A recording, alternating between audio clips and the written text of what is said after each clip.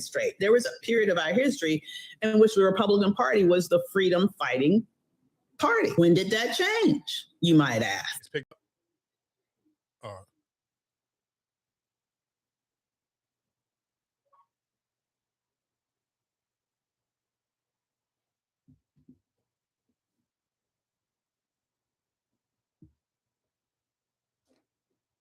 Is the most misunderstood rapper, and if you make it to the end of this video, not only will he make more sense to you, but the DMV will make more sense. First things first, the DMV is more similar to the UK than it is any other city in the States. Because the UK, people from the north, they don't go south. I'm meeting people who are 20 minutes away from another part of the city, and they're like, I never have been there my entire life. It's the same thing in the DMV. We say it's DC, Maryland, Virginia, but bro, those places can be more isolated. And if you ever cross this bridge that doesn't exist anymore, you know that Baltimore is a completely different world. These people walking around calling people stupid. And it doesn't help that people like Zeljan, who live in Richmond, make a video that says, oh, I saw a girl in DC, so I decided to slide on her. Bro, that's a 2.5 hour drive. I know that story, among other stories, was definitely fabricated just on the fact that you did not slide on a joint that was in DC. But the biggest problem that Wale has is that he reps DC in a way that people need a history lesson to understand what he's talking about. Like, everybody knows BMF, right? So Atlanta's on the map. Even if you don't know the real gangsters, there's also movies and shows that are made in all these different places, right? Snowfall really showed you what maybe LA was like.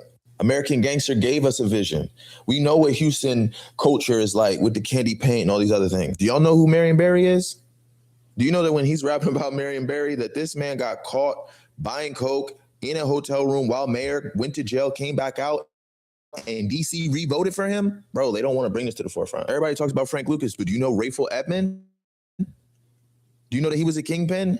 There's never been the biopic. Nobody ever put together a TV show. But Wale raps about it. That bar goes over everybody's head because it's just no reference. And then comes what makes DC DC. Where were you when Metro PCS had to turn off their go-go music because they were trying to stop gentrification? What do you know about the carryout?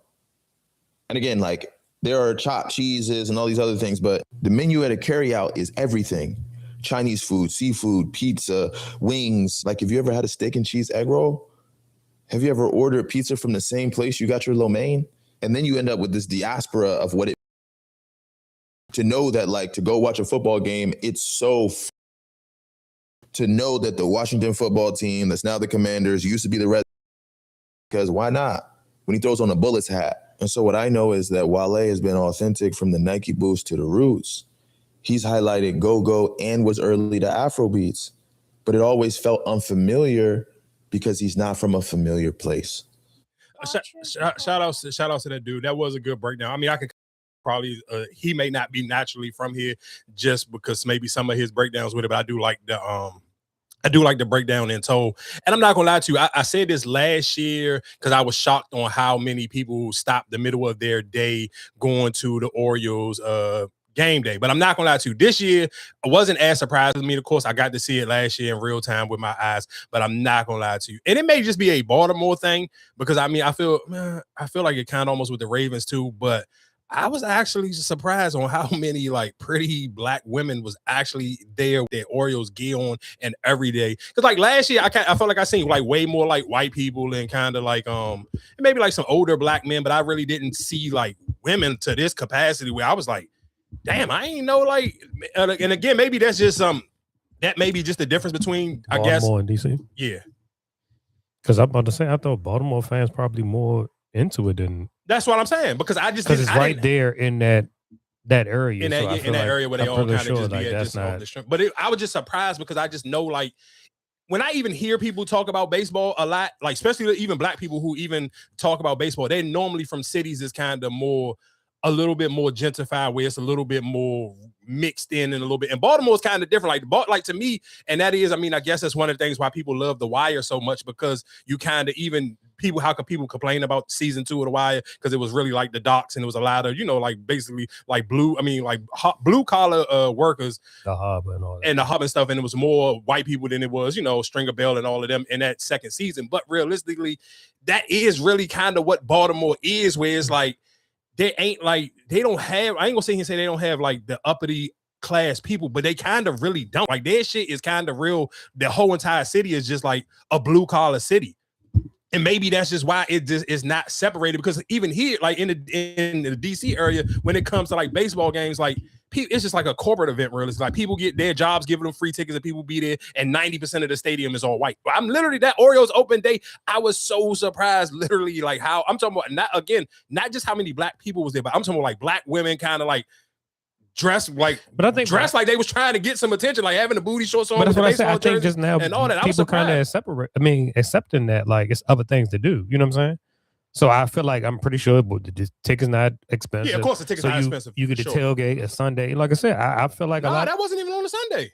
Opening day was it was Thursday. Opening day was Thursday. It was a nice that day. Yeah. That was the day it was like 70 something. I think so. Yeah. Yeah. So I mean, shoot, you buy a cheap ticket. No, for sure. And I do think, I think realistically for most people, that to me is kind of, I mean, if you just somebody who just want to go out and maybe even kind of more just show off your outfit, I do think you will see a lot of people choosing more events that's a little bit cheaper, and you still get to go out, because that was something that even, and I mean, I was looking at Mystics tickets this season, because I just like, I'm going to some games. I have to go to a couple games, but I realistically, I mean, of course, for the WNBA, I gotta wait until to see, because I mean, we talked about it last week. They got 100 free agents this year. It's only 140 some people where they added 2 teams, so maybe like 160 players. So you see how more damn near 80% of the league is free agents. So you don't realistically even know. And I kind of was looking, I'm like, damn, they already. I mean, I don't know if you probably pay attention to it, but with them playing that, I mean, with them getting that new contract and all that, do you think teams are going to bring a lot of people back? I don't. That's why I kind of didn't know how it worked. And I mean, you can kind of tie it in if you want to be a little bit messy with it. Dejanay Carrington. I mean, for people, y'all may not even know who Dejanay Carrington is, but her and Jackie Young is supposedly dating now, and that was one of the big stories on TikTok and WNBA Twitter and WNBA threads. They both was at the UConn game together, but Jackie Young plays on the same team as Dejanay's ex-girlfriend. So if people don't remember, maybe like one of the first games, that's with the blonde hair. Yeah. So, but the first game of that Caitlin Clark season, when the Connecticut Sun played, because at that time she was playing for Connecticut Sun and the Indiana Fever, she fell on the ground. It was like a big deal because her and her girlfriend had matching shoes, and her girlfriend played for the Fever at the time and picked her up. But anyway, her girlfriend now plays for the Las Vegas Aces. But I've seen a lot of people, people was kind of like, oh, that's kind of messy. How y'all gonna sit here? But I was like, y'all don't necessarily know if the Aces gonna be able to bring back that whole team. Like, yeah, they got a higher CBA, but I'm sure a lot of them girls want to be Supermax. I mean, of course, you kind of already know. Yeah, everybody can't be Supermax. No, you can't. It's stipulations on it too. Yeah, so I don't. That's what I'm saying. I don't necessarily know, but that's why I'm kind of. That's why I say if it's anything like the NBA, I know it's like you gotta like maybe have like 2. I can't imagine you having 3 because realistically on paper, I don't think you can. I think it all depends on the criteria. I think because like I said, you remember that year? Well, I think who was it? Bradley Beal or somebody. They ended up missing out because they didn't make an all NBA team. You know what I'm saying? Absolutely right. Yeah. So I don't know if they do it like that, but I mean, I'm sure they would. That would be the smart thing to do. I don't think you want to give everybody a Supermax. Yeah, for sure. But I know realistically, even if they all don't get the Supermax, of course, we all know Asia Wilson is a Supermax contract. That's cool. So that's already solidified. You still got Jackie Young, and you got Drew Lloyd, and you got Chelsea Gray. You can't bring back all 4. But you're not re-signing everybody. Everybody's still under contract, what they already have. No, what you mean? They all free agents. None of them signed their deal. Only people who still on contract right now is that rookie, the Angel Reese, Caitlin Clark class, that the class right before them. That's Aaliyah Boston, and whatever the rookies from last year. That's it. Everybody else is a free agent. I'm telling you, it's literally 100 free. They got 100 free agents. And they doing the what's name next week. And next week they do the expansion draft. Man, that'd be interesting. So that's why I was looking at the tickets, but I'm like, why y'all? I mean, I'm looking at of course, realistically for the Mystics, the highest ticket so far is, of course, the Chicago Sky ones. But I'm like, you ain't even get. What if Angel Reese don't play here? Like, I would be mad. Like, shout outs to people who can afford to just buy tickets and sit on them and try to flip them in. But I'm like, even the way her season ends, it's not guaranteed she's gonna be a Sky no more. So you'll be sitting on some of these tickets thinking you can jack them up, and then you ain't gonna be able to sit here and get your return on your investment. Where it's like, I don't know. There was just something. I think it all depends on what your investment is. I mean, because if you ain't pay that much for the tickets in the first place. Yeah, because I think I seen some tickets when I was looking at some of the prices. They was like $70, and I seen some people like resale Jones already was for like $350. Yeah, I ain't about to. But I would just be. I mean, if you got season tickets, you wouldn't care. But if I just bought them just because I'm thinking of I'm about to flip it, and then it don't be nothing for you to flip. Still a flip. If you talking about from 75 to at least anything over, anything over 150, no for sure. But you're not But if she don't play for the Chicago Sky, no, you can't be mad. Like now, if I see him paid $100 or something, if I paid something crazy, then yeah, I would be mad if I paid a certain, crazy amount to try to flip them there. No, for sure. And I guess the reason why I even wanted to talk about tickets and even, of course, even with the baseball, I do think realistically, one thing people probably should have learned from these Jay-Z ticket releases, I almost feel like you kind of, as an adult, if you somebody who really just like to go out and go to events and stuff, kind of almost need your concert/event stash, like just put away, because like, I be impressed by how fast some people can just move on tickets. Like when the tickets just dropping, people can just immediately buy them without even thinking twice about them. Like, on my threads, I seen, and realistically, it's 9 times out of 10, it's always women. Like it be so many women because you don't pay attention to like the rewards and shit. A lot of people them order. That's how they get them pre-sales and all that, because of the whoever credit card company you with. That's how you that's how you get first dibs on them. Oh, okay, that's smart. Like if you Capital One, or you know what I'm saying. Like if you get the first dibs on, I charge you there. Oh, that's smart. That makes sense. That makes sense, because it's so fun, and you're probably absolutely right, because it's so funny and I ain't gonna lie to you, people are so mean. Because I seen a dude on threads, I think I sent it to y'all, because that's, remember I told you about the Kendrick Lamar ticket. I think it was like in Philly, but if I went through Capital One, it was a lot cheaper than going through Ticketmaster. Like it's a discount, so that's what I'm saying. So a lot of people, like I said, you gotta be on your reward, whatever benefits you can get out of having them cards. Okay, I guess I got a question for Erica. Do you think a man, even if he look at a ticket price and it's too expensive, in his point, because I seen a dude on threads and he was like, damn, I want to go see Jay-Z, but them tickets are a little too expensive. And women jumped in this comment section and called him a broke ass nigga. I'm like, damn, like, what if the nigga don't got a free 350? But I get it. But I get where the women coming from, because they feel like they can afford it. If you a man and you can't afford it, you probably shouldn't just get on social media and say. That's why I always get and say, bro, you need a good group chat that you can just get them type of like vulnerable opinions and thoughts off into your group chat and not put it on social media. Because I felt for that nigga, because it was literally like hundreds of women just calling him tickets. I want to say maybe I seen some people about getting something for like 3 something, 5 something, whatever the case may be, like around that price, like 300, 500, and those is probably closer to the nosebleed seats. I probably wouldn't be like, they too expensive. I was like, I'm not. I wouldn't say I don't have the money to get it. I would just be like, Yeah, I wouldn't say nothing. But it's on threads, right? Yeah. Man, I mean, you shouldn't. If you're gonna say something, don't say you can't afford it, because especially in this day and age, dog. But threads is kind of just like how Twitter. It kind of is, and it's kind of not, because it's supposed to be realistically the safer and smarter version of Twitter. But I'm just saying. But I just put this out like, damn, I can't afford. You do it, and like I said, especially nowadays. That's what I'm saying. Especially nowadays, people want the reactions or whatever the case. I don't want a reaction of a bunch of women calling me a broke ass nigga. I'm cool. Like that shit, because nigga, I just don't. I'm not listening to it. The one thing I have came to the conclusion with, and I even watch how like certain celebrities got to go through certain things, bro. I'm not that desperate for likes and views and that desperate for attention. Like I'm literally watching. I watched Angel Reese and Speedy. They did another episode of like a podcast together, of course, because they always do they be having their little moments to go viral via Speedy on his TikTok. John, and they did a podcast episode last year that it did crazy numbers. But I'm watching how like people, if you didn't listen to the full context of the conversation, or if you really don't like pay attention to Angel Reese, you would think that these two actually dated. And just, I'm talking about like the headlines for this shit. I was like, bro, I listened to the whole joint, so I know that this ain't what the headline is. But I'm like, I couldn't imagine wanting to be a celebrity, because it's like, I just did a whole hour podcast and you literally clipping this shit up and naming it whatever you want. Like, there's no way in hell I can take that, because that shit would make me so mad. And then I'm kind of looking I'm like, I feel for a boyfriend, because it's like, what can he say? He can't say shit. He got to just take it on the chin, because you're going to sound like a bitch if you be like, see, this is why I don't be wanting you to, like, what can you, because I know you want to say something, because again, the way it's clipped up and the way they headlining it do make it seem like them two dated.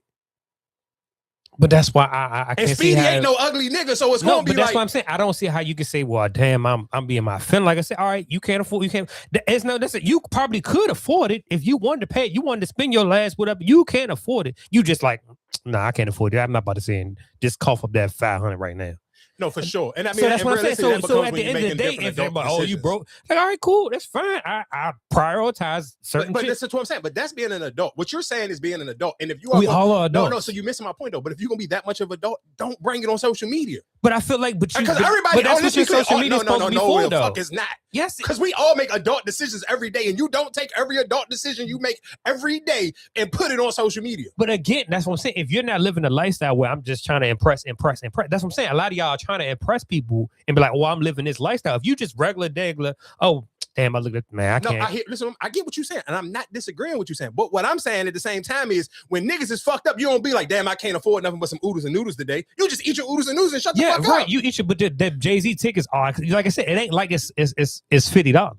For sure, but at the same time, when you see maybe because I follow just way more women, when I see a bunch of women sitting here saying got my tickets and in the queue, I'm not as a man, even if I can't afford it or I didn't even go look at the tickets, I'm not getting on social media and sitting here saying, nah.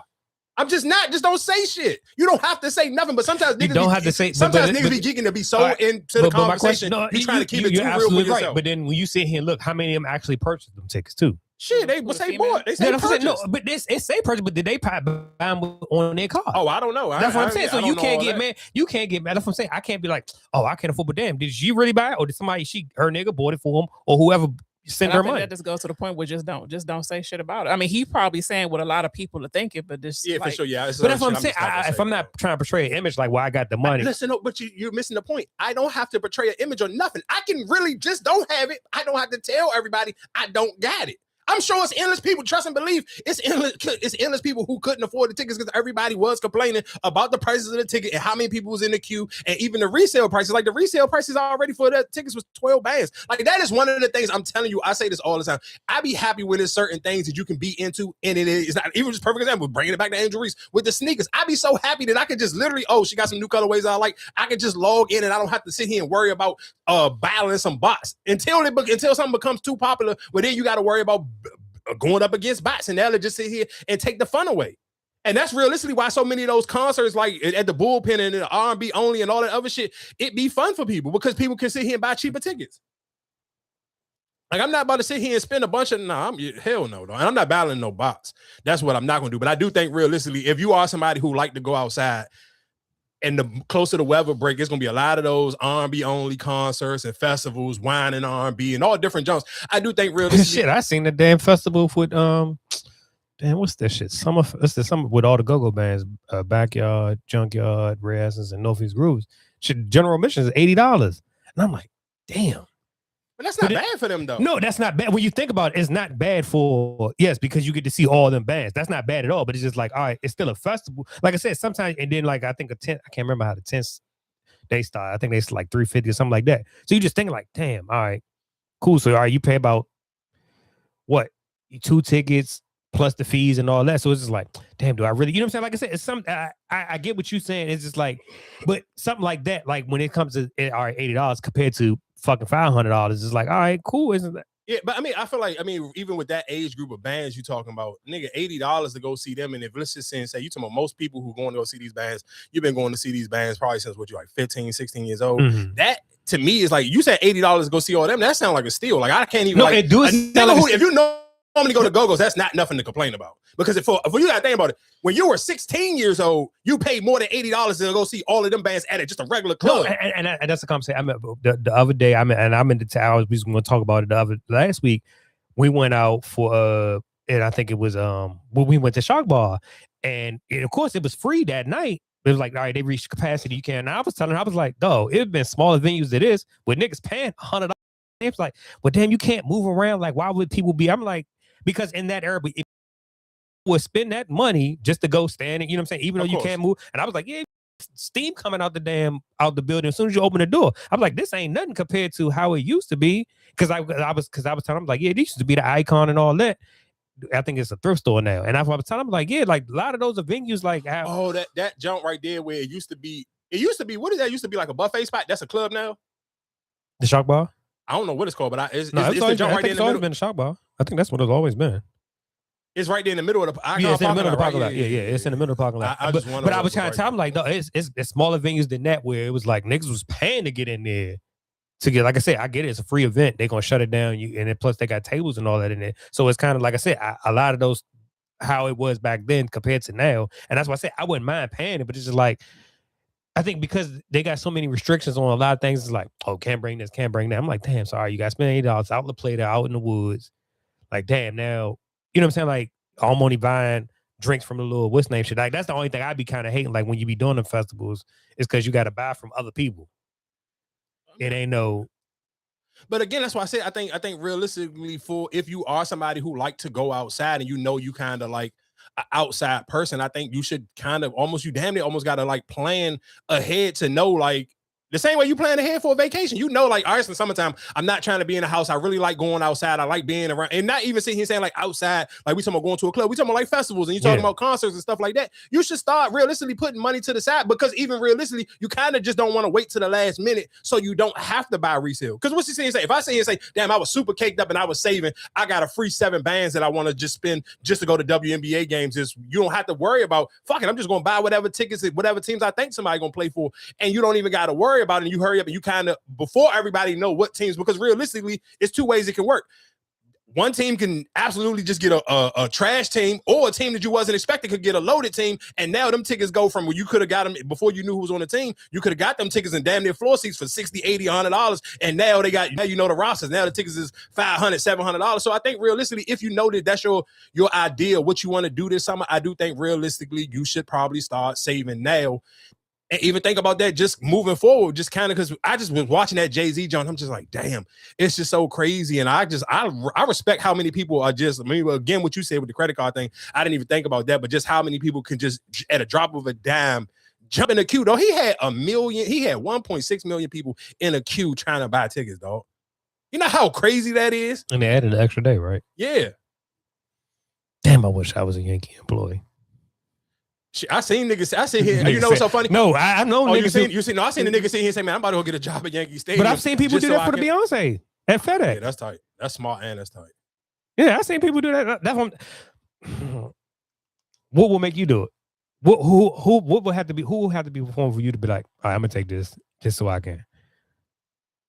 Definitely that Jay-Z. If I was in New York, that definitely would make me take that job. I mean, you had to be. I don't feel like I'm that much of a fan, because I feel like for those type of events, it's about the outfit just as much as it is about just seeing the music. Like I think that's even something just realistically, even how you enjoy certain things. Because I know that's one thing. I mean, that's why women kind of have the best. Yeah, but do you think? You went to the what's name joint? Oh, but you went with somebody. But people was getting there, but that's what I'm saying. But that's my point. But women want to get to those things early because they want to get their fits off. Let's think about, even when we talked about the rodeo jump the week, like 2 weeks ago and last week when they changed the dress code. People really don't like, come on, dog. People really don't care about actually the rodeo, because that's why even you was like, damn, is it a real rodeo or not? Because you don't know, because the people are just going just to get the pictures off. Not sitting here saying people don't enjoy Jay-Z music, but more people realistically right, saying I'm there. Because I want to go. It's a status thing. So when you say it's more important about the fit, like, cool, if I can get this gig right, I got this job. I'm on the field. I get the video. I can sneak. You know what I'm saying? Like, if you can. No, if I'm a huge Jay-Z fan, you're cool. But I'm just sitting here saying, for me, going out. A part of going out is what outfit you put on. Yeah, but all right, but if you go out there, like, how many people really do? Like, do you really see? Like, that's what I'm saying. I didn't go to when it was at FedEx, the concert. But I'm like, how many people really actually see your outfit? Everybody. Besides the pictures that you put up. But Marcus, it's 2026. And at that time, that was damn near what? Before the pandemic, so you told me that was what, 20? I think that was like 2016, 2017, something like that. But all that being said is, people still want to be. I want to go and experience it, but again, I live it again when I post my pictures on social media. You're not going though. You're somebody who take time to put your outfits together. Your outfit is a part of your experience of where you're going. You sit here and handcraft. You literally handcraft your outfits from scratch to where you going and where you about to go. So for that, you should be the main person that understand that more than anybody. Yeah, I ain't. Nigga, how you can't say that? You literally make your outfit from scratch. But I'm still not putting. Like I said, if you telling me, all right, hey, you can go ahead, you get in for free. I'm like, I'm not going to be like, nah, damn, I need an outfit. So you basically saying you rather. I mean, maybe you just that much of a fan of artists. I'm just, me personally, I feel like that's just a part of the experience. But let me ask you this. But all right, if you was there, right, you got your fit. But in reality, like, I don't know how you maneuver, like, because me personally, I'm not the type of person to be trying to talk or with anything like that. So, like, when you out yourself, it's hard to get a picture off for sure.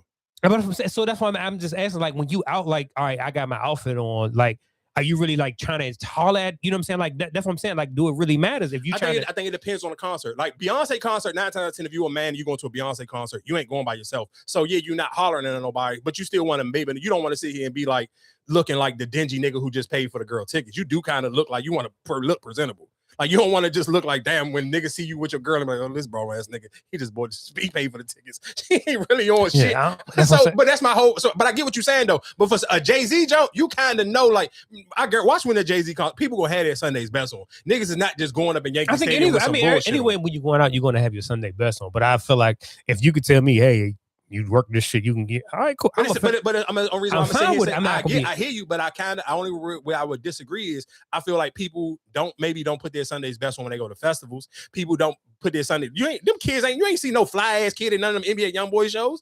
That shit, like them niggas had on skinny black jeans and tight black t-shirts, or maybe a fucking shiesty and a goddamn green bandana. I don't feel like they did, but that's what I'm saying. I seen people content wise, like they was making their outfits for, like they had the flag and all that. They was wearing it. That's what I'm saying. It ain't gonna be nothing compared to them grown ass people putting their fucking Sunday's best to go see Jay-Z. It's gonna sitting outside. That's what I'm saying. Like it ain't I hear you. There's levels to it. I'm telling you. I hear you. Just mark my word.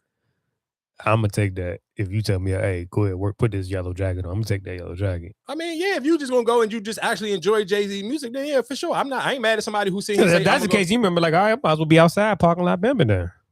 It's gonna be niggas who, I mean, well, I don't know how New York work, but I'm sure because a lot of people be getting on the train on them. But I'm sure in other cities, people parking lot pimp. I think it just depends on where you going and what the actual event is. And real quick, while we talking about events, I do believe and John got some, I can't play it because it got music on it, but I want to say it's May 2nd, and they are having like an adult, let me see what the time is. I can cut the music off real quick. Is that what's the name? It's at the zoo. It's like an adult night at the zoo. It's on May 2nd. It's on May 2nd. I will be a fit for that. I don't know, because it depends on what the weather is.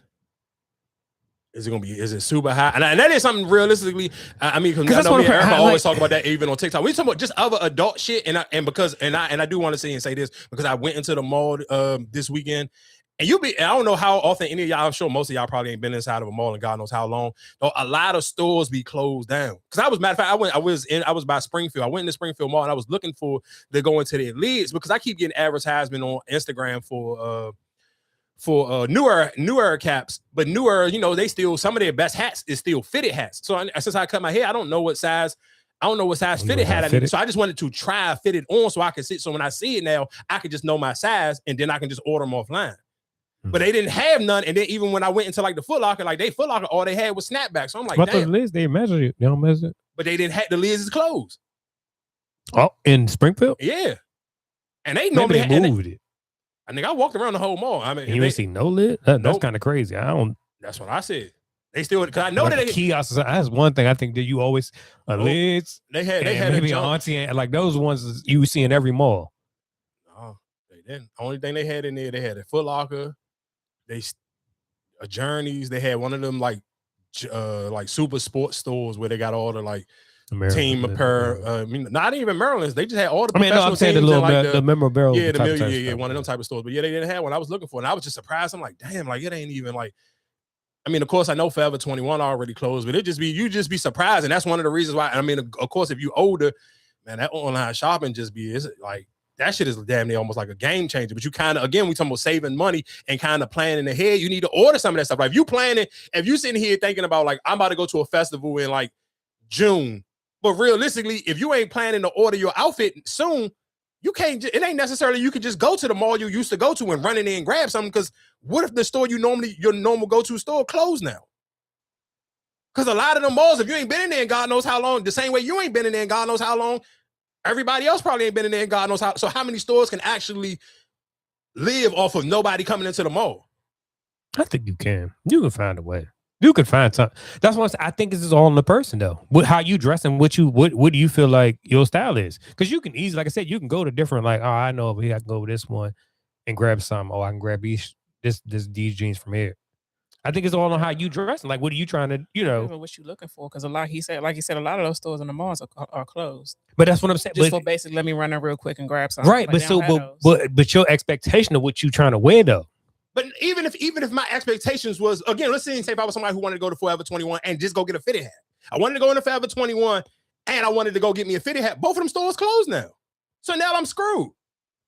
But that's what I'm saying. You can look, it's other places. That's what I'm saying. But listen to what I'm saying. You can go into other places, but again, like I went into Foot Locker. Nigga, them Foot Locker hats was cheeks. Like it's levels of certain shit. You just not about to see it, just buy shit just because like you just that. I'm just me personally. I don't never want to wait and then you just desperate and you got to buy anything because then you're not gonna be happy with your outfit. Like if you just bought some, if let's just see here say if you buy a pair of shoes and you already picturing how you gonna dress these shoes up, you don't want to sit here and just I gotta settle for this hat I really didn't want. Like I pictured the hat that I wanted. And now I gotta sit like listen here and say if okay, I got some white and blue shoes, and now I gotta sit here and get the basic Nationals hat. But I seen one online that had the crazy patches on it and all. Now you just gotta play. I feel like with all of that, and being an adult goes with planning. And that's all I'm just saying. I'm just trying to remind people, hey, if you planning to go out places this summer and you're not planning to sit in the house, you need to plan out your outfits because a lot of stores that you may think is open still may not be open. And then I'm sure a lot of y'all, the older we get, that weight fluctuate a little bit too. So you kind of just need to plan a little bit earlier. That's all I'm just saying. Don't be the person last minute and then you want to go to a concert or you want to go to a festival or somebody invite you to a day party or whatever the case may be, and now you can't go because you ain't got shit in the closet to do it. Do you think that Jay-Z concert going to have the women? Hell yeah. I don't even know how I think in this one, I don't know what is up with Instagram. I kind of like the way they kind of switching the algorithm if you like one thing, but nigga, I like two girls post from New York that was kind of like really on like their sneaker tomboy dressing shit. Nigga, my whole timeline for like the last day and a half been nothing but like women in New York with the crazy. I'm talking about their swag is ridiculous. Like I ain't gonna lie to you. Them women in New York, they really be into like sneakers and hats and all that shit. They can put that shit on. Hell yeah, it's gonna be a lot of women in there. I think I ain't gonna sit here and say it's gonna be. It probably depend on what. It's gonna be more niggas than. I don't know. Because I think women gonna go in there looking for the niggas the same way but niggas go to. But it's still gonna be a lot of. It's not like a Chris Brown. No, it's not like Chris Brown. You're gonna see more. It's gonna be more sure. women than it is men. I feel like it's gonna be a lot of niggas in it, but it's gonna be a lot of women in it because they know the niggas with the money. If we do percentage wise, I'll say it'll be probably 60-40. It may be 60% dudes and 40% women. Boy, Chris Brown shit, I feel like it was like 80-20. It was 80% women and 20% dudes. Yeah. And 9%, and the crazy, and with the Chris Brown joint is those 20% dudes, you gotta think about it. Those 10% of them was fucking probably a little liking other niggas, and then the other 10 was probably in there with their girl. Yeah. So I mean, that was that. Yes, what else was going on in the world, real quick? I guess we can go into Cam Newton and no, fuck all that. I'm tripping. Did you watch Versus? Versus? Hell no. I mean, you I seen the clips, but I didn't. Well, watching it was a question. Mm-hmm. What do you think is worse? You seeing your girl remember the Usher, feeding the cherry, mm-hmm. or your girl front row rubbing the sweat off the nigga? The person serenading her, basically. Yeah, like the singer serenade to her. Like, what do you think is more worse? You see, like, probably the Usher shit, because the Usher shit was more sexual. I feel like the Tank shit is kind of more like it's just. But she rubbing on this nigga, but it's some fan shit though. Like, and I feel like if your girl is a Tank fan, like, I feel like Tank one of them niggas where you kind of just let it go because it's like Usher not too. Nah, because I feel like Usher not rubbing on. There was cherries, like right, but the cherries above her mouth. Yeah, like the cherry shit is like some sexual shit. Like I feel like the towel rubbing. I didn't see what woman it was doing, but I feel like the towel rubbing is like some old head, like old school player type shit. Like yeah, I don't feel like the cherry shit to me is like because if somebody see it, it depends on the woman with how people will take the woman wiping the like let's just say if it was an older maybe a more heavier set woman and she wiping Tank down, nobody ain't gonna think twice about that. But it could be that same exact woman, but she bending her head back, sticking her tongue out, trying to eat that fucking cherry. That cherry, her bending her head back and sticking her tongue out is way more crazy than her just wiping some sweat off the Tank. But again, like yeah, that's what I say. Yeah, I ain't gonna lie to you. That to me, that's like that ain't y'all know R&B ain't my bag, especially not them two old niggas. I'm cool. Like that shit I'm old, but my brain ain't there for that type. I couldn't watch that shit. I'm cool. What else was I about to say? Oh yeah, real quick, because we did just talk about Jay-Z. So there was a post from what is this nigga name? Oskino, I believe he used to be in, I want to say he was in State Property. Him and Meek Mills and Gilly the Kid that had like their little back and forth. He done a couple podcasts. I want to say State Property. Well, Yeah, he was in State Property. He was in who was he with? I thought State Property what? Freeway, all of them. Freeway, Beanie Siegel, Oskino, I believe. Keith, Chris, but they, the Young Gunners, but they was the Young Gunners. What's the other nigga? Petey Crack. Okay. I don't. That's what I said. I didn't remember nobody. I mean, you. Did he rap? I mean, he got like a. Oh, no, didn't say. I thought I did. I don't know no song from him. Don't give me. Yeah, that's what I'm saying. Like, no, he didn't have no line like. Oh, he was on this. No. He don't got no. Not nothing that I remember. I'm sure some people, if you were a huge State Property fan or you from Philly, you may remember some of his songs, but I don't. But anyway, he had a post where he was basically sitting here saying, "It's crazy that Jay-Z went and did." Oh, that's who posted. It was crazy that Jay-Z went and did GQ, did an interview with GQ instead of doing Memphis Bleak podcast. So I seen people on the internet. I mean, of course, a lot of people just feel like niggas be wanting to sound smarter than whatever they are. And I feel like those are people. And let's be clear, Memphis Bleak took up for people who were saying Memphis Bleak don't need Jay-Z. Jay-Z, it's okay with him to go do the job. I feel like that was Memphis Bleak just being a good friend. But if I'm just being honest, I do get where he was coming from, where it's like, you Jay-Z, you could sit down with anybody. You going to kind of sit down with GQ, like, because even for this dude, it's realistically, it's a GQ interview. I'm not saying here saying that the young dude ain't put in work to get to that place where he got to, but he ain't like niggas just know it's a GQ interview. Unless people who actually, if we didn't see the video, I don't know who that nigga is. We don't know who he is, so it was just he did that GQ interview. You wouldn't. I don't think so that's we saw it. I think it's more so because you saw the video of the guy. Like, it's a young. We don't know who. Yeah, but even regardless, even if it's just GQ period, it's still just that's a white magazine company. So realistically, I'm looking at it where it's like, even if you see and say, okay, Memphis Bleak got to put one. Memphis Bleak is his man, so I'm not. It's cool. Memphis Bleak may not feel some type of way, but it would, to me, realistically, it would make sense to be like, damn, I do got a podcast. I ain't putting out no fucking music. That would help boost my podcast if I get a Jay-Z interview. Yeah, but I wouldn't. I'm not holding that as I need it.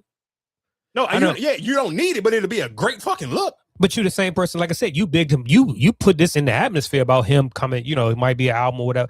I don't think I would take it more so like if he came, like if he dropped that album on my pocket, I would take that. I wouldn't take this interview. If I got to release that, oh, this is the new Jay-Z exclusive, you know what I'm saying? I would take that. If I had to pick. Like you did the GQ interview with whoever you did it with. Mm-hmm. You give me, I'm about to drop this first Jay-Z I would take that. So are you saying you rather have a Jay-Z interview after he put out an album? Is that what you're saying? Instead of just the random GQ. No, I would be the one who dropped this, like this exclusive. Man, you know he ain't gonna do that. I mean, because it's a pod. I mean, realistically, I mean, I know you don't listen to a bunch of other podcasts, but the only person who can kind of really get away with the music is Joe Budden, and that's just because he take time to edit the fucking episodes. Most people trying to just one and done. And I ain't trying to do a bunch of edits. So realistically, that's why he's the only person who. No, what I'm saying, but like if I gave you the exclusive, like, hey, I came on here and be like, hey, I drop it tonight type. Yeah, but what to me, I mean, okay, cool. Even if you say not Memphis Bleak, I still do feel like it is Jay-Z. When we ever seen Jay-Z do any, so that's the point. So I do it with GQ and not do it with, even if you take Memphis Bleak out, you see him say because Memphis Bleak ain't putting in enough work, you don't care about Memphis Bleak podcast, you never really heard him do no crazy interviews. Cool, let's take Memphis Bleak out. Then I still got three other names that you can check off. One, you can go Joe Budden. Cool. I think that would be perfect. You can even go sit in the room and that would be even more amazing. And it would help take you talking about a black content creator, a black podcaster. You could take his shit out of and put it into a whole different planet. Or I can go on the Breakfast Club. But you did the Breakfast Club already. It cool, like 10 years ago. Yeah, that's what I'm saying. So that's cool then. That's why I think because who Jay-Z is now, like I said, I don't see you. Why would you? You know what I'm saying? So I'm gonna tell you. What was the last note? Because he didn't do it. So again, that's why I was next. I was about to go. So I wasn't even gonna add Drink Champs. I was gonna go Rory and Mo because nigga Mo, no, I'm not. Nigga, Mo, real brothers, his two of his men. But I'm still not. I wouldn't do that. Why not? No, I wouldn't. I wouldn't do that. That would. No, I wouldn't do that. Why not? These is niggas who take up for you. No, they are, but I still wouldn't. I don't think because at the end of the day, I still think Jay-Z is still a businessman. Like I said, what do I get out of doing GQ? You're Jay-Z. You're absolutely right. You keep saying, what do I get out of doing Roy Mal though? I boost up. I don't get So what why am I boosting up GQ? You're proving my point. So because you are Jay-Z, but GQ is still already established. GQ is still established. GQ is GQ. So so Marcus, you're my point, and you're missing the point. GQ don't need you. GQ gonna be that GQ and Jay-Z doing a GQ interview did nothing for nobody. It was just an interview that people listened to and people dissected and took whatever parts away from it that they wanted to talk about. That does nothing for GQ. Nobody's about to sit here and say, I'm about to go listen to GQ. GQ don't got a fucking podcast. So who does it? It don't boost nobody. But Jay-Z, because you're Jay-Z, you don't do interviews like that. The same way when you did fucking Elliott Wilson and them back in the after the jump, you help elevate them. You help give them some space. So you made them even more credible. Then they can end up getting the Drake interview. Then they can end up getting the Will Smith interview. All I'm just saying, because you are Jay-Z, you could lead, you could help. I'm talking about people who constantly on a regular basis, when you ain't in the room, these is the niggas who defending you. Yeah, but that's why I wouldn't have jumped on that. If you told me, hey, I get the interview right before you get on for your before you do the show. If I get that interview, I'll take, like I said, this right now, I wouldn't be upset with it if I get the later on interview with even when you drop the album or before you go on. I'm not mad at that.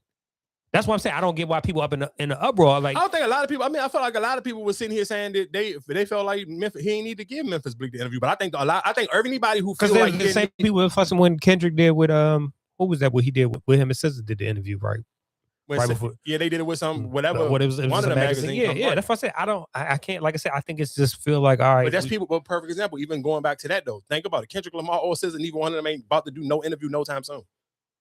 Yeah, so I wouldn't be, but that's what I'm saying. I don't think why would it be? Because Kendrick did do the what he do? He didn't do shit. No, he didn't have music. I mean, you don't got no choices. The Apple Music Super Bowl. So that's what I'm saying. I wouldn't be upset. I mean, I guess me personally, if these niggas who ride for you, that whole Venger thing, they made it together. That was when Rory and Joe and all of them was still together. They made it. That was a thing called the whole Vengers. You can't sit here and say you're gonna go do an interview with and then do one with GQ. That to me, that's just whole shit.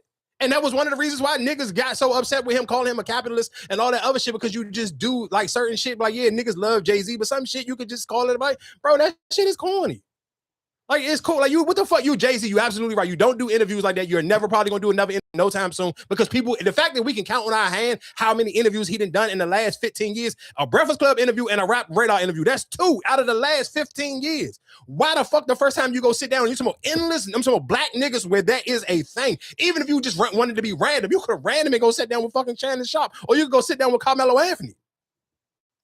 So that's my point. It's so many niggas, there's so many black people in the space of podcasting. You can help, and you know how hard it is for niggas to be able to get endorsement deals and get commercials and ads and all of that. You could help a black podcast. I ain't sitting here saying, again, that's why I said you could take Memphis Bleek out, and you could literally, even if you just wanted to go Joe Budden, Breakfast Club, Club Shay Shay, Carmelo Anthony, let's just keep it at them 4. You could have did any of them, and all of them would have made sense.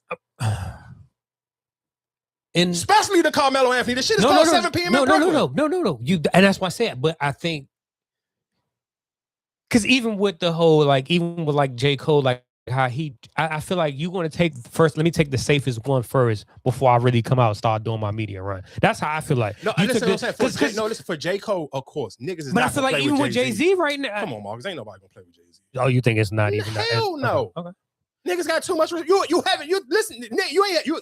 If there's not a podcaster, you haven't heard even shit on him. So where's he gonna go sit at and the nigga gonna play with him in his face? No, I'm not playing. But you also want people to ask those questions too. You know, like I said, I feel like they gonna ask him. What you mean? The nigga GQ asked it. Oh, he did. But he asked about the Epstein. Oh, he didn't say. Did he say something about the Epstein stuff? Nigga, the first 2 seconds of the interview, he came out and talked about him. Oh, okay. So yeah, I didn't watch it. That's what I'm saying. I didn't know. I didn't see no clips from that. Yeah, that was the very first topic they talked about was him getting the Tony Busby nigga filing the salt stuff on him, and he was basically saying how that shit hurt him, and it was like he felt some type of way because you sit here playing with his character. Like, it literally was the very first interview. That was the very first topic that they sit here and talked about on that interview. Again, like I said, I do just think realistically, to me, I would have just preferred him to go. I just would have preferred him to go somewhere else. But why? Because we did just mention J. Cole. I do want to play this clip of J. Cole talking about how he, and again, shout out to J. Cole. I'm cool. I didn't listen to Cam. I listened to the Carmelo. The Carmelo. That to me that was the better. Yeah, that was the better one anyway. And again, that's just to me, that's a good look for Carmelo Anthony. Like, it's something different. And even the conversation when they had about the LeBron situation, I do want to play both of them. I want to play him talking about LeBron James first, and then we can play him talking about Kendrick and J. Cole. I mean Kendrick and what's his nigga name? Drake. Hold up, because is it the same uproar like how they had with when Drake sat down with the white girl? Is that the same? What you mean with the GQ thing? Yeah, is that the same? Is that no? Because the only person that said something and kind of made it was just a social media topic, and I haven't heard. I mean, maybe because he made it later in the week, I haven't heard no. Like, I feel like realistically, we probably gonna be the first podcast to kind of talk about it. It was literally just something that it was a post. It was a post via Instagram, and then people. No, I'm talking what he did with the Bobby chick. Like, is it the same kind of? Like, no, that's what I'm saying. No, you talking about what Drake did with Bobby, right? Yeah. And are you asking? Do people feel that same way about Jay-Z sitting down with GQ? No, because it's GQ. I mean, GQ so do interviews. Okay, all right. So that's the conversation is only because we put Memphis Bleak in it. Because the dude put Memphis Bleak in it. Yeah. All right, okay. That's what I. First drop Reasonable Doubt. Yeah, we're gonna play the Kendrick. Somebody sent me the post or whatever, and one of the comments was like, "This is so performative," and I'm like, "Damn, that's up," because in reality, that was at the Heat game, and he was bringing his vinyl because I was at the Heat game, and I asked him if he would meet my kids. My oldest getting into basketball, Bron is his number one, and I hit Bron, and he graciously said he would do it, and on his way, he had to fall off vinyl. He brought it so I could sign it. So it's like, thank you, Bron, for doing that. This man was doing me a solid, bro. That was the craziest feeling, like to see your kids like happy meet a superhero. That was my first time ever doing something like that. And it made me appreciate all the times that there was a father or something that had their kid and I get to sign. I'm sure you know all about this. It's like I get to sign an autograph or take a picture. It's like, oh my God, like I hear the father in my mind. Man, I really appreciate this, bro. Thank you. But now that I've been through it, I'm like, oh, I know what he meant now. He don't mean like, hey, bro, he really means like, bro. Thanks for making my son happy. You gave my son a lifelong memory. So shout to Bron for that. Shout out to all of y'all that have done that. So again, like I said, so that was basically because I mean, of course, you see people. I mean, people gonna always crucify everything LeBron do, and people swear to God that LeBron is just one of the fakest niggas on planet Earth. So for people who don't know the conversation behind this topic from J. Cole and Carmelo Anthony, there was a picture recently, maybe like a couple weeks ago, of LeBron that was going viral, and he was basically walking with the J. Cole vinyl in his hand. So people, because LeBron is famously for reading books or having books, and people sitting here saying he never actually read the book. So people was basically sitting here saying, why are you walking around with a J. Cole vinyl, and where the fuck is you gonna play this vinyl at? But realistically, I mean, of course, J. Cole giving the backstory where he basically let LeBron know, hey, I was gonna be at the game, my kids want to meet you. And they basically damn near did a swap where it was basically like, all right, hey, I'll take pictures with your kids, sign autographs, and do whatever. And can you autograph my vinyl, Joe? So again, like I said, that to me, that shit is tight. But again, it's the internet. The internet is always going to kind of try to give like their super. I mean, anything with LeBron James is going to always be critical. And that's why we see. Well, I think he leans into. I'm sure he kind of leans into some of. I mean, I think because I think LeBron don't give a fuck. I think he probably know that LeBron is one of them niggas who probably in the back of his mind that way, whatever that interview again when they lost in the Miami, with that first time he got to Miami and they went to the finals and he lost, and he basically called all the fucking reporters broke. He was like, yeah, okay, cool, we lost. I'm gonna go enjoy my summer, which I'm about to go do. Like, and I get it because I think it was Cleveland. No, that was Miami. It was his first year in Miami when they lost to Dallas because he shit the bed that finals and they went crazy on it. I thought that was in Cleveland. No, it was the first. It was that first year in Miami, and he played like shit. But again, like I said, shout outs to Carmelo Anthony, shout outs to J. Cole. Let me play the clip of J. Cole talking about trying to get Kendrick Lamar and Drake to perform at Dreamville Fest, and then we can get into something else.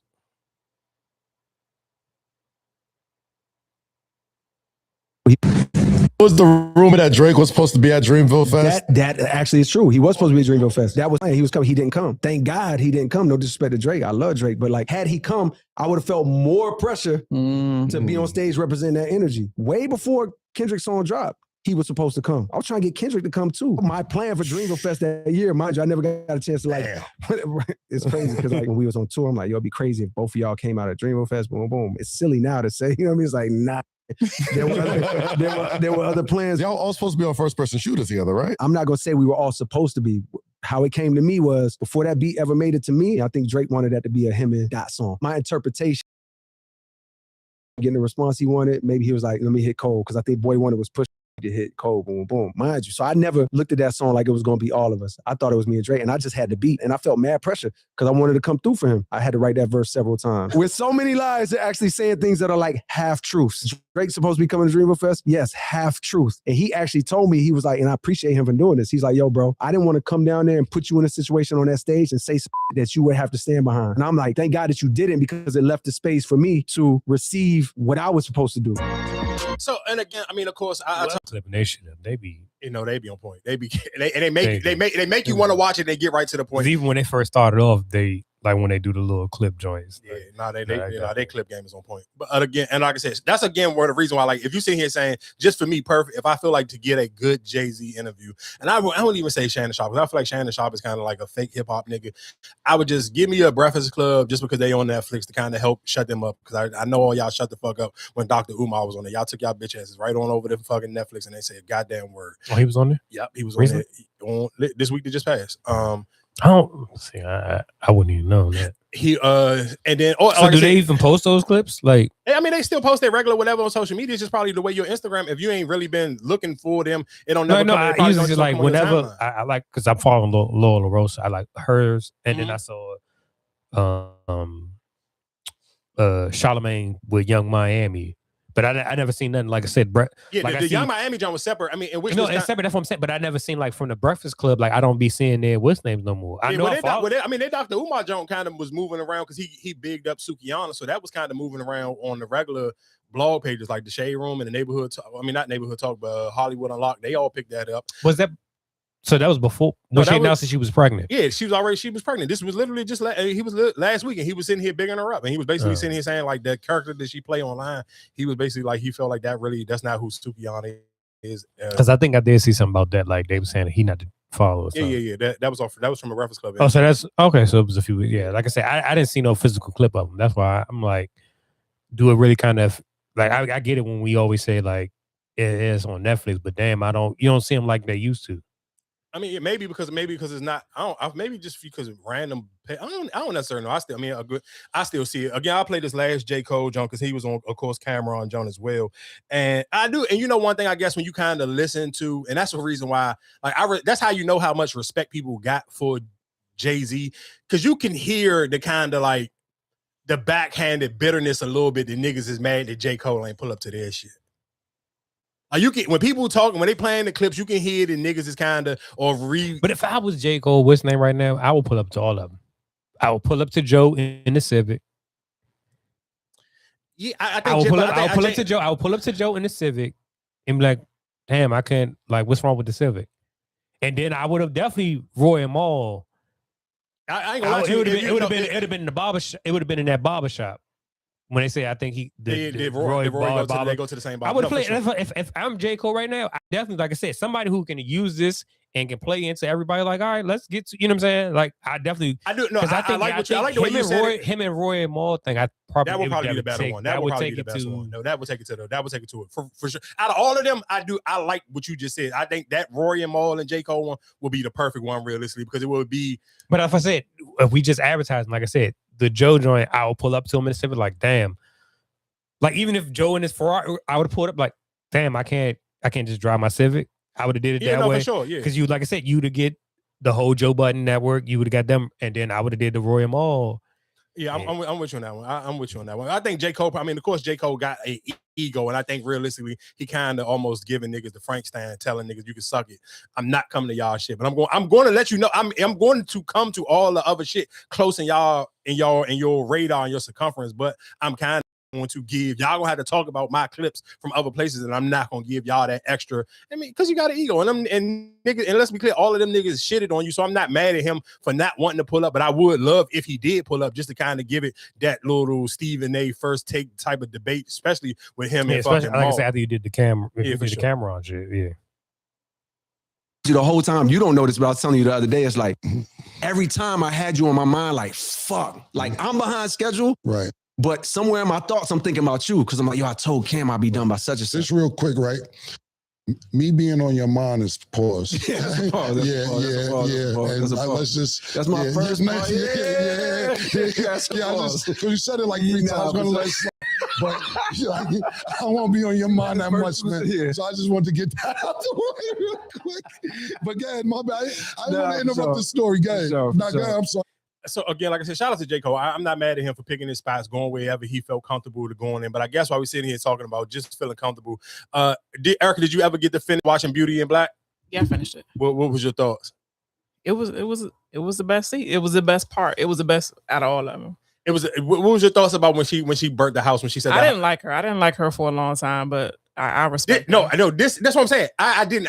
Season 1, season 2. I hated Mallory because you kind of everybody. Again, this is just the American thing. You always kind of gonna root for the underdog, and Kimmy felt like the underdog, so people was just going to root for Kimmy, especially even just the way all the shit that her and Rain had to go through to even get to the situation. But the way fucking Mallory ended this second season or part 2 of the season, dog, I love the way she. Season. No, for sure. She absolutely crashed out. But you was able to watch that shit? Hell yeah, why not? I'm not one. I saw that. I seen that actual part when she was sitting in when the house was on fire, and I'm just like, oh fuck, I can't watch this shit. Why? But why not though? What made you feel like you can't watch it? Do you think people not that crazy? No, I'm not saying people that crazy, but just like it was just like, oh hell no, I'm not like, I just couldn't do it. The only person I can sit here and I totally agree with people. The worst actor on that whole show is the Angel nigga. Yeah, he's fucking horrible. Who's Angel? That's the Spanish nigga. That's not the gay. Yeah, that's the nigga we played the clip. The kind of gay nigga. Yeah. Oh, okay. Yeah. He's the worst actor out of everybody on that show. He is absolutely the worst actor. Like he is. I'm talking about horrible. And I'm not. That's the one who's selling his shit, right? Who was the one that had the ski mask? He had the ski mask on or something like that. He was. No. He was one of the main characters that was crying to Horace about picking up the phone, and he shot the club up. Well, right, but wasn't he before he was down low or something like that? He was never down low. He just played the role for the money. Yeah. Down low, yeah. Yeah, it absolutely was. But you know what kind of, and I was glad to see the ladies working together, and it then makes you see Mallory in a whole different light. But then I want to say, because I started rewatching it, and I thought she knew that that Jules was running them, you know what I'm saying, through the club. So when she, so this one, it made it seem like she never knew about it. No, I don't think she knew what was going on because she never went to the club. She never, because you gotta think about it. If she knew what was actually going on, then she kind of would have knew how Kimmy ended up fucking her husband in the first place. She never knew that. She thought that he was just randomly going to the strip club picking up bitches on his own. Okay. But in no whole time is Jules making them deal with him. And we got to think about it. Every time he wanted a new girl, he called Jules, and Jules set the play up. So again, like I said, yeah, I love Mallory. This final episode of final season. I do kind of want to see. They did get renewed for a final season for season 3, but I believe Kimmy is going to do Reasonable Doubt for their new season. So I don't think she's going to be in season 3 of Beauty and Black. No, I don't watch. I don't watch nothing on Hulu. Mm-hmm. I know it can't be a season 3 without her. I don't know. That's why I want to see how they're gonna do it. Unless they're gonna push it back until she finished. But I know that she's on season 4, the new whatever the new Reasonable Doubt is about to come out. That's the one that Tank and Megan Good gonna be on. Yeah, she's gonna be on that one. So again, shout out to her. While we're talking about Tyler Perry, real quick. When's the Shy come back on? You said what? The Shy. Probably this summertime. It's normally on during the summertime. So what the hell is the next? Raising Kanan. Damn, it's like July. It's like June and July. I ain't even seen no promotion for it. Because BMF is done. That's done. Everything is done besides Raising Kanan. So Raising Kanan was the only one that we was waiting on for another. Yeah, for another season. Yep. Everything else is done. And P Valley ain't never. Yeah, they can kiss my ass. They can keep that shit. Yeah, this goddamn. At the airport trying to help. Been on the phone with some sources at the airport. It's 10:30 morning. Tyler Perry and his team were at the airport with a significant amount of money, hoping to distribute it to TSA workers who've been working pay 40 days, many having trouble buying food, gas for the cars, necessities. Some have faced eviction already. Some have had to quit to find other ways to provide for themselves and their families. So Tyler Perry, according to our sources, goes to the airport to try to alleviate some of that stress. But there are very strict rules around gifts for TSA agents because of security. So even though they're not getting paid by the federal government, there are federal government rules limiting what they can accept a gift. So they were not able to accept any of that money. But the people I talked to say the gesture goes a long way, knowing that Tyler Perry and so many others out there really want to help. Again, like I said, shout out to Tyler Perry, because we did just talk about Beauty and Black, and Beauty and Black is still believe sitting at #1 on Netflix. And I do believe I seen a post that said that Tyler Perry ended up going back, because I think he ended up putting the money just on gift cards, and they are able to take gift cards. And it's just still just so messed up. I mean, of course, we talked about it last week. I understand why they can't take money, because I mean, of course, if it wasn't, you know, the shutdown wasn't going on, you wouldn't want to allow people to just be able to walk up to TSA agents and just be giving them money. So I do understand that part, but it is just kind of messed up that you can't, make no just, I guess, kind of make I guess an exception to the rule just for this situation that they got going on. But again, like I said, shout out to Tyler Perry, and that's just one of the reasons why you can't make no exceptions to that shit. Yeah, I mean, I understand why you can't, but I mean, just still, it's just like, I ain't even gonna lie to you. If I was a TSA agent, I would just realistically have my cash out, like sitting at the table and just with the little scanner on there and just hit my shit. Nah, that's how you definitely get your ass in trouble. How? What would be the difference if I had my social media handles or something? Another way where you could just drop some money off of me, dog. But all right. And you got somebody like El Chapo come in there, all right, him, boom, boom, boom. I'm dropping this money off on you. Shit, you let this go through. No, hell no. That's what I'm saying. That you can't play that game. You let that shit happen. How many other people gonna be like, oh, I just pay you to let my shit go through? But if they're not getting paid to let it go through, they're getting paid because he's helping them out. But it's still bribery, right? It's not bribery. I'm not trying to do anything. I'm just I get it. I get it. This situation is off of just simply El Chapo can say, hey, you know what? Right. I gave you this money. Rules. Right. I gave you this money. You know. Tyler Perry remember when I come back through here, let my shit go through. You know, that's what I'm saying. You can't never give nobody an inch. No, I mean, I get it. You can't give nobody an inch, but at the same time, it's kind of just like, man, people be in need, dog. Like, like I said, we talked about it last week, so we ain't got to keep beating the dead horse in that situation, but I feel for them. Like, and just shout out to Tyler Perry. That's just why, like, then there's also, you got other airports. So it's like, damn, how the hell they get this?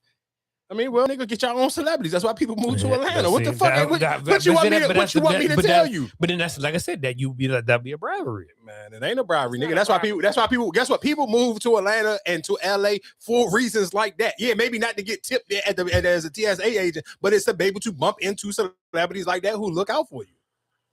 So I mean, I don't know. I don't know what to tell you, but real quick, I do, because while we kind of was talking about movies, there is a new rom-com that's coming out with what is it? Haley Bailey. I do want to play. It's a rom. She in it. She's in a rom. I say rom-com, a rom-com. But there is like some backstory behind why they want people to go out and support this movie. So I do want to play this real quick. Why is every Black-led film responsible for saving all of Black cinema? Like, how many times are we going to do this? It's exhausting. You, Me, and Tuscany comes out April 10th, and there are two major reasons why I better see butts in seats and why I want this movie to perform well. One, it's a rom-com, I live there, but more than that, it's a rom-com in theaters, which has unfortunately become less and less common. But two, this is a rom-com in theaters with two Black leads, which is even more. Real quick, I do want to pause that real quick before I let her explain why it's important. I do my only, I guess, pushback to it, and maybe it could just be me, and I feel like I was at one point in time a huge movie dater, and we talked about that when we talked about the iPic closing. I hear what she's saying, but I don't necessarily. I think to me right now, maybe just because I'm not dating, so I do prefer to kind of watch the rom-coms now, just like at home, because it is easier to watch at home and it's quick and people can kind of give their take on it. Because obviously you see there is. I mean, look at how everybody was talking about when we talked about the joint that was on Amazon Prime, the Michael Todd joint, where it's like that shit. I mean, even for people, if you didn't like it or whatever the case may be, it still was a large conversation behind it when it was on via social media, or even shit with the Tyler Perry ain't do the Boaz and he do that wasn't him on Netflix. I don't think so. But whatever, it was Megan Good. Was Megan Good in that one? No, who was that in that one? I know it was the light-skinned nigga from You said the what? It's called Boaz. What was it called? Ruth and Boaz. It was on Netflix. It was the light skinned dude from P Valley. I forgot who was it. I don't think I watched that one. That was the one where you They was No, it visualizing it was like older women or something like that. It was a singer. What's her Soraya? Something like that. Oh, okay. Oh, yeah. Okay, yeah.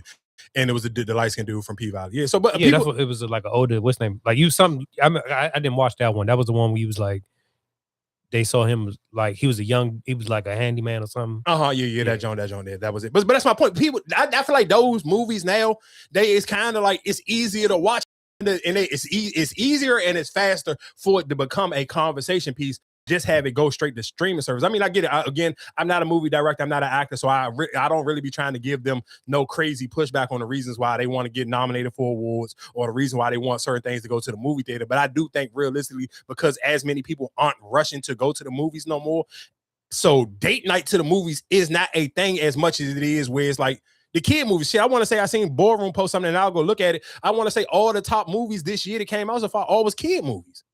Like the ones that made the most money at the box office, all of them was kid movies. Because realistically, that's the only thing that's going to make an adult go to the movie theater is taking their kids. But remember, I told you, asked me before, like, what was it when you say blockbuster? Like, what is like, them block? Like I said, I remember the Black Panther, how that was like. But other movies, like, what do you call like? Oh, that's a blockbuster. Like, you got to go see it. Yeah, let me finish playing her joint, and I'll tell you which ones was the movies, the biggest selling ones this year. Or a rarity. Now, me emphasizing the Black leads does not mean that this is only a movie for Black people. Please don't let that be the message you take away from this. If you are a rom-com lover in general, you should be excited for this. I mentioned the Black leads because now there is immense pressure on this movie to perform if we want more rom-coms with Black leads. Filmmaker Nina Lee took to Twitter yesterday encouraging people to go see Yumi and Tuscany because she currently has a completed rom-com featuring Coco Jones just sitting in the tank waiting for studios to buy it. But the studios are telling her they're waiting to see how Yumi and Tuscany performs before purchasing her movie and distributing it. Like, this is insane. And it is frustrating because you see so many white-led projects that are greenlit or given the privilege to flop or underperform because there's always going to be more chances for projects like that. And yet Black-led projects are just not given the same courtesy. Honestly, they have to overperform or else you won't see another one for like 10 years. I'm happy there seems to be a large marketing budget for this movie because they are out there. They were at the Olympics. They are booking talk shows. They're doing big premiere events. They're on the carpets. They are pushing this movie. And if you guys have been here, you know I'm a big Reggae Jean Page champion. And it's great to hear him talk about this movie. I believe he's a producer on the film, but he's clearly so passionate, not only about this movie being in theaters, but seeing Black joy on screen, seeing Black women and Black men be desired on screen. Anyway, all the people that love to complain about not seeing Reggae Jean Page on Bridgerton anymore, I better see your ass in that movie theater. Again, like I said, I just think it's just a hard sell today for just getting people to go to the movie theater. Like, if it's not a huge block, but I can't and of course I want to see a Black lead movie do well, but I just think it's a hard sell to get people to really just be like, I'm going to the movies to go see a rom-com. I don't. I'm just looking at like what is rom-com, and like the top picks. The only one I recognize is The Blended. That's the one with Adam Sandler. Yeah, like I said, I just think it's a hard sell. I honestly think it's a hard sell right Tyler now. Perry at the airport. The Wedding Crashers. Tyler Perry at the airport trying to help 51st TSA days, employees. I've been on the phone with some sources at the airport. The government has. Yeah, I don't, like I said, looking at, I mean, these supposed to be the top ones. I don't. Yeah, I just, ain't no way you can give me the. Yeah, that's all I'm saying. Like, again, the last rom-com I ran to go see at a movie theater was, again, it was The Photographer. So they saying like, and that was before the pandemic. Love Don't Cost a Thing. Boomerang. rom-coms. Coming to America. That's not is that a rom-com? I guess it could be. I guess. I feel like it's more of a comedy than it is Brown a rom-com. Sugar. Yeah, but yeah, that's a rom-com. But you got to think about all of them. That's, you look how many you talking about the 90s and the Think early Like a 2000s. Man. So that's a rom-com. Yeah, right? yeah. Yeah.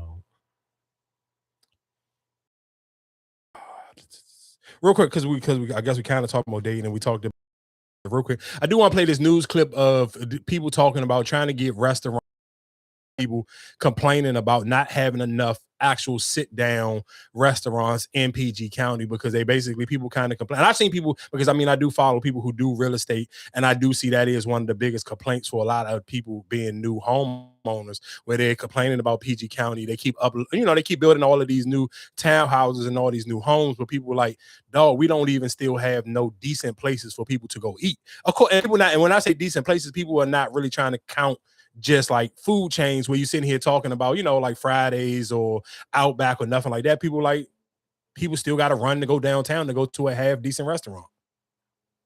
Here in Prince George's County, there are plenty of fast food restaurants. There's sit-down restaurants too, but what about fine dining? Well, many say there just isn't enough. And now the county is trying to do something about it. It's lunchtime and the lines are long at fast food drive-thrus. Folks looking for a quick meal. But what if you're looking for something else, like a nice sit-down lunch or dinner? Well, some say they want more options here in the county. Chick-fil-A and places like Arby's, that's good for the younger people because they want it fast and out. But for the seasoned citizens, we sit down, relax, and then be waited on. Let's put it like that. Some Prince George's County Council members are supporting legislation that would create an incentive for fine dining businesses to locate here or existing businesses to elevate their dining experience. They're looking at setting aside about $1 million in economic development money to offer grants and loans. Council Chair Crystal Oriada wants to give preference to businesses inside the Beltway. The idea of this fund is allowing small business to expand, also allowing businesses to come into the county. So it's not just attracting chain type restaurants, but also giving an opportunity for small business owners. Supporters say the county is losing money to surrounding areas. Where do you go if you want to go to a fine dining restaurant? Silver Spring or Annapolis, usually. Baltimore. You'd like to stay closer to home? Yeah, I would like to stay closer to home. Here in Prince George. So, I mean, that is something that has been a conversation. I remember when I had Keanu on here, we was kind of having that debate where do you think PG County has the appetite to support a fine dining restaurant in actual PG County where people don't have to sit here and go drive, like you said, to Montgomery County or go drive to Annapolis or Baltimore or DC or Virginia, because you kind of don't. Like PG County don't really have like a 5-star restaurant in PG County. It's on the outskirts. And I mean, realistically, those are the people, they are the ones who are going to spend the money, but you got to leave outside of the county to go spend the money, which is kind of crazy. Yeah. So that is just something to think about. Because I mean, go ahead. Most of them are like, what, in shopping center, town center, right? Like, what's the fine dining, like, when you say in the outskirts, like? I mean, if you sit here, well, I don't know if, is that, like, what's that, the Blue, no is, Blue Sundays? Is that considered? What's that? I don't know what that is. What's that? That's in Bowie. Would that be considered fun? Like, I ain't never been there, so I don't know what it is. So I can't say if it is or not. But you told, I guess when people like, what was the joint that used to be right there in Bethesda? There was called was it Wood? What was it used to be called? Damn. Was it Wood something? I can't remember. I can't remember off the top of my head. I don't want to. That's what I'm saying. I don't know what is considered fine dining type. I wish I could remember off the top of my head. I can't. I mean, of course, I mean, people will consider, again, we talked about Roof Chris. People will consider that fine dining. Eddie V's, fucking Ocean Prime, shit like that. Like restaurants where you would sit here and say it's more of a sit down. The dinner maybe over $100, over $200. Maybe is that you want to put on a decent outfit to go there. What's the guy? Was it Honcho? That would be considered fine dining. That sure. is fine dining. That is fine dining. Yeah, that's fine dining. That you absolutely. I forgot all about that one. You absolutely. Yeah, because his joint is in the cut. It's kind of, but a lot of people go there, and people go there and they put their shit. I've only seen women go there. Women put on good outfits to go there. That is a joint where a woman wants to get sexy, want to take her pictures. That Honcho joint right there in PG Plaza, right across from PG Plaza. That is absolutely a fine dining restaurant for sure. I don't know. I only heard people talk bad about it, to be honest, after like giving like food reviews. I don't necessarily know. I've never been there. I'm just going off of the videos I've seen. When you say fine dining, like was it just like very small type of app? Like, fine dining, I mean, a woman 9 times, if you're going out on a date with a woman, she's going in there with a fucking a fuck me dress on. Like, nigga, she gonna have some heels on. Miss Toya's.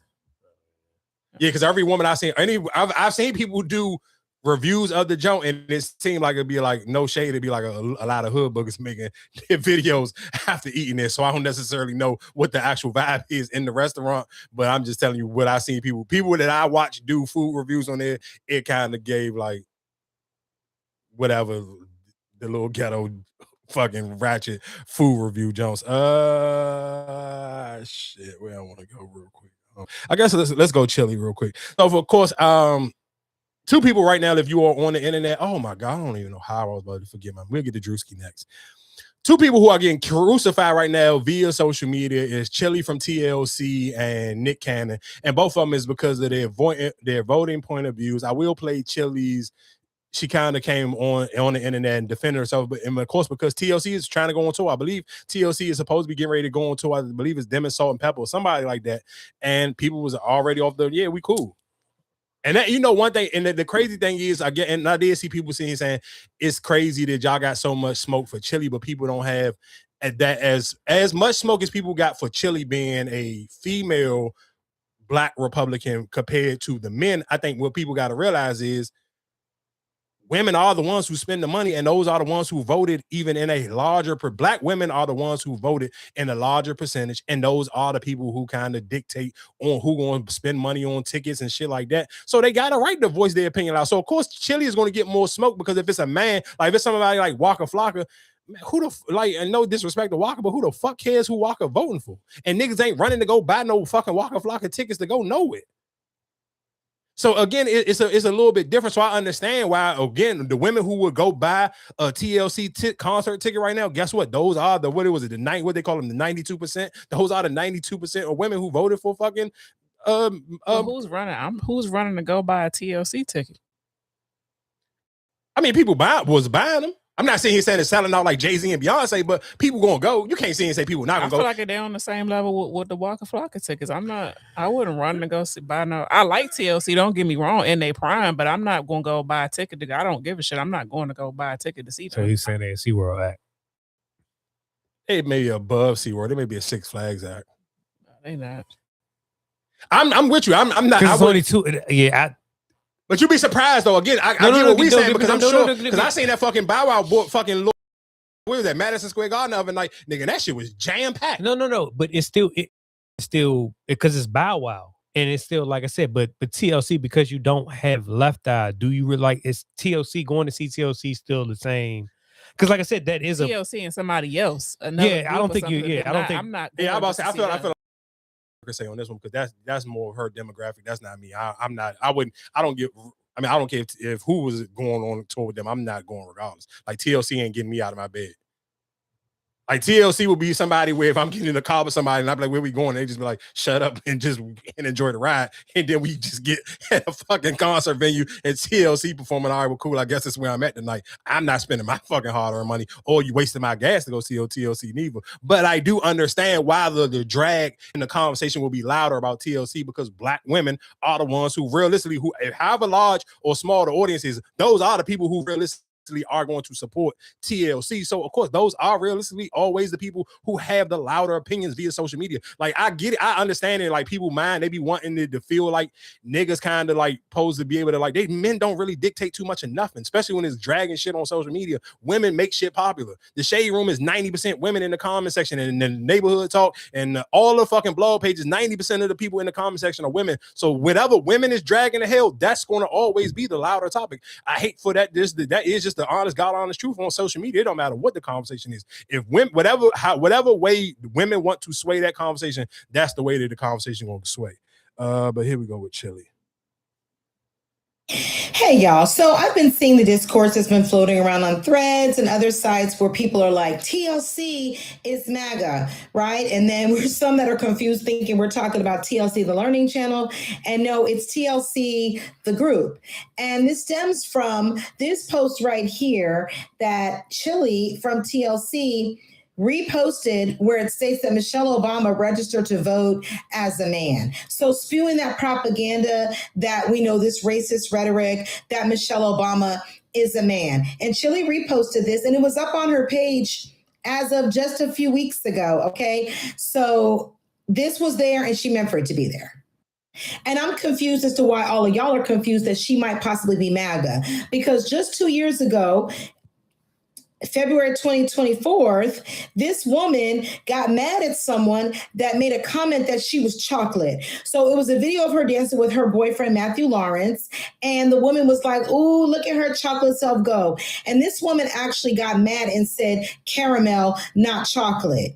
And the woman was like, "Chili don't think she's chocolate? That's odd. Chocolate is beautiful." She then came back with a whole quip about, "I'm not saying chocolate's not beautiful, but I'm caramel," and basically stated that when she doesn't have any sun, she's caramel complected. Ma'am, every time we've seen you from the 90s till now, you ain't never been caramel. Never. We never looked at you in the group as the caramel one. Stop the madness. So this is why it's like y'all are shocked that she's MAGA. I'm not, because her whole page is Bible verses, Christian nationalist rhetoric, colorism. What's next? And then you have the one stating, "Well, it's not T-Boz, it's just Chili." Okay, I don't know what T-Boz's situation is, but I will say this. We are consistently telling women that are married to MAGA people or that are in relationship and family with MAGA people, if you are still fraternizing with MAGA, you're complicit. So we can't sit up here now, Black folks, and be like, "Well, not T-Boz," because we want to hold certain people close to us. Because if she's still doing music and entertaining with this chick who we know they just released a whole concert, then clearly she is complicit in this person's MAGAism. She is complicit with helping this MAGA continue to get money. You can't have it both ways. All right, so real quick, two things. I believe Chili boyfriend or whoever she dating right now, I believe it is a white man. So that's one. And then two, I guess my question for you, Erica, do you think realistically, if this, I mean, well, obviously it's true. I played Chili's response. If you T-Balls, I don't necessarily like, I get what people were saying here saying like, get money or go, but then how do I get money? You can't. Well, I mean, being T-Boz, I don't feel like you can get money without her. You can't, because it's already kind of weird, just the two of them. Exactly. So I mean, you got to pick a struggle. Yeah, because I even could kind of tie that in before I played Chili response. I want to say this maybe like Monday and Tuesday. That was what, Monday when Donald Trump sent the ICE agents to inside the airport. So of course the crazy thing is that, and it was like, I almost felt like this was kind of almost like a photo op, because I've never seen this many black ICE agents, and maybe you never seen them because most of the time when they out in the streets, they got masks on. But literally, it was a picture of this. It was two. One of the women was a stud, so her people kind of wasn't paying her. They was talking about it, but they wasn't paying her as much mind. It was a young lady who was like a slimmer built young lady. She had some glasses on. She kind of looked like every picture from every angle they got a picture of her. She kind of looked like, I'm just here for the paycheck. Her facial expression kind of was like super sad, where the stud was kind of laughing, drinking coffee, kikiing, and some other shit. But the other girl that had the glasses on, she kind of looked super sad. But I seen a lot of people sitting here trying to drag her and like, "Oh, that's crazy," sitting here calling her a slave catcher and all of this. My only thing is where I kind of don't like those type of things where it's like,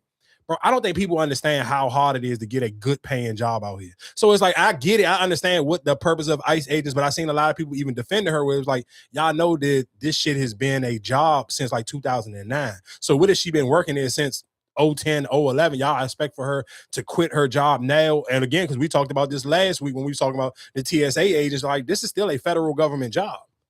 So you would want this girl to sit here and quit her job just because Donald Trump is the fucking president now, and then maybe he using the ICE agents for a wrong power. But it's like, again, it's a good government job. We live in the DMV area, so that's the creme de la creme of conversation for people in the DMV area. Like, of course, I know tech is a new thing now where a lot of people are getting into the tech world, so that's kind of one of the things. But growing up in the DMV, getting you a good government job, no matter what you're doing, as long as you're in the government, that was a good job. So I seen people, and I seen a young lady that I follow. She's like, it's crazy. It's always, protect black women until y'all disagree with whatever they may do for a living, because she was basically defending the girl. Like, I thought it was supposed to be defend black women, but y'all sitting here dragging her because she got a fucking ICE agent, because she an ICE agent. Like, it's still, what's the difference between if she worked in the military or she served she was a police officer? Like, people got to get jobs where they can. And I think people don't sometimes, when I see people sit here and group, because it's like, I hate that people pick and choose what's a good job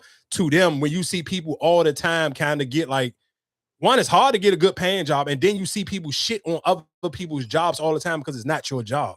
Like that to me is the kind of the craziest thing where I don't get it. Like I'm not like I can't get jiggy with that shit. I'm not mad at her, dog. I'm not sitting here quitting my job, especially as sweet. Like nigga, every picture of her, she wasn't doing it. Ain't look like she was working. I'm not sitting here cruising. I think now it's just because the way that ICE is being perceived. Like they're perceived as the villains now. Of course, but so was the police at one point in time. When fucking rest in peace to George Floyd, during the pandemic and the police officers kept getting caught in 4K killing black people, being a police officer was a horrible job, but niggas wasn't quitting that. No, they wasn't, but they were still catching fire because of but and it's just like you said, it's just kind of crazy because before they had their faces covered, but you can tell that they were men for sure, and they were white men, or they could have even been like Spanish or whatever. But now you're putting them out there and you're trying to make it seem like it's your people that are doing this to you. Of course. Which is why she's catching even more, you know what I'm saying? More heat. Because the way they've been villainized, and now we have a face to the name exactly who is sure. ICE, and they probably were not even there. You know what I'm saying? They don't have nothing to do with it. So it's definitely like I feel like it's just to kind of flip the script and make it seem like y'all mad at these people for what? Like it's your people that's doing this. Of course, yeah. And I even just hate to keep seeing. I was seeing people just kept throwing around it was slave catchers and this, that, and that. I'm like, bro, it's a job. Like, you know how many people don't have jobs right now? You know how I wish I knew the numbers, but I know that shit was like in a high like 300,000 of like I know black women. I know that number kept flying around. I want to sit here and say since they cut back DEI since Donald Trump has been in, I want to say over 300,000 black women lost their job. So you say it's 300,000 women I'm not saying they all haven't got a job now, but at one time since he's been in office, he only been in the office for like a year and some change. You some 300,000 women without a job, and you sit here telling this woman she should quit her job because he the president. Like, what the fuck sense do that make? Like, which one is it? Like, that is where it kind of get confusing to me, and that is one of the reasons why it's just like the internet is just the internet. I'm not fucking quitting no job because whoever the fuck is my boss at the time and whoever they voting for, whatever the case, unless you're gonna put some bread in my pocket, because I hate that. Like, people be like. That's one thing I hate about the internet, like that job shaming shit. Though, if you can pay your bills, even if you can't even pay your bills, if you can afford to buy the shit you fucking want, and you sitting here ain't begging other people to sit here and help you. Hey, can you buy me this, or can I borrow $10 from you, or this and the third? Man, fuck them people. Dog, work your job, and if you can sleep comfortably at it, then I'm not mad at you, though. I'm never one thing I ain't gonna do. I ain't gonna shame somebody for whatever they got to do to sit here and pay their bills and be able to put some fucking food in their stomach and definitely pay some and put gas in your car, especially high as gas is. And I don't give a fuck what nobody say. That gas prices getting higher and that shit is stepped on. It's like that. You got to almost cross your fingers and pray when you go to the fucking gas pump, because some of them gas stations, you can't tell me that shit ain't getting stepped on, because it can't tell me that sometimes you can sit here and say the gas can last you a longer period of time, and in other gas stations that shit'll be gone out of your fucking joint in a day. Yeah, I'm cool on that. But let me play Chili's response. Hey guys, I wanted to come on here to address a few things that's circulating on the internet that's very concerning to me. Let me say this first. I have the utmost respect and admiration for Michelle Obama, and I would never say or do anything that is disrespectful to her or to any woman. I would never do that. And I had no clue that this repost had happened until I started getting phone calls and text messages from everybody. And I immediately went to my page to see what was going on. Now, mind you, I'm not very computer savvy, so I'm looking for this repost button. And I see that all of these buttons are very, very close to each other. And clearly I was scrolling and my thumb hit the repost button. Again, I had no clue that something like this happened until I got all the calls. But of course, I took that down, and, I would never post anything like that. I would never do something like that. That is not my character. I have supported the Obamas. I gave to the campaign, both runs, voted twice for him, and supported the organization that Michelle had in the schools for exercise for the kids. I would never do anything that's harmful or hateful to anybody. I'm just not wired like that. That's just not who I am. And when it comes to organizations that I have donated to, these are the things that support the veterans. I have always supported them, not just now, but for years. This is not something new. So I just wanted to let you guys know, this from me, that I would never do anything so disrespectful, and I would just never. I'm just not about hate or anything like that. If you look on my page and see my posts, it's all about love, faith, and connection. That's what I'm all about, and I've always been that way, and I will continue to be just that way. So I just want to thank you guys for, your love and your support, and just taking the time to listen to me right now. I really, really appreciate. So basically, you heard all that, but she didn't denounce that she sit here and sent money to Donald Trump. She didn't say she didn't vote for Donald Trump. All of that long shit, nobody don't give a fuck about it. I mean, I ain't saying people don't care about you sitting here reposting something about Michelle Obama, but that was just that icing on the cake. The shit that really was pissing motherfuckers off, that they found out that you voted for Donald Trump and that you was sitting here you was donating money to him when he was running for office. And that's the thing that really got people pissed off. So all of that, which you were saying, yeah, that's cool. Yeah, you didn't do this to such and such to Michelle Obama, but you skipped. I made sure I listened. I waited until the very end. I paid attention to how you absolutely skipped around sitting here. You didn't deny voting for Trump. You didn't deny. And the same way you sit here and say the money did you sit here and put into whatever organizations that Michelle Obama had, you sit here and donated money for Trump when he was running for office. Again, like I said, I'm not about to run out here and support TLC in the first place. I'm not listening to TLC. I couldn't tell you the last time Waterfalls or any of that shit came on one of my playlists. I don't even know if I got any of that shit on the playlist. So I'm not sitting here to cancel nobody. I tell y'all all the time where I don't feel like you should be the person talking about canceling people if you're not the person that's supporting them people. So I don't support TLC first place. So I mean, and that's not no shade to them. That's just not that ain't what I'm listening to. So I mean, it is what it is with that one. Real quick though, but when we talk about people to support and people not to support, somebody who is getting a lot of smoke on the Donald Trump side of the internet is Druski. Shout out to Druski. Druski again continuously, man. We talked about this before on here, and we constantly keep having. I feel like we got to say this damn near every other day now. Druski just kind of keep putting himself in a different category when you sit here talking about just you're a young man. Don't let when you sit here talking about just the level of creativity from skits on the internet. Like it's Druski right now is absolutely the bar, and everybody else is kind of just they got to figure it out. And I don't necessarily know if everybody got the capacity to figure it out. I say this every time when we talk about Druski. I feel sorry for the other Instagram comedians that started around the same time as him who haven't kind of found the way to take their stuff to another level or find another lane for themselves. Because again, even for Druski, because even when some people didn't like his last joint when he did the Soul Train, he came super. I feel like he came back faster with this one because people didn't fuck with the Soul Train joint. But he already set the bar so high for himself. It's like, where do anybody else kind of even fit in at or even try to get in? Because he didn't set the bar for himself. So I will play a clip of the new joint that he just put out. One disenfranchise you because you're a young man. Especially a young white male man. Don't ever let anyone talk down to you. We need strong men out there. We have to protect all men in America, especially all white men in America. Those are the boys that we care about in this country. America is built on their backs.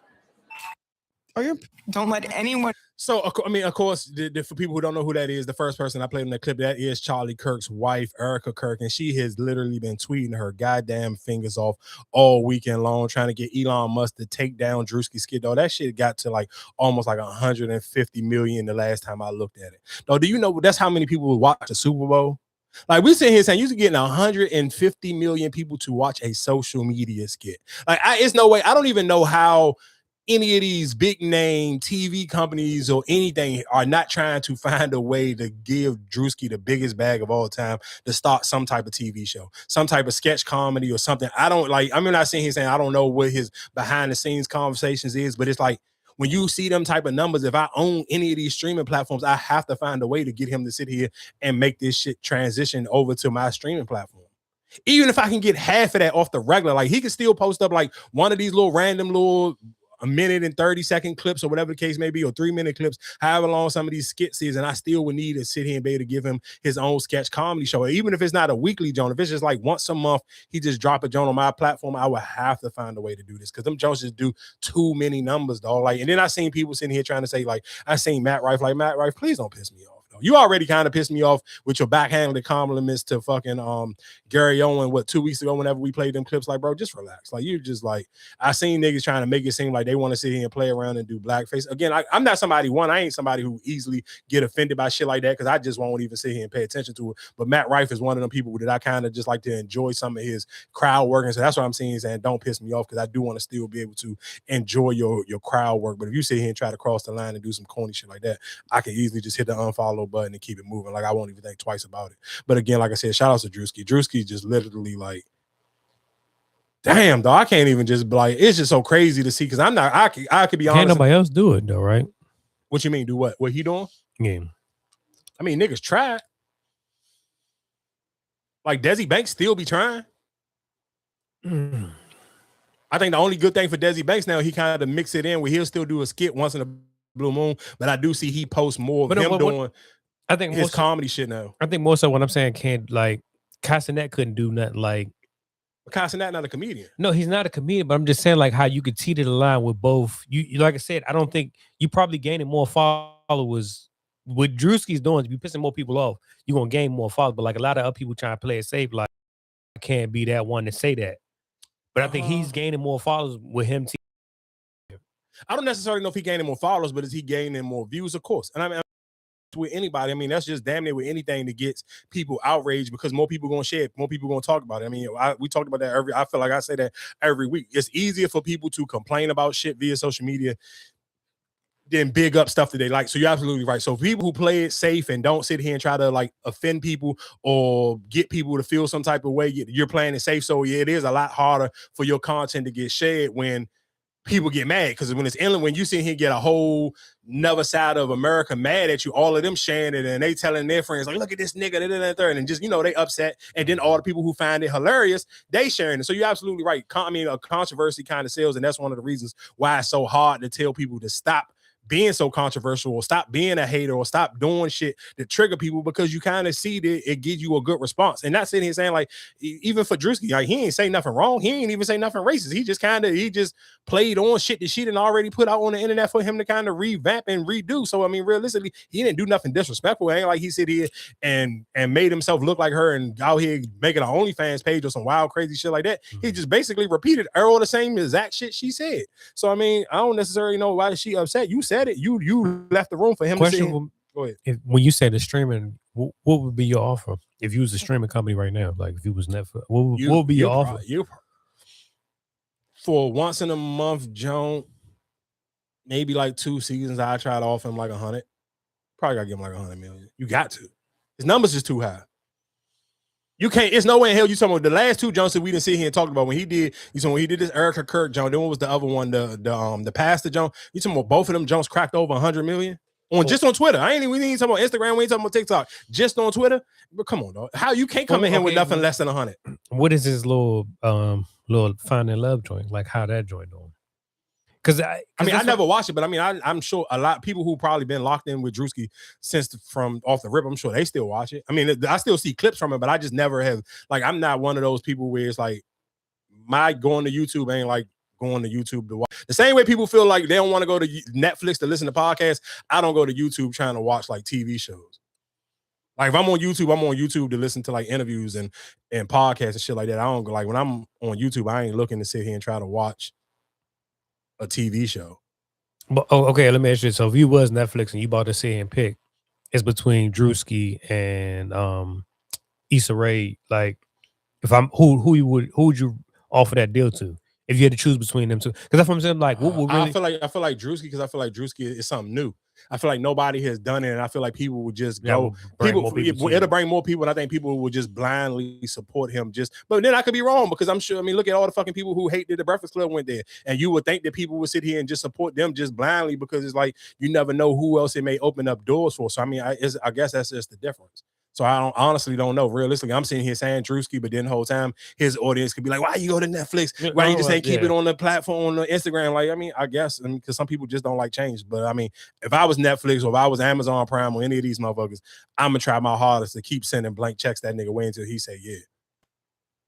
Because even for the could have been love or could have been records, I do think some of them shits may be even. I think they may be even bigger if they was on a streaming platform, because I feel like that older audience like myself. Like I feel like I would watch it if it was probably on Netflix. I would probably watch it if it was on Peacock or HBO Max or one of them, instead of sitting here saying YouTube, just because I'm not thinking about it all the time. Like he promote his stuff, it be clips. It's never like he don't promote his shit where it's like a clip and hey, if you want to watch the rest of this, go find it on YouTube. You kind of forget. You just see the clip and you just keep it moving. Yeah, that's it. Like he not even really sitting here telling you where you can watch it at. It's just a clip, and then he just keep it moving. Like it literally never say if you want to watch the next episode. Like you know how like if even the shit, if it was Love and Hip Hop or if it's Housewives or any of that, they let you, you know what I'm saying, they let you know it's on VH1 or if it's on Bravo or whatever the case may be. He don't do that. That might be the smart thing. Like you're not putting yourself in that hole where it's like, all right, you're gonna look on my social media, my other, you know what I'm saying? Like I'm not just saying, hey, just on YouTube.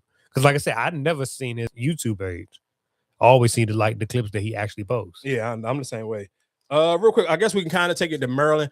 This story is kind of crazy where it's like, I couldn't even believe this shit was real until I had to watch it with my own eyes. So people who don't know what it is, it's a young man. I don't even know if this nigga young. I don't even know how old this nigga. He look crazy, but nigga don't got no arms and don't got no legs and kill somebody with a gun. That's the only way I can explain it. I don't know the proper words you're supposed to call him or whatever his disability is. This nigga don't got no arms and no legs and he shot somebody. I think Road. Charles video from his TikTok page titled "No Hands, No." Now watch closely. You're looking at the man accused of murder in this case. Video from his TikTok page titled "No Hands, No Feet," shooting 9mm handgun. His name is Dayton James Weber, a 27-year-old quadriplegic amputee and professional cornhole player.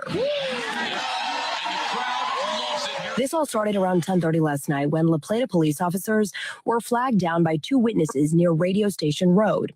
Charles County Sheriff's investigators say Weber was the driver when he shot and killed his front seat passenger, then asked those in the back seat to help get rid of the body. They refused, got out of the car, and alerted police. Weber took off with the victim in the car, identified as 27-year-old Bradrick Wells.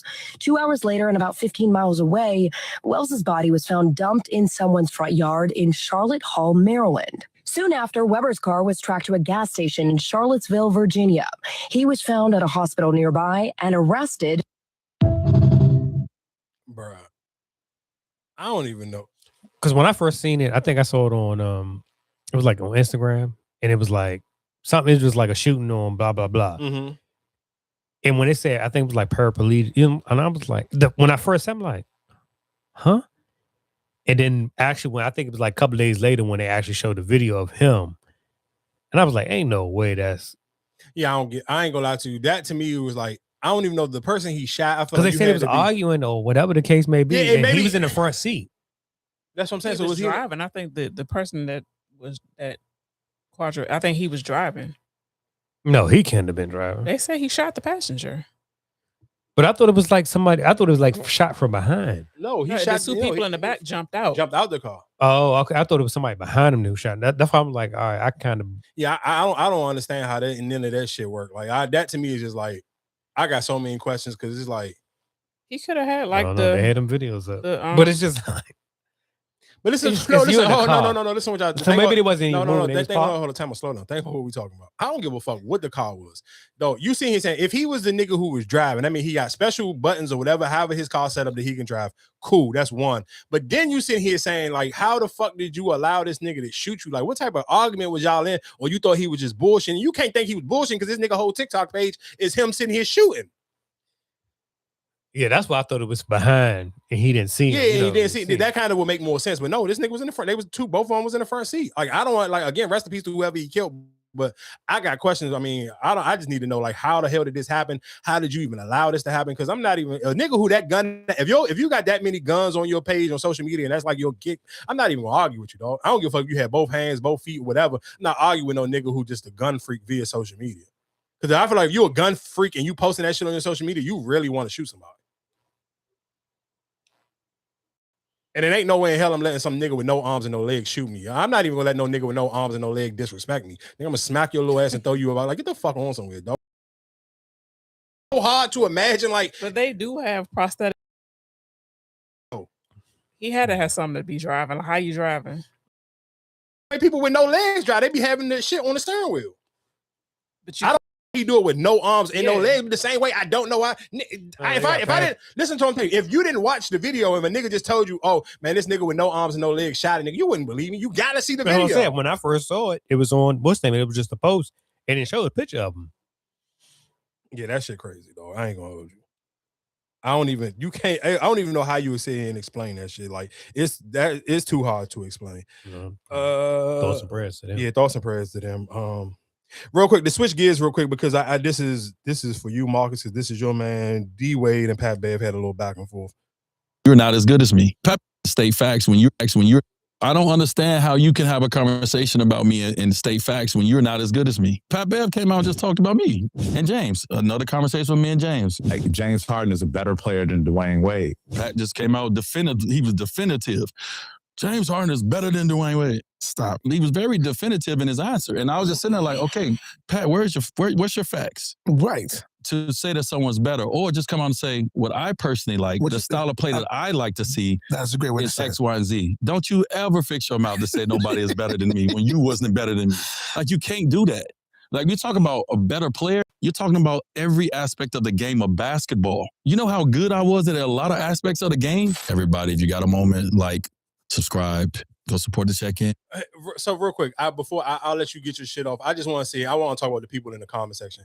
Again, this is, I sit here and say this every time. I just be so mind-boggled when I just look at comment sections, because it'd be like, niggas was mad, so nobody ain't allowed to sit here and say that James Harden better than the D-Wade. I think a lot of y'all niggas y'all fathers is some bitches. Y'all fathers, they're horrible. And I said I was going to try to stop cussing, but sometimes you just I got to meet aggressive with aggressive. Y'all niggas fathers was bitches. Y'all fathers didn't sit here and teach y'all how to be men, how to watch sports, how to have real fucking conversations. A lot of you niggas just be too comfortable just saying bullshit in the comment section. And I had to realize that every time. No, you, Patrick Beverly, cannot say that fucking James Harden is better than D-Wade, because I'm a diehard Dirk Nowitzki fan, and I watched D-Wade and Shaquille O'Neal take fucking Dirk Nowitzki hot out his fucking chest, put it in his pocket, and put that team on his fucking back to become finals MVP. What the fuck are y'all talking about? James Harden only made the finals one fucking time and got belt put the ass by the fucking Miami Heat that Dwayne Wade play on. What the fuck are we talking about, dog?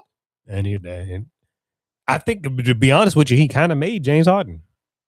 Because remember, James Harden was the sixth man in OKC. Man, y'all niggas is crazy. That's all I'm saying. That'd be my point. It'd be too many niggas via social media that want to have their opinion. And Patrick Beverly is a perfect example of just another bitch ass nigga who be wanting to sit on his fucking podcast. Like, nigga, you are a journeyman and you've been a bench rider your whole fucking life. D Wade is a fucking Hall of Famer. He made the top 75. Like, what the fuck are we talking about, dog? The nigga is a 3-time fucking NBA champion and a finals MVP. Like, go suck some dick. Like, y'all niggas gotta be, like, niggas gotta really be fucking learn how to be a fucking man and have real fucking opinion. Actually sit here and watch sports. And that's the shit. When I see niggas in the comments, like, trying to defend that, so none of us have an opinion because we ain't good as D-Wade. No, bitch, you can't. You can't, nigga. You guess what I'm telling you? You bitch ass niggas be the same niggas who go to the barbershop and be quiet or sit here and get on fucking seat jumps, take your fucking appointments like a bitch. You can't even just go pull up to the barbershop and be like, hey, get me whenever you got me. Y'all niggas gotta sit here and make appointments. And that's the fucked up part about the world we live in. You niggas is some sweet. I'm going to a suite to get my hair cut and I gotta make a fucking appointment on whatever that fucking site that bitches use to get their hair done. Like, oh, niggas suck a dick. Y'all niggas is crazy.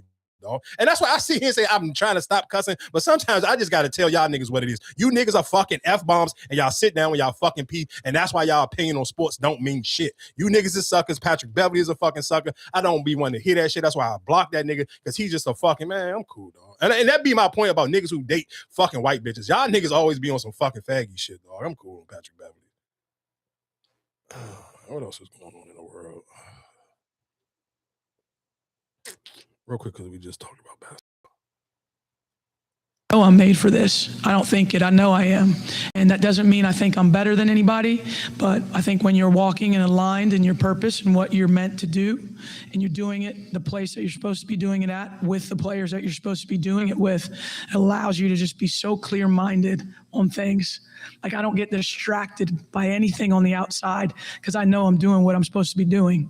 And it's a great feeling to be there. We're only there in certain times in our life. You know, sometimes we're bouncing around, like we're only there in certain times of our life where we know where we're supposed to be doing what we're supposed to be doing. And when you get there in your life, man, you better stay there. You better stay there because that's where you're meant to be. So it's an awesome feeling to be the head coach at Duke. And I'm so proud of my team to be playing to go to the Final Four on Sunday. And for people who don't know, that is Coach Kerr. That is the coach, the women's coach for Duke's women's basketball.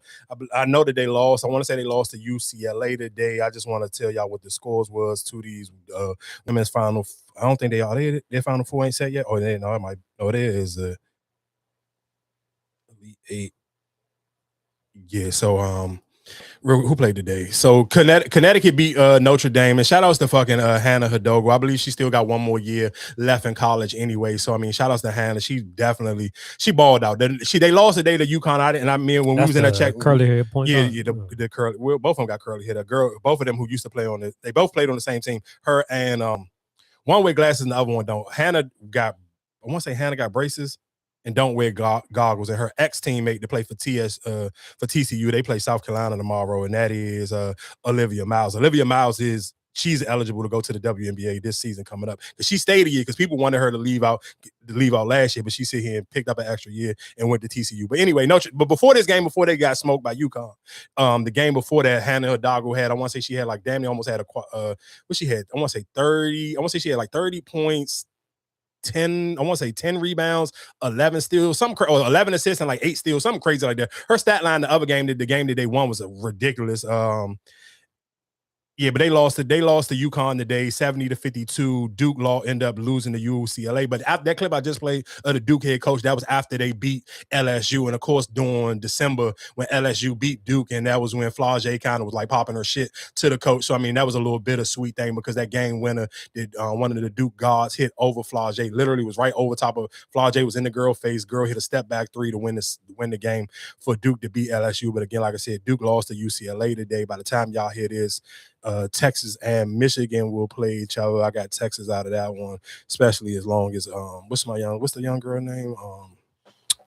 Maddie. What's her? The one she wearing 80 number. Yeah, she wear the number 35 and she signed the Madison Booker. Madison Booker. That's her name. Madison Booker. So I got them beating Michigan, and then South Carolina played TSU, and that's the other young lady who used to play for Notre Dame, Olivia Miles. It's just her on that team. To be honest, I don't got them beating South Carolina. If she do pull that off, that does realistically will help her draft stock, because I do feel like a lot of these young ladies are playing for their draft stock. I don't necessarily know where Flau'jae's draft stock is kind of, I don't necessarily know. They got her on mock drafts is going 5, and that would be to the Chicago Sky. That would be fucking horrible. I hope the Chicago Sky do not do that. And if y'all do that, please let Angel Reese get the fuck about it. Damn, 5. Yeah, because number one gonna be what's the young lady name to play for Connecticut? AZ Fudd realistically gonna be number one, and the Dallas Wings got that one, of course, and that's Paige's girlfriend, so that kind of makes sense for her to go number one. And then they got is the what's the big girl from UCLA? Is it no, Nebraska? What's the Oh no, you mean Iowa State? She still got one more year. Okay, you talking about Audi Crook? She still got one more year. Real quick, I guess so we can get off of sports, but we kind of can go into clip from Cam Newton's podcast. He had Angela Simmons on there. I never knew there was a rumor. We ever date? A date. What would you say? We went out on a date. I give the story or what you want. You have to. But I'm going to be honest. You want them to hear the truth. Talk to me. Cool. So we hung out in New York. Took a taxi. I think we took a taxi to a diner called the New York. 2011. I was staying at the London Hotel, New York. We ain't need nothing to London. Yeah. We went to this diner. We sat down and talked. This is the first time I met you. We sat down. We talked. You, the whole time, were making jokes and laughing at your own jokes. You don't remember this? No. Oh my God. So let's get into this. Talk to me. So you sat across from me. Okay. And I didn't know what to expect. and you're making jokes that I thought were just not funny, and you were doing this, patting yourself on the back and laughing. Me? Do you remember this? Yeah, you. Are you serious? You were I was ready to go. So we take the taxi back. And when we take the taxi back, that's when you decided to be like nicer. And then I was about to be like, all right, bye. But we sat outside the hotel and we talked for a while and I got to know you. That's when I got to know you. And you were like super nice there. But that was kind of the end of our dating era if somebody wanted to know. We didn't actually date. We met and then we see each other here and there. Is your story different? I don't remember none of that. What? I have a great memory. I bet you do. See, I got hit, been in the blue tent a couple times. Remember, I had a lot on my mind, though. You see, you were in a space I wouldn't even known. Man, that was the night before I got drafted. I remember. Mm-hmm. So you can kind of imagine, me having I didn't know where I was going. You didn't know nothing, yeah. I may have had an out-of-body experience. Could have been. Did we ever date? Dude, I guess my question to y'all is, from watching any of Cam Newton interviews, I'm sure for most people that story that Angela gave wasn't hard to believe. I believe that Cam 100%. I feel like, and I'm sure he probably is shocked, but I'm sure nobody listening was shocked because Cam Newton seemed like the corny nigga who laughed at his own jokes. And you talking about this was like Cam Newton. I mean, even of course Cam Newton still was the #1 draft pick, but I'm sure he probably wasn't as confident in himself at that time. Because I'm sure, listen, he was. I doubt it. They just won the that's when they won the tournament. I mean, they won the championship. Yeah, I get that, but you got to still think about it. At that time, Angela Simmons is still the bigger fucking celebrity at that time. Nah, because I think that was like one of the best college performance as a quarterback. Marcus, I get what you're saying. You saying that as somebody who watched sports, but you got to think about it. At that time, we didn't live in a time where athletes were, especially football players, nigga, it's just only a handful of football players that people know without a helmet on. And Cam Newton didn't become one of them niggas until after he already was in the actual NFL when he had that season and he doing the Superman shit, he dabbing and doing all that extra shit. You talking about to the random person who on the street, and even if I watch football, everybody doesn't know what Cam Newton looked like. And if they did, he wouldn't went for this stupid ass look he got going on right now. You gotta think about this nigga when he played in the NFL, he had a clean haircut. This nigga now is doing the over-the-top hat shit with the fucking wild dreads and the fucking porno nigga mustache. You come on, if he was that fucking Himothy, he wouldn't have had to change his look like it. Look, he did a complete different nigga from what he used to look like when he played in the NFL. Because I'm sure, again, I'm not saying he don't have a personality or don't have a swag for it, but I'm telling you, at that point in time, you had to really be into football. Like, everybody ain't like football. Sports now is how easy it is to follow people, and you don't got to actually watch the games and know and see who these people are. I don't think realistically Cam Newton was he wasn't nervous about nigga, Yo Gotti rapped about fucking Angela Simmons. Yo, Cam Newton ain't above that. The fuck is you talking about? Nigga, but Angela Simmons had a fucking popular TV show and a popular sneaker before Cam Newton was anybody. Right, but we say I can't say that because, like I said, you talking about if I didn't know who Russell Simmons is, I didn't know who his daughter was.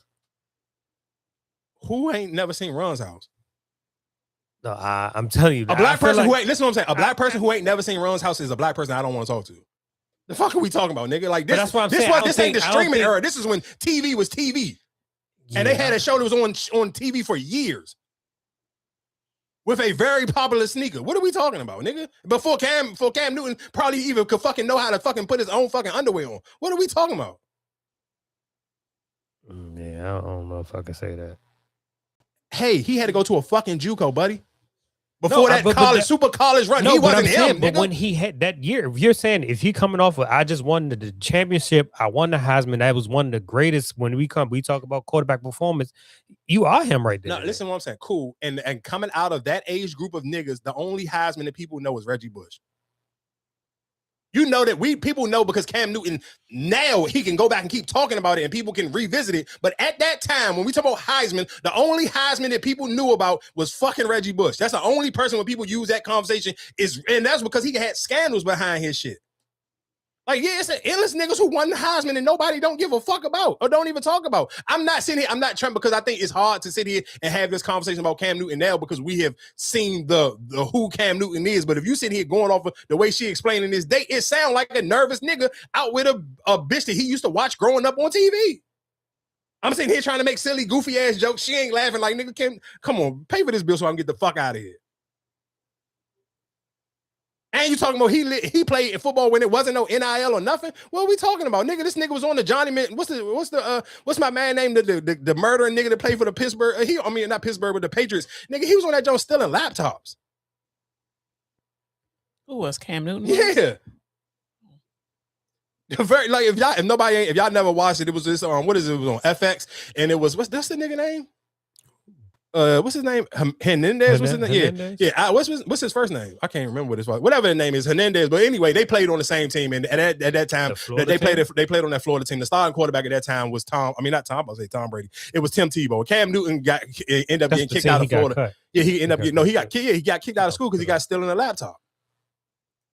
So is he more popular now than he was when he was playing football?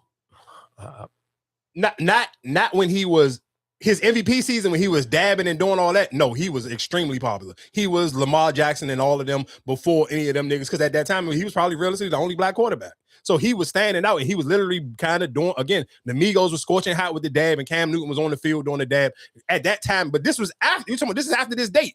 When Cam Newton first came in, like, come on, dog. I get it's hard. Again, I think it's harder to have the conversation now because we've seen later on Cam Newton become the MVP quarterback and do all the extra shit. And now he got the ESPN shit. So it's hard to kind of you trying to almost relive history. But I'm just sitting here saying just at that time, I don't think Cam Newton was as charismatic or had as much confidence as he did now. Because if he did, no disrespect, nigga, we know who his first baby mother is personally. The fuck, how you can't go from that to telling me he thought he was him? How you go? Like, how the fuck that don't even make sense? He still ain't even shot for the stars for real. We keeping it a bean. He just getting whatever he can get off of Instagram.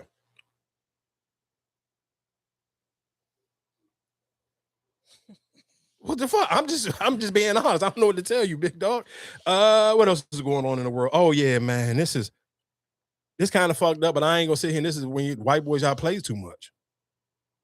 A 22-year-old man has died after a spring break crash near Port Aransas. Michael Brown died from a serious head injury on Friday, March 20th. He was hurt when a Jeep collided with a Tesla on Highway 361 on Sunday, March 14th. The impact threw Brown from the Jeep. Texas DPS is investigating the wreck as a driving while intoxicated offense. A viral video of the crash is now raising safety concern among island residents. So for people who don't know what this was or what that clip was, it was the young, of course, people on spring break, a group of white kids in a Jeep, and the white dude was sitting on top of the Joan. And again, rest in peace to him, but he was on top of the Jeep twerking, like literally, I don't know if he gay or straight because I didn't go try to do no history, but a nigga sitting there on top of again, rest in peace, no disrespect, but a nigga sitting here in his swim shorts with no shirt on, fucking twerking or look like he fucking the hood of somebody's car. I ain't saying you deserve to die, but nigga, you need to come on and relax. Like you was just like that video would look crazy as shit. Like if y'all watch the video of this nigga just fucking humping the hood of the fucking, I can't even believe it. They hit him head on, or was he ran in the back of somebody? I don't know what happened. I mean, they was drunk. I mean, they was in a Jeep truck, and then you hit a Tesla. So I mean, I'm sure somebody had to be speeding because a Tesla ain't no heavy ass car to be flipping over no goddamn one of them Jeeps with them big ass tires on there. Then when them Jeeps that people be having when they be having all the little rubber ducks in the fucking window and shit, like if you knock one of them Jones over and flip it over, I'm sure y'all had to be going fast. And that's why she said I think they're getting investigated for drinking and driving. Real quick, let's lighten the mood up a little bit, man. This nigga, y'all, I don't know if y'all be seeing any of these Ocho Cinco jumps, man. When he be telling these jokes, but this nigga is funny as shit with these dad jokes. Think about this, right? Yes. If somebody is gay, right? Mm-hmm. Do you think it's possible to sleep 6 hours straight? If somebody is gay, right? They sleep 6 hours straight. Yeah. I'm confused. I know. You got to think about it. Huh? Oh, Lord. Man. Oh, you slow, man. Hey, the Ash did it. The Ash get it right away. Yes. Think about this, right? Hold on, dog. He got one more joke. He got a Chinese. How do Chinese people have white kids? Hold on, dog. I gotta play that one. That one is funnier than this. Oh man, hold on. Where that one at? Oh, this shit was like a couple weeks ago. I sent it to myself. This nigga is so funny. I gotta play this. Oh, damn, Ocho. Where that joke at?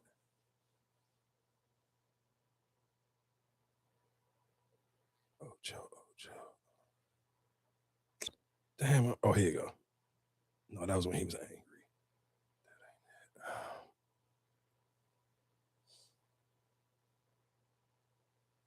You think he was doing those kind of jokes? What? Cam Newton. Nah, because she might have laughed at that shit, because that shit was actually fucking funny. Oh, man, where the fuck is this Ocho Cinco joint at when he was talking about why the Chinese man can't have white kids? Damn. Oh, I'm about to be mad if I can't find this one, because that one was way funnier than this shit right here. Oh no, here you go. Why can't two Asians make a white kid? Two Asians make a white kid. I don't know, Ojo. What you got for us? Because two wrongs don't make a right.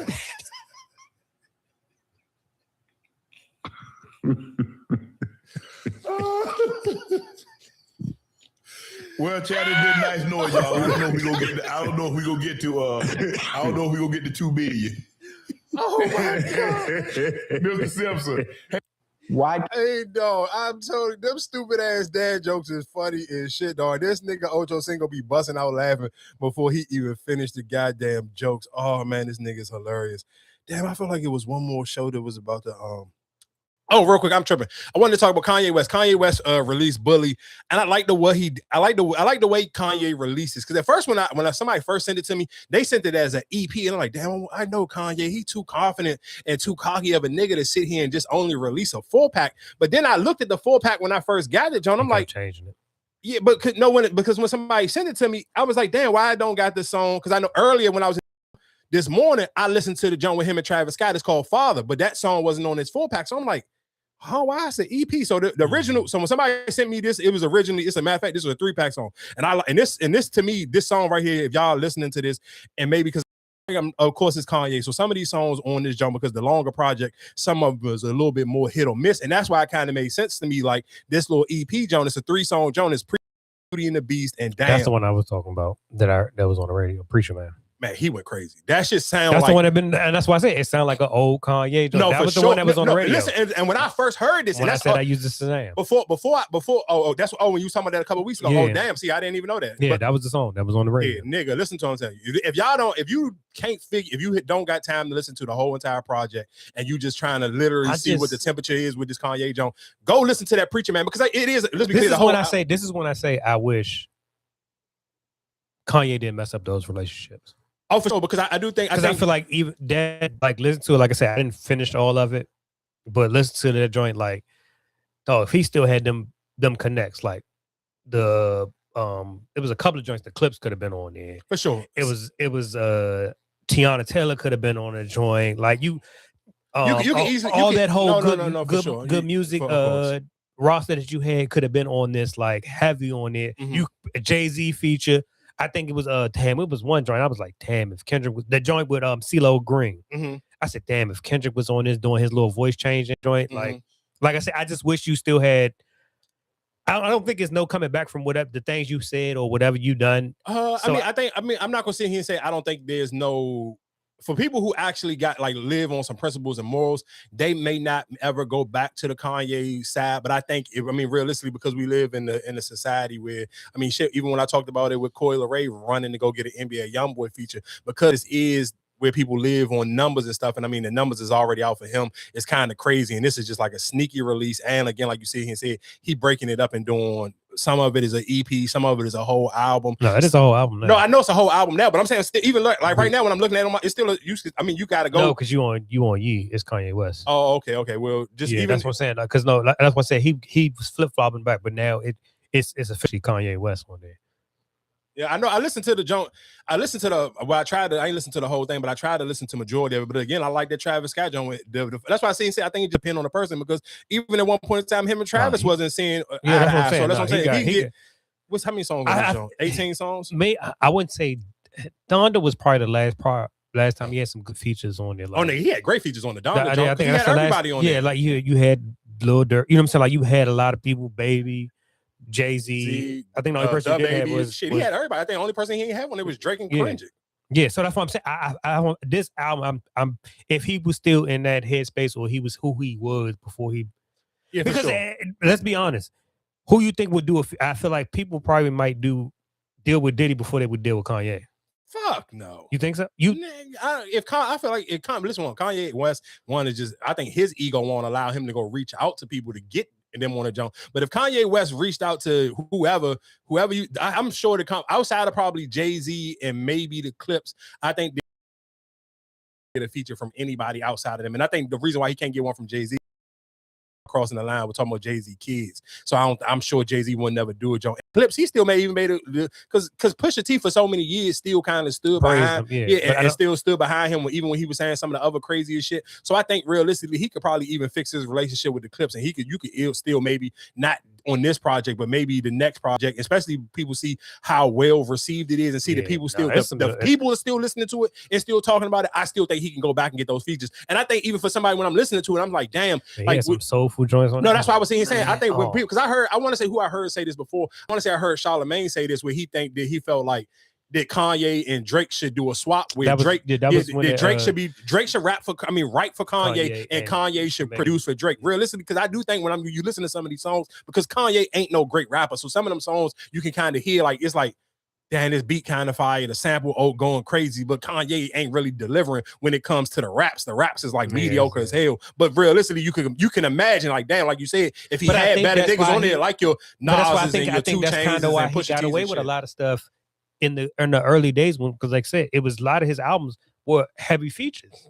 So you really, like I said, oh damn, you got what's name on this song, T-Pain. You know what I'm saying? Like that, and he wasn't like busting on no rhymes. No. But I think two things. I do want to think back in the day, he actually, even when he was having people ghostwrite for him, he still had other stuff to talk about. I think Kanye is so rich now, and he's been through so much controversy and life shit. He really don't got nothing really to rap about. Even when y'all take time, you really listen to this project, listen to what he talking about. He kind of really ain't talking. He talking about kind of getting like blackballed. He ain't really. He kind of dibbling and dabbling into like co-parents and this shit. But then he just kind of like rapping about dating like white women and sitting here saying like, what was that? I want to say the song was called King, and he was basically saying now I'm able to date white women because of Martin Luther King and shit like that. Niggas ain't trying to hear that corny shit. But again, that is realistically, that is his reality. That is his life. But again, that's not some fire shit that niggas gonna be repeating when they sitting here listening to a song. Like that's gonna be a song 9 times out of 10 I'm gonna skip. You let a great beat go to waste. Yeah, because a lot of them like bullshit verse 3 minutes. Yeah, like 2 minutes, 5 minutes. I think no. Yeah, I want to say most of them like 3 minutes, maybe 3:30. Yeah, but again, a lot of them joints like 2 minutes. I'm like, God damn, this shit's short. But yeah, again, like I said, shout out to Kanye West. I do like. It's a couple of songs on there I like, but I definitely like that. What was it, John? I just sit here and say, what's the name of the song? That Preacher Man. That Preacher Man. That's the one that was on. That Preacher Man is fire, and I really like that. I like the joint with him and Travis Scott with Father. I like both of them joints a lot. I do want to play because we talking about music real quick. I do want to play this clip of the Baby talking about how his prices dropped from when he was on when he was at his peak and when he, matter of fact, before I go to the Baby, I do want to play this little back and forth between Ryan Clark and Jason Whitlock and Ryan Clark and Cam Newton, because the conversation started because Cam Newton had on his 4th and 1 podcast, and that's his sports podcast, where he had Jason Whitlock on it. I'm sure for people who, if you're really into sports, you know how much people, not even just black people, but it is endless white people who hate Jason Whitlock, because realistically, most white people hate the black people who kind of say on and have takes where they can tell that you're trying to pander to white people. No white person really don't like the nigga who's playing the Uncle Tom or playing the coon, and that is who Jason Whitlock is. That was this week, nigga. Stephen A. Smith went crazy on Jason Whitlock. Like Stephen A. Smith. When I see the 4, it's just him and his cousin, or whatever the dude. The clips I always see is just them. He had Jason Whitlock on there this week. And Jason Whitlock Jason Whitlock said some crazy shit about Stephen A. Smith, and Stephen A. Smith and dragged his nuts on fucking Jason Whitlock. Yeah, I like I said, I've never seen no guest or anything. Like, what made you? I get if it was club. It was what's the joint? Where Funky Friday. But like on the 4th and 1, it's just you. And that's kind of, and that was kind of, I guess, Ryan Clark's thing, where it's kind of felt like it felt like you was kind of you was clout chasing. You brought him on there and bringing him on there and knowing realistically that Stephen A. Smith is the one that kind of helped you get on. I mean, not kind of, nigga. First Take is Stephen A. Smith's show. So nigga, for you to even be at ESPN and be on First Take, 1 is because of Stephen A. Smith cosign, and then 2 is because what happened to Shannon Sharpe. Because let's be clear, Cam Newton wasn't getting that bump before Shannon Sharpe got ended up fake getting canceled. So I mean, that realistically, if I'm being honest So with do you think he come back on? Shannon Sharp? No, Cam Newton after this. Because he's not like a main piece. Do you think? I don't know. It depends on how Stephen A. If you say the way Stephen A. Smith felt about it, and the way and the energy and smoke he had for it, and because Ryan Clark be on there too, right? Yeah. Yeah, I don't see him coming back. So I'm gonna play Ryan Clark real quick. Was on Cam Newton's show, and he says all these things about Stephen A. Smith, and now Stephen A. Smith responds. It talks about having your own platform, and how you approach it. When you see something like that, Freddie T, because you are the most diplomatic human I know. When we sat down, Channing goes, I know a lot of people that don't like Ryan. I don't know nobody that don't like Freddie. There's somebody out there. Hey, I ain't never met him. But what do you kind of think about that whole ordeal? Because then obviously Stephen A. has to respond as well. Yeah, I love Cam to death, man. And, I do know that Stephen A., based on how things work around ESPN or what I've come to learn along my way the past 4 years, is Stephen A. has given so many people opportunities, at that network. He's used that platform of his to help build, the shows that they have. And I also know that he's extended the opportunity to Cam.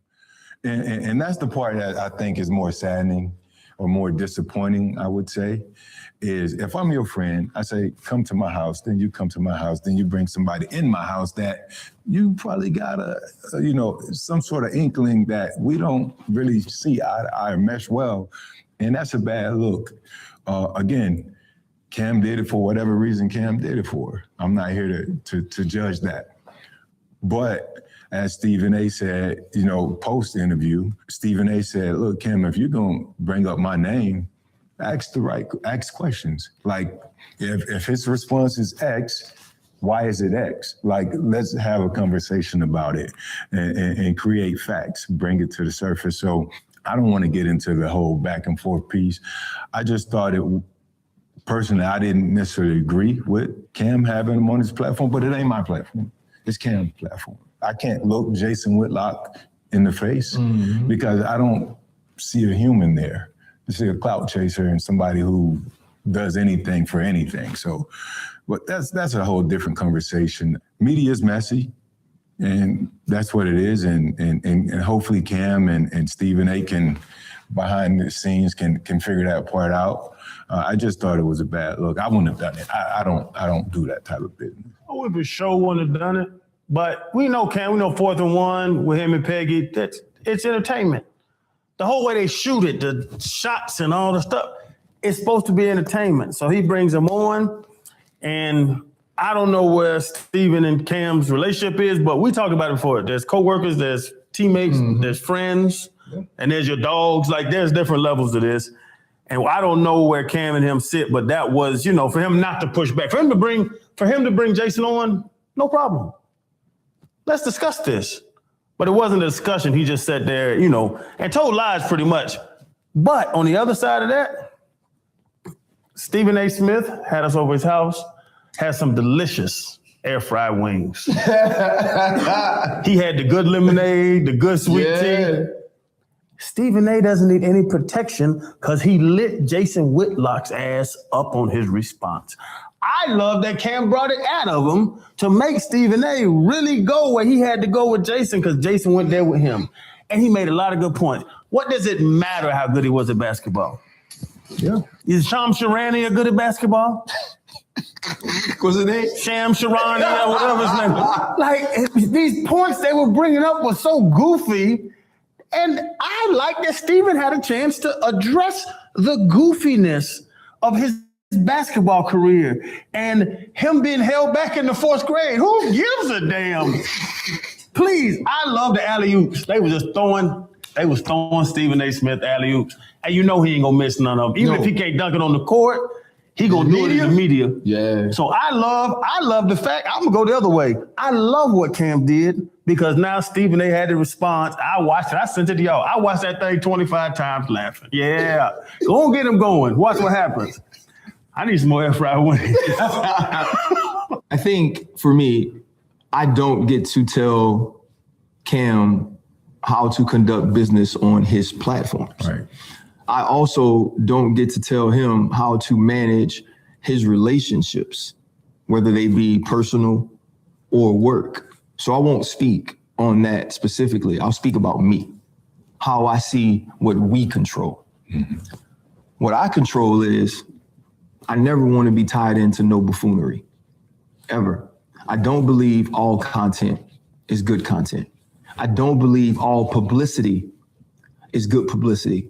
I don't think we have to be gossipy. I don't think we have to be messy. I don't think we have to always be chaotic. I don't always think that we have to create some level of drama. I don't want to be that person. If that's what I got to be for you to like me, I'd rather not be liked. Mm-hmm. That's me, right? That's what I want to do. The other thing I want to do, and you've been my friend long enough now. You've been my friend long enough now. You know I don't play about my people. We've had conversations with people or been on shows with people and they go to start. That's my friend. Right. Mm-hmm. That's somebody I'm close to. Now you get to say whatever you want, right? But we are going to know that there could be a personal issue because I'm not going to let you talk about that person like that because of what they mean to me. That's how I am. That's how I'm always going to be. And that's with Marcus, Mina, Laura, Dan, Stephen A. That's with y'all too. That's period. Because that's how I want to move. I want y'all to know that I'm not finna be talking behind y'all back, laughing at y'all, and then come in y'all face and smile. I'm not doing it. Right. And so that's the way that I want to move. And the other piece of it is this. I don't want to platform evil. I don't want to platform hate. I don't want to platform dissension just because. Right? I don't want to be connected to that. That doesn't mean I don't want to have conversations with people I don't agree with. Because you can do that, right? In this political climate, we've had many people on our show that we don't necessarily agree with them politically, and we've been able to have good conversations, right? I've even started to rethink some of the people we've had on the show, and it's like, okay, this person was accused of this thing or accused of this thing. How do we manage that to make sure we're being respectful to the people that view us? So to me, that's what's important, bro, that I'm never known for just saying silly, doing dumb stuff so people click on us and like us. I want to be impactful. I want to have a sense of integrity. I want to have a sense of loyalty. And that's me. That's what I want. So, I mean, I guess, again, like I said, just my biggest takeaway from that is I do kind of feel like Cam Newton is just real. I mean, it's hard for you to give a real thought about it because I feel like he's just kind of almost a character at this point, especially just if you watching him from his 4th and 1 or his Funky Friday interviews. I think Cam Newton is just playing the algorithm game. I think he don't care that's about. What I'm saying. I would not be mad if it was Funky Friday. I'm more, like I said, 4th and 1 because. But I think realistically, Funky Friday isn't a platform for Jason Whitlock because that's not. No, but that's what I'm saying. I'm not mad because like I said, I've seen this. I became a fan because of you and Peggy, and how the chemistry y'all got. Mm-hmm. But for you to just have a face, it's not even Shorty that you was doing the damn 106 in sports. Like it wasn't even her. For you to bang Jason Whitlock, like what made you bring him? He don't fit in. Like that's why I kind of feel like it's more shady that way because like where do he really fit in? He ain't in no, like you said, on there they wearing their shirts, their stuff and all that. He coming in here with a suit. Like where do he really fit in? Like what made you want to put him on?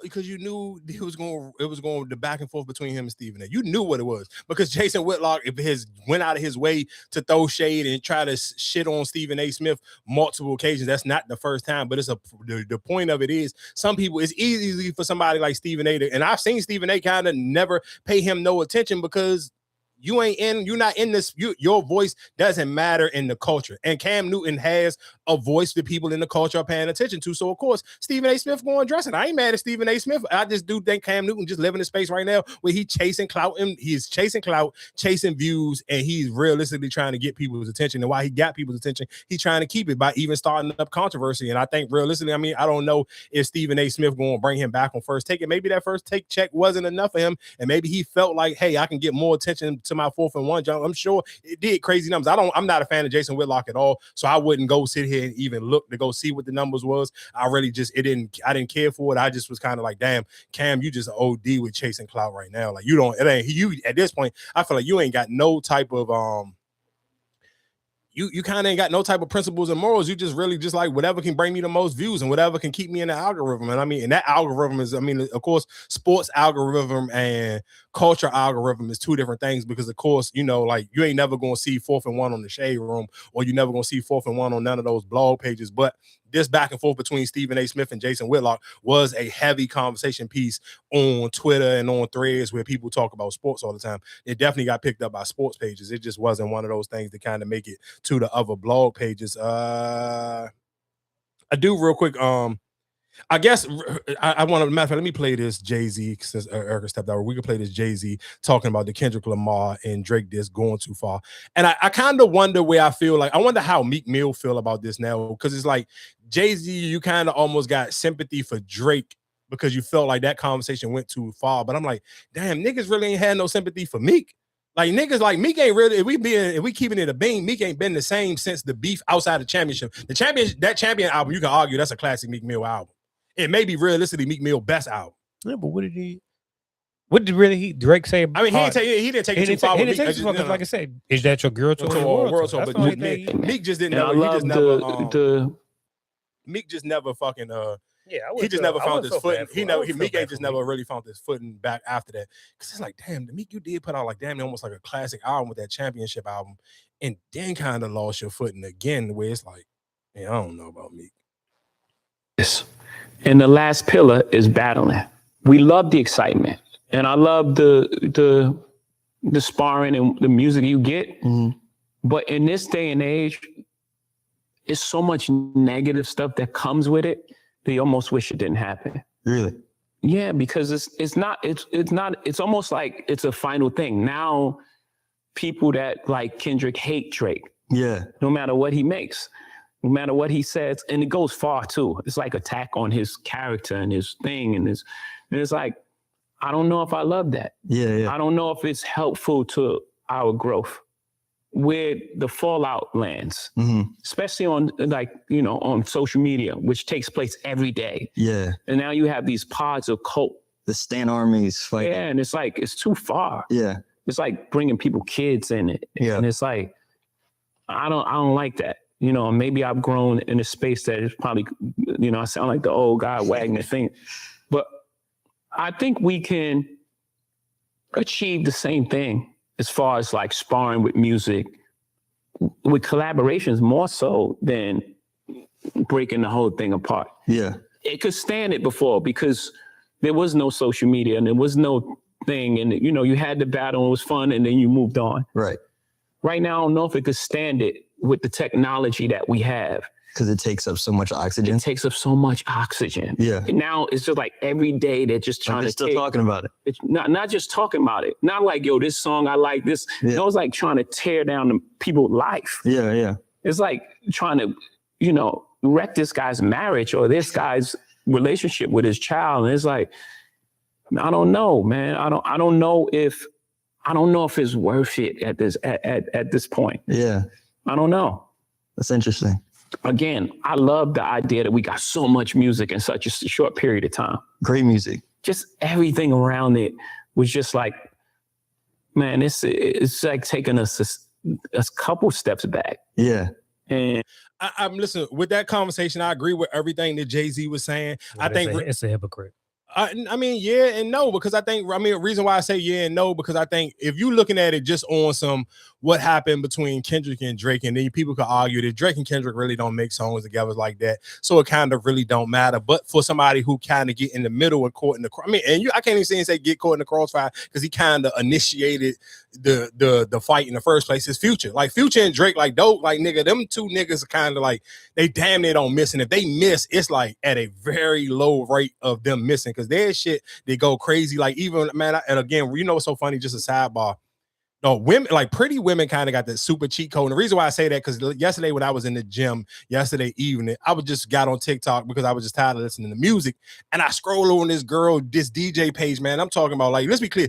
She was playing the right songs, but and the reason why I tied that in, because she did play Drake and Future and Young Thug, Too Sexy, whatever. When they played that, John, I like, damn, I ain't heard this song in a minute. But reason why I tied that in, I'm like, though, women got the cheat code so much because it's like, it's endless motherfuckers on TikTok DJing or whatever the case may be. But when that girl is super pretty and she playing the right songs, you gonna stay on her page a lot longer. And I was just because I screenshotted the jump and I sent it to Reds. I'm like, damn, dog, you missing out on free money. But of course, I mean, the I guess the sidebar is to it. Of course, more people won't stay on her page because I'm talking about an extremely pretty girl. So that kind of that's kind of her cheat code. But I'm like, I was just telling him, I'm like, nigga, it's money. You could just be doing this shit while you at work when you DJ in the club because you ain't losing no money. You just make, I mean, whatever you get tipped while you on the live, it's just free money because I mean, nigga, copyright stuff like.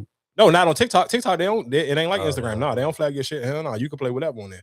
But I just say that just because the girl was just like, and I just like, damn, that's a cheat code. Because I see it'd be endless niggas who be DJing, and I listen like, okay, let me just see what their groove is or what songs they playing or where they from or whatever case may be. And I may get off of that jump in like 5 minutes, man. I was on this girl TikTok for like 45 minutes. I ain't even gonna lie, but I was like, that's just the cheat code because she's super pretty and she playing all the right songs. I'm like, that's just the edge that women got via social media because like a dude could be doing the same exact thing and you not paying it as much attention because it's not a pretty girl. Why you never went live on TikTok? Cause I be feeling like I gotta stop cussing so much. I was thinking about doing it during the WNBA season. I honestly thought about it because I got the equipment and I could just plug it up to my laptop and just go on the TikTok live. Somewhere I just be feeling like I don't, because sometimes TikTok be funny with the stuff that they'll flag you with. Sometimes like some things they'll just let rock, and then sometimes it'll be like, oh, you got a copy. You, I mean, not a copyright, but a TikTok. You broke a TikTok rule. So sometimes I don't even be knowing like community guideline. Because like even sometimes when I be editing clips from when we be recording, like some of them jokes they'll let it go. And the Jonah do crazy numbers, and I'd be like, damn, how this little like something a topic I don't even think it was going to do numbers. It always end up doing numbers on TikTok, but then it'll be certain Jones like I know when it ain't Dana and allowing it to reach. Like last week when we talked about beauty and black, I'm like, dog, I know that this supposed to do numbers by the people that is like the one that follow me, and then how many people talking about the show. But I be feeling like sometimes they're just like you could say one wrong word and they're just like slow your page down. That's the only reason why I never went on TikTok and did a TikTok live while we record. Because I definitely want to. Because nigga, that's definitely free money that you missing out on. But I definitely thought about doing it during the WNBA season because I was like, I ain't nothing to cuss about. You can just let the game. I be watching. I see a lot of girls who kind of do that, John. Like they'll be just letting the game play and just be talking while the game going on. So I was like, that's kind of like some sweet shit. I seen niggas do it during football season too. Let me play this the baby clip though. Like getting that wires, and you like, oh yeah. I mean, that shit was like.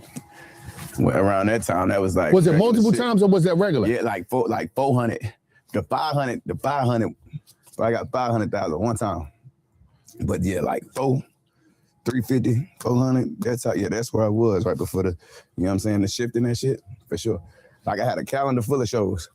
350, 375, 400, 300. I'd take 300. I ain't turn down 300. I'd take 300. I had a calendar full of them bitches. So yeah. When things got rough for you. Yeah. What's the lowest that went down? Yeah, from could you be there for a show from a real 500? Show. Yep. Boy, listen, because you still got to keep back running. Down to like 30,000. But you didn't stop. Why? No, I went and got that. I went got that. No, because right. Me and Gilda had phone calls where artists call us, man. What's the name of the get? And they want to take a certain amount of money, and then be like, "You're going there to do something." I ain't on that at all. Fuck that. I mean, and see, like motherfuckers like. On my team, they was on that like when the shit first happened, like they was spoiled and I wasn't. You get what I'm saying? So when it first happened, you still had motherfuckers that was disconnected from it because they couldn't afford that $300,000 ticket. And these is real, these is motherfuckers. This like this my audience still too. You get what I'm saying? Right. Like I always wanted to do all of them. Right. I wasn't tripping. You know what I'm saying? I go on the jet, go do this show. I park the jet. I won't even take my stuff off of it. Leave stage, go get on that bitch. I go somewhere else. Boom, go somewhere else. So I was trying to do $1 million a day. What's the I wouldn't go so, but not quitting. Like in terms of not quitting, like when it, you got to go get all the money. You don't leave no money on the table. The fuck I'm gonna do? Go home and goddamn watch TV? For me, now what's the most? So for people who didn't hear, so basically the baby said. So after his rolling out, he was saying at the peak of his career. He was getting 500,000 a show. He only got it once, but he said basically realistically his number was realistically like 300 to 350,000. And then after that situation on the Rolling Out, when he bought out Tory Lanez and he said the homophobic stuff on the stage, he went from 350,000. You talking about canceled? That's the definition of getting canceled. Going from $350,000 or 300,000 a show to 30,000. That's a 90% drop off. Okay, but my question, right? That's the definition. When people be talking about getting canceled, that's the definition of getting canceled. Is it still a big drop off? Because if you talking about if I'm getting 30,000, some people not getting 30,000. No, for sure, but he still ain't getting 30,000, but he still ain't even getting booked at the same pace neither. So think about it, because you normally think if a nigga drop off from 300,000 to 30,000, you be like, damn, that means more people gonna run up the show. But how many people actually still want to go see the baby? Like, and I can and you know the crazy thing is the more you be on social media, you can tell when they got like paid promo. Cause I seen he just recently did a show and people like, oh, is he coming back off of the nigga? No, he's not. That song is that he got a festival, right? But yeah, he's bringing a festival to North Carolina, I believe, is what he's headlining. Is 50 Cent, YK Niece, two of the other girls. I can't remember who it was. A couple. I know YK Niece was like one, and 50 Cent was like one of the standouts that I seen on there. But he bringing a festival to North Carolina. Again, like I said, I'm not saying to me personally, I feel like for him, you picked the wrong organization to mess with. And I don't think if it was, I feel like if it was anything else, you probably wouldn't. You picked the wrong people to insult, and that you can't come back. I feel like that's probably like the worst one you can mess around with, and that's probably why it was so hard and drastic. Because, like I said, who's to say these people who are having these shows, booking these shows, are not a part of that community? So why would I even book? You know what I'm saying? Like, I mean, I think it was two things. I think it was that community, but I think a lot of people feel like the shit he did to Meg was corny because the thing was a lot of niggas who done said some homophobic shit. Nigga, Boosie still got a career. Yeah, but I think it was more so that I don't.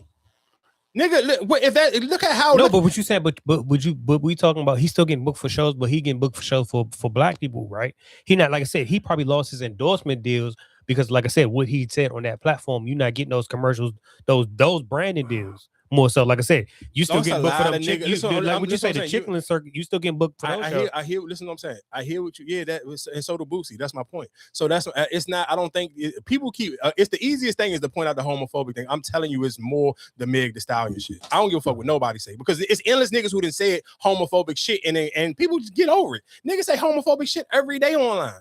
Gay people say homophobic shit online every day, and niggas don't get it dragged like fucking the baby did. That corny shit he did with bringing Tory Lanez out on the stage, and then after that, he's sitting here telling people he fucked Meg Thee Stallion and this, that, and the third. I'm telling you that more people sit here because you got to think about your audience is women. Meg Thee Stallion is one of the bigger female fucking rappers. She didn't went on her own tour and it's a real tour. And it's been sold out. So you can't sit here and make it seem like, oh, her fans don't matter. You crazy as shit. Why you think people, and then I'm gonna tell you why it matter, because it matter on who sit here and use your music via social media. And the popular girls who fuck with Meg never use his shit. And that's the reason why his songs come and go. Like that song lasts for like a week and a half, if that. Motherfuckers been moving on to it. Look at Sexy Red. Sexy Red still got more fucking. You want to come with? I say that song is shit. I still think it's trash. But guess what? If we comparing, both of them songs came out around the same time. One of them songs still got legs and the other one don't. And that motherfucking you want to hang with a bad bitch? You want to hang with that song got way more life than that pop that whatever shit. You can say whatever you want. That don't have. I don't give a fuck what y'all talking about. That fucking community don't give a fuck about the baby. They're not sitting here still trying to hold their nuts on the baby. They not checking for that nigga. I'm telling you that nigga will never get off the mat. And if you couldn't get off the mat when you had that fucking Fireman song, you're not getting off the mat with this fucking pop that song. And that's why the song came and went. And again, like I said, him and Sexy Red dropped them songs around the same time. That Sexy Red song, I'm telling you, I think that song is dog shit, but that song is still live and relevant every day on social media. Every day y'all get on social media, you see somebody, he want to hang with a bad bitch. He want to hang with a bad bitch. I ain't heard that pop that shit in God knows how long. And that's why I know for a fact he paid for them fucking blog pages to pick that shit up when he did the show. Oh, is the baby making his comeback with this pop that song? No, the fuck he's not, dog. Cool, he had a show and it was packed and people was fucking with it. That's one show out of how long he been trying to get back since that. This shit happened like 3 years ago. That was like damn near almost like in the middle of the pandemic. The pandemic was like that shit. That shit was like literally 3 or 4 years ago at this point. Man, it's I hate to tell you, baby, you ain't never gonna get back big, homie. You can pack that. I don't give a fuck how hard you try, how many podcasts you go sit down, the interviews you do. I like the shit he did with Charlotte, with the Hornets. Oh, what, going to the games?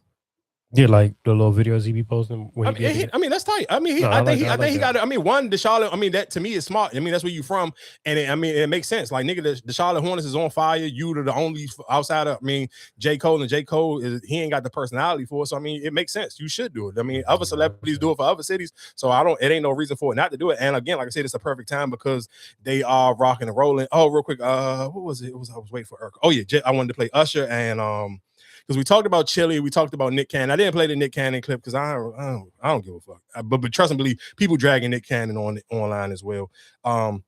Excuse me, but I do want to play these two clips. One from Usher, and the other one is from Young Miami, and both of them had something to do with Diddy. I feel, and that's why sometimes when people be like, I feel like people didn't give Young Miami no type of smoke for her same. Damn near, I feel like she almost had the same exact take that Usher had, and I felt like people was on Usher ass for this one, but people kind of let Young Miami say her shit and didn't even pay no attention. So I'm going to play both of them. I'll go Young Miami first. When someone you were connected to becomes the center of serious allegations and legal issues, how do you reconcile the person you knew with the headlines everybody else sees? I think in life you always get put in something or a situation where you gotta make a life decision, and you gotta look back and say like, what makes sense for me right now? Like I can love this person, but I can love this person from a distance, or I can have a relationship with this person, but maybe I gotta come back to it. Like maybe I got to come back around. And I think that was one of those situations. You wrote a letter vouching for Diddy's character. Mm-hmm. And a lot of people were upset because they was like, how could she do that after seeing the video with Cassie? A lot of people wanted to know why you decided to still write that letter. I think I wrote a letter for a change, man. I think that the man that I met and that I experienced was change. Mm-hmm. I'm not going to justify some bullshit or like support some, but if I felt like that person was a change. Mm-hmm. And I felt like the person that I met was changed. It was a different experience. So that's why I wrote the letter. How do you reconcile supporting someone publicly when the court of public opinion is saying something completely different? Because if I meet you today, or if my time that I experienced with you is one way, I can only judge that person that way. So it's just like, I can't speak to nothing that I don't know of. I can only speak to the person that I met. And if I met this person that changed my life, that helped me grow, that treated me like a queen, that made me believe in myself, it's like, that's what I know. Mm. And I feel like people can have opinions, but I can only judge a person off of what I know and what I experienced. Like I can't speak on nothing that I never was a part of, that I never knew. Like I can only judge who I met. I can only judge who I was in a relationship with. Were you afraid that they might call you to testify? No. I never hid nothing. I don't have nothing to hide. You seem like a very loyal person. I am. At what point does loyalty become a liability? That's a good question, Charlamagne. We got time. We can just sit here and tell you. Yeah. I mean... Meaning because you might be with somebody and at some point you realize just you even being loyal to this person to a fault, at some point you might have to cut them off because they might start bringing you down. Yeah, I mean, I understand that, but also I just feel like if a person, let's just say for instance, right, I'm gonna just use this as a scenario. Imagine a person help you become a better version of yourself, or help you believe in yourself, or help you just experience new things, or it's still a positive for you. It's kind of hard to say, fuck you, you going through this shit. I don't give a fuck. Like, I gotta just fuck you. It's hard. All right, real quick, I want to pause there. Hers more believable than what, Usher? Yeah. So because I feel like what he's getting talked about is back in the day. It ain't recently. We talking about something that was happening back. You know what I'm saying? And so are you saying that hers is more believable because basically it's like say you just started talking. You actually could have met a changed person. Okay, I got you. So I think that's probably why a lot of people give him Usher hell, because like they rumor, all right, you bought him Justin Bieber, and if Justin Bieber went through all this, blah blah blah, then you knew about. You know what I'm saying? You can't tell me because you knew this nigga the longest. For sure. So I guess Erica, I get my question for you as a woman. Do you feel like, even what Young Miami is saying, do you feel like she should have had some type of loyalty to being a woman, to, I guess, to watching that video of what happened to Cassie? Even though she's sitting here saying, yeah, that never happened to me. I never seen him do that. But you still got to see it in 4K and know that this is what this nigga did. He still did this. Just because he ain't never done it, that you don't make it like he ain't do it or don't make it right. Yeah. I mean, it's you would think because you are a female and you have a daughter that you would have some type of sympathy. But she just felt like she has an experience. She feels like he's changed. So she's not even going to comment on that. she just gonna like talk about what she's experienced. I feel like you should at least acknowledge what happened. Cause you know, I understand like you can't judge him for something that I've never been a part of, but that me personally would have made me feel some type of way. Yeah, but I think, had he got charged for that, I think he probably. But do you got to get charged for it though? No, I think that that's what I'm saying. I that's what I'm saying. I might be speaking. Like I said, I never knew about the Cassidy or whatever the case may be. I never saw that video, and like I said, my experience with him is totally different from what she had. So that's what I'm saying. If he would have got charged, no, I know I'm saying, but if he would have got that charge for that, I think you probably wouldn't have done But all I'm saying I would have changed my loyalty that way. I think it's so much shit that people do. I don't necessarily know. Do I have to see somebody get charged if I know that this is a fact that you just did it? Just because you didn't get charged don't mean it make it right what you did. You saw it. Yeah, I seen it. This ain't some he say she say. It's on. I can watch it. So you saying she just kept quiet? I mean, no, I'm not saying you should have kept quiet. I think you should have just cut the nigga completely off, and you should have literally stood with another woman getting beat on because you didn't experience it, and it almost like listening to her, it almost just sound like, hey, he never did none of that shit to me. He helped me become a better person. He sit here when my career was on the rocks and I was done with QC. He sit here and help and give me Carisha, and he paid for all this other shit. So. Even though I know back in the day he used to beat bitches, that shit ain't got nothing to do with me. But I mean, it's just like a relationship. Like you might experience somebody different. Like the way somebody treated me in the past may not be the same person or the way they treat the other person. So the new person automatically is going to be like, oh well, you know, I don't know because I've never experienced. So I guess so I can understand to a certain point what she's saying. But I mean, this is a little different because the video, you saw the video. So then I guess, and then my question for y'all is, do y'all feel like it's okay for people to still kind of lust over R. Kelly? Because they feel like, all right, well, that was back in the day and I'm grown. What you mean? Like the women who still be wanting to like put money on his books and still support him and still like want to be with him. But I think that's a personal thing. I think that's being fans. I don't think that got nothing to do with. It's not like you had a sexual relationship with you. Like Young Miami had a relationship with him, or you know they did whatever. So you do have some type of tie. So my last. So if somebody would listen here and say if it was just a rumor that somebody used to be back in the day, they was a molester, but they never got charged for it. I would never be a part of it because nah. But to me, what's the difference between a molester and a nigga beat the shit out of a woman? I mean, I'm not saying that I disagree with you. I feel like she's a female. You have a daughter. So just from that aspect of it, you should have felt something because it's like you not even acknowledge. Well, he's a changed person. You don't know if he's a changed, but you wasn't even with him that long to know if he's a changed person. Exactly. So maybe just don't say nothing at all because it's not showing any type of sympathy for the person that went through. And we're not talking about hearsay. We talking about what everybody saw. Exactly. Yeah, that shit kind of crazy to me. I ain't gonna lie to you. Like it's just like. Damn, dog. Like people is just like that. Again, I say this all the time. I've said this a million times on this podcast. People don't care about shit if it don't knock on their door. Like if it don't personally affect them, it's just so crazy how it's easy for people to kind of like turn a blind eye to shit. And her just saying that way is like, but basically because he paid for shit, you okay with just like what he did to Cassie, it kind of like it don't bother you. Just because he helped you out and spend like it's a rich nigga spending money. All right, so let me ask you that. So like even with the Nicki Minaj situation, right?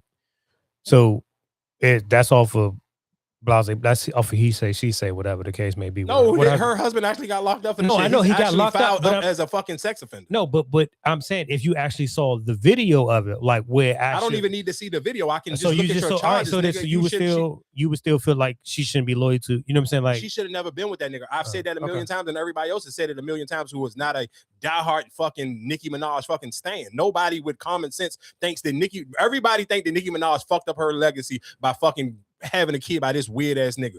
They're like, you can't go from Meek Mill's, Nas, even fucking Safari to just some random ass nigga who just mean mug the camera all the time and he got wild charges beside his name. Like that shit is retarded. Like you can't, it's just some shit that you just can't, like it just to me ain't just okay. And it ain't that much fucking love in the world. And I ain't gonna never be that fucking desperate to put my name beside just some bullshit just because it's like, oh, you don't like I'm glad you brought up the Nicki shit because that's damn near almost the same thing. Like he didn't do that to me. That was his past. Like, bro, I get it. Everybody you don't want to be judged off your past. You don't, or your worst times in life. You want to be able to move on and people to see the better in you. But it's just some shit. I'm cool, dog. I ain't gonna never be able to see the better than you. And it's hitting women, fucking violating women in any type of form. Like, I'm cool on that shit. Like, it's a lot of other shit you could do to women. You could cheat on bitches. You can fuck. I don't even give a fuck if you scam a motherfucker out some money, but you sitting here putting your hands on a woman and shit like that, that shit is crazy. Or you sitting here taking something from a woman is nuts. Like, these niggas is crazy, bro. And my Young Miami sound fucking just as crazy as Usher to me. You know, that they offer. I don't have anything that, I mean, this might be a bit controversial, but in the same way, I think many people choose to look past the reality of what our country is, the standards that we now stand on. We can't ignore the reality of the history, but in many ways, I think certain people are prosecuted and maybe not recognized for the greatness, you know, that they offer. I don't have anything negative to say about Sean Combs because my experience was not what the world has seen and how he's been, you know, misrepresented. I'm not saying that every man is perfect. I'm not saying that all of us don't have flaws, but I can't, with any sense of humanity, not recognize the valuable contributions that this man made for us as Black entrepreneurs, for us as businessmen, for us as people who transition, you know, culture and ideas into something that's tangible and becomes business. So many people benefited from what he created. And I acknowledge that. And that's why I see him as legacy. Yeah. You told Shannon Sharp you learned a lot about business during that era. Absolutely. What'd you learn? Puff was a mentor, but he was like a, you know, you have that really, really hard teacher, you know, but you're watching something in real time. You know, I think that the idea of the level of discipline that came with that time in business, especially in an era that was trying. Just real quick, I just gotta pause this shit. Listen to what both of these motherfuckers is basically saying. Dog, they almost sound just as crazy as fucking Jeffrey Dahmer's father, and that's just and people may say that's extreme. To me, it ain't no extreme. That to me is the same thing. You basically sit here and sound just. I guarantee you, if y'all could give me fucking 2 minutes, I can pull up Jeffrey Dahmer's father saying the same exact bullshit.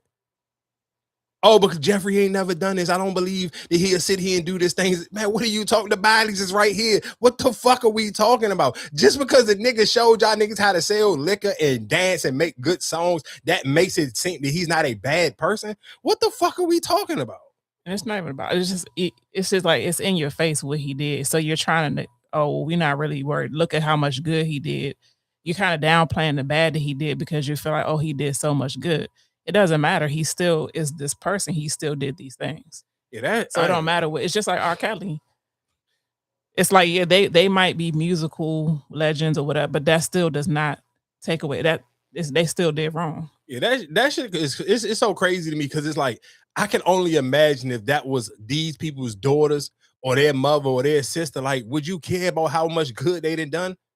Because Cassie is somebody's daughter, Cassie is somebody's sister, Cassie is somebody's mother, and y'all sitting here saying, if I don't screw all the other things, because all the other shit is hypothetical shit, all the other sexual stuff he did in the party. I'm talking about what we have actually seen with our own 2 eyes. That to me alone should never have none of this shit that these people saying, because they literally sound just as crazy as Jeffrey Dahmer. But again, we live in a society where people feel like the Mendizi brothers should be fucking free. Like, man, people are crazy, dog. And I just, me personally, because I God forbid if something happened crazy to me or somebody in my family, I would want people to have some type of compassion for me and be able to show some type of sympathy and love for me. I don't want to sit here and just disrespect other people and just like turn the blind eye to shit because a nigga taught us how to fucking make some cool music and sell us some fucking liquor. Like, what are we talking about, dog? But then like Marcus said, I think it's different for Usher because he's been around for a long time. So you've seen probably a lot of stuff that these people are saying. You've seen it. You've probably seen it with your own 2 eyes. This shit just crazy. Like, what the man? I just can't believe both of them literally sound the same. Like, they sound like they both literally said the same exact shit. And that to me is just the craziest thing about the whole Jonas. Like, as long as he did me right, I can't sit here and like I can't speak bad on him, or I can't believe, or I'm not gonna highlight or even talk negatively about him because he didn't sit here and taught me how to make money and how to make music. Like, man, that shit is crazy. Usher and Young Miami both lost their goddamn mind. I guess to kind of make the conversation a little bit more serious. So for people who don't know, there was a No Kings protest. This is the second time they have done this year. They did one, of course, during the winter time, and then they also, the weather's breaking now, so it will be a lot easier to get people to come out and protest right now. So there's No Kings protest have been going on in multiple cities. I want to say New York, Boston. There was one also here in DC. Was one in Minnesota. The one in Minnesota was kind of they turned that shit into like a mini concert. I want to say, was it Bruce? What's his name? Bruce. Yes. What's his name? Bruce Springsteen. Yeah, I want to say he performed, and it was like, I think it was like two other. It was like some other big name white people that performed there as well. But I will play some of the clips from some of these people even talking about why they were there at the No Kings protest. It's like there's a lack of diversity here today. That it's mostly people who look like you and I. And I just it is not for black people, for people of color to get out on the street. They're at risk when they do that. If anybody's going to get arrested here, it's going to be a black person. It is not safe for them, and they don't need to participate. We need to walk in their name. Gotcha. Okay. I love her. Okay. What do you think about voter ID? Do you think it's racist? It's 100% a tactic to control the population and prevent people from voting, so that the only votes so that the gerrymandering can work, so that white voters can vote in white Christian males. Have you been voting blue most of your life? I voted blue in the womb. Wonderful. Yeah. If you had to vote for a Republican, J.D. Vance or Rubio, which one would you pick if you had to? Yeah. I would slit my throat. Whoa! Yeah. Really? Yeah. Seems like there's a Get the f*** out of America, you grabbing pedophile. We hate you. I'm here in Boynton Beach, Florida. One of the No Kings rallies just wrapped up. I spoke to a number of the protesters who were here. This is what they had to tell me. What is it that brought you out here today? The lack of democracy, the lack of respect for us, the lack of this war is ridiculous. Our president is above the law, doesn't have to answer for anybody, just does what he pleases, and I think that he's going south, and I mean that in a mental capacity. You see this crowd? It goes down. Thousands of people are on these 4 blocks right here. You got to stop, or at least say what I have to say about Donald Trump, which is he's got to go, brother. He's killing us. I want to bring my own thing, bring my guitar and play some music, and people have been singing along. And I think we all recognize that this is a transitional phase in this country's history, and we have to stand up for Get the f*** what's right and what we believe in. And if we don't do it, then who's going to do it, So He needs to go. He got us into a war we never got into. He is taking immigrants and taking them out of their house and Americans, and we hate him. what's right. It's like there's a lack of diversity here today. Again, like I said, there was I feel like, let me see if I left any. I feel like there was kind of just a lot of people there, and I'm not, again, I did see people on Threads giving their pushback. And again, I think Threads is just kind of like where the smart people get their shit off compared to just bad takes like via Twitter. I did see a lot of people saying they wouldn't have had to be no Kings protest if all of these same people had the same energy and went out and voted on the right side. But they feel like a lot of people are doing this shit almost being performative. Where they feel, and I ain't gonna lie to you, this take is a little bit racist when people say that, because you feel like in your mind, because it's a bunch of like white people in some of these, like in Florida, where of course Trump won a lot in Florida. So to see all those people come out and protest in Florida, people feel like, well, we wouldn't have to protest shit if y'all motherfuckers would have voted for the right person in the first place. So I do understand what people kind of, but I do feel like you kind of almost damn near judging all these people. It's necessarily saying that I guess numbers wise, they do kind of prove that they voted for Trump. So I get where it do come from. So again, like I said, the No Kings protest did pass this weekend. While we in news, shout out to this gentleman who sit here and worked at this Benz dealership, and he sit here and I guess somebody take their car in for oil change or whatever type of maintenance situation, and he sit here and took the car took somebody on a date. I want to play this clip. No one ever wants to be a victim of a car theft, but it's a sad reality for many in our community. But what about when your vehicle is taken by someone who claims they have a right to be in your ride? Chief Consumer Investigators Annetta Lowe has details about a bizarre case that ended in criminal charges and raises questions about repairs for all of us. Her nickname is Onyx. I love cars. Kimberly Porter is one of those people who doesn't play about her ride. She keeps it clean, takes care of it. But back in December, she ran into some trouble with her C300 AMG. I got bad gas. I got gas and my car started idling on the interstate. That was the second week of December. Porter's car was towed to Collierville Mercedes and was still in for repair more than a month later on January 16th when she noticed something strange. I was at home in the bed and got a notification from my GPS that my car was moving. Porter said she didn't think much of it. Maybe something was wrong with the app. That's until she received another notification. But it started moving at 7:00 p.m. on a Friday night. Her tracker's position history showed her car on the street by Collierville Mercedes until 5:59 p.m. Then Cordova some 2 hours later. Just before 8:30, the location shows 2670 North Germantown Parkway. That's the address for Jay Alexander's. So then it pinged again at 12:14 at TJ Mulligan's. And that's when I got up out of the bed and drove to TJ Mulligan's in my loaner vehicle. And my car was sitting there. You got up out of your bed? Yes. After midnight? Yes. What were you thinking as it's pinging? I'm thinking somebody stole my car from Mercedes. In the parking lot of TJ Mulligan's on Houston Levee, roughly 14 miles away from Mercedes-Benz of Collierville, Porter sees her car. She used the spare key to unlock it, then called police. They unlocked it, asked me if a coat that was inside was mine. I said no, so they took it out. And the gentleman's ID was inside the coat pocket, his passport. That's when Porter said she got her first clue about who was driving her car. One of the police officers was like, I know this guy. He works at Mercedes. And I instantly got pissed. Because that's when reality set in. It wasn't a thief who'd stolen her car from the dealership after all, but rather someone at the dealership who'd taken her car. So you're telling me that there's a worker at Mercedes driving my car?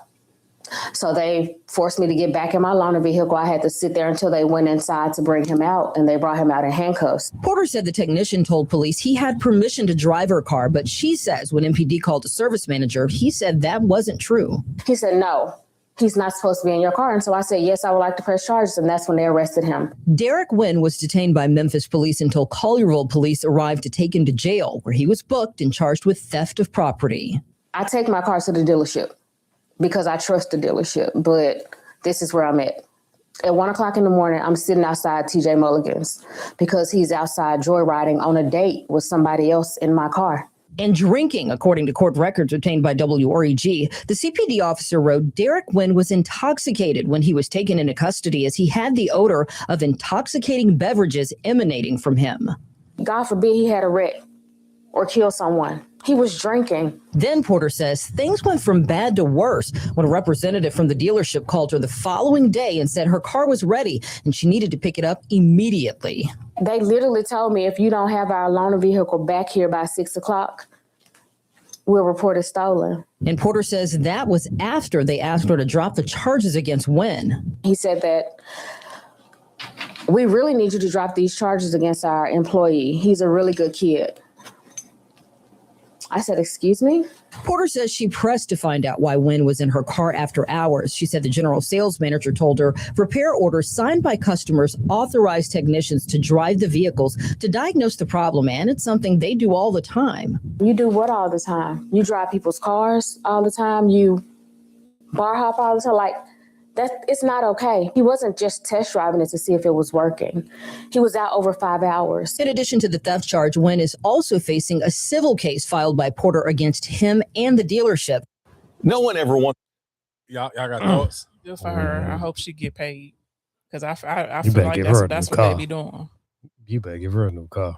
One real quick shout outs to the fucking the manager at the dealership for kind of riding for their guy for sitting here saying because the manager could have easily thrown the nigga up under the And bus. you should have. Why wouldn't you? And no, because guess what? Because now they let me know that 9 times out of 10 the manager probably done this before as well, and that's why he's trying to get you to drop the charges because 9 times out of 10 if you keep pressing the charges and now you get this nigga in court, he may end up snitching and saying, well, everybody at the Joan do it. We do it all the time. This ain't nothing new. I just didn't know that she had a tracking device, and that's how she got caught. Because I'm sure most people, if you got your, I'm sure people probably done. Most people don't got no tracking device attached to their phone, and you're not getting no pings or nothing while your car in the shop. You're not even paying that shit no attention. So the fact that he probably didn't think twice about it, because I'm sure this ain't the first time he'd done it, and I'm sure that's not the first time somebody that work at that dealership done it. I believe it. Because that's the only reason why the manager will sit here and go out on a limb for one of his employees. Come on, because if you're a manager and you ain't never done nothing like that before, you're gonna throw his little ass under the bus because you wouldn't want what she doing now. She's suing the dealership. So which could realistically end up costing you your job, and that's why he trying to sit here and get her to drop the charges. So I know for a fact that's not a one-off. No, I believe, because shit, my dash cam got unplugged. So For I real? believe. Oh, when you put your car in the shop before? Just recently, I just got it. Shit around. That's Yeah, fine. I wouldn't be surprised. Damn, that's crazy. Like that's kind of. But like I said, it's just a cool. Like it ain't, why it's just a cool. The plug in Yeah, USB. but that shit still will that make you doesn't feel like yeah. you got violated. Yeah. Like, because a nigga could do anything in your But car. that right there, like I said, that right there is crazy. You out on a date. Like I get it, you went and got some food or whatever the case may be. Like I've seen little clips. I've seen little clips where Bama's be speeding, get pulled over, and they be like, "Oh, what's the deal?" So I get it. I don't. You supposed to drive it up the street around the corner. Like I seen one joint where the girl was showing off. She crashed the joint. It was a brand new car. She crashed it. Yeah, now And the nigga was on the phone like, you wasn't supposed to be in that. And you know what's so crazy? Because most people probably feel that same way. If you kind of even bring it back into people, if you live in, you live in an apartment, people feel like that shit about the maintenance man. Like most people kind of want to be in the house when the maintenance man, when you know what I'm saying, if you got something that you need to get done, most people want to be in the house or have your kids or somebody home when the maintenance man come in there, because people just be thinking, man, motherfuckers could do anything. Come take a shit up in your apartment, fucking your bed, jack off in your shit. Like, and I especially feel for women who, like, if you a single woman and a maintenance nigga that looked at you, now he didn't going through your underwears while you were at work or some shit, smelling your drawers, beating his meat to your underwear smell, or any fucking thing. You never just know how extreme people can go, because that nigga on the date, you're absolutely right. What if the nigga would have fucked the bitch in your car now? He literally violated your car. Now he got another woman's pussy juices in your car. I'm telling you, that dealership in a world of trouble. Especially because it's a Mercedes, Johnson. Hell yeah, nigga, this ain't like no cool. Yeah, that's a tough one. I ain't gonna lie to you. I need me a Maybach. Let me see, because people do be talking about ChatGPT. What would you ask for though? I don't know. Probably a new. I mean, realistically, something that can get you a new car. At least whatever your legal fee is going to be, you want that to get paid, and then realistically, you probably going to want whatever. Yeah, you're definitely get you a new car. New car and probably some pocket change. I wouldn't probably ask for nothing too crazy, like 100,000. 100, just 100,000. Because it's the bid. It's still Mercedes. Yeah, but is it one of those like off-brand Mercedes Jones where it's like, no, it's Mercedes. I'm pretty sure the car that you probably got is over 100,000. You know what I'm saying? Like, but if I can keep my car and I can get 100,000, I'm cool. Because I mean, her car probably ain't really fucked up. He was driving it obviously for 5 hours. So if I still got my car, get my car back, and you give me 100,000, I'm cool. That's 100 in the pocket.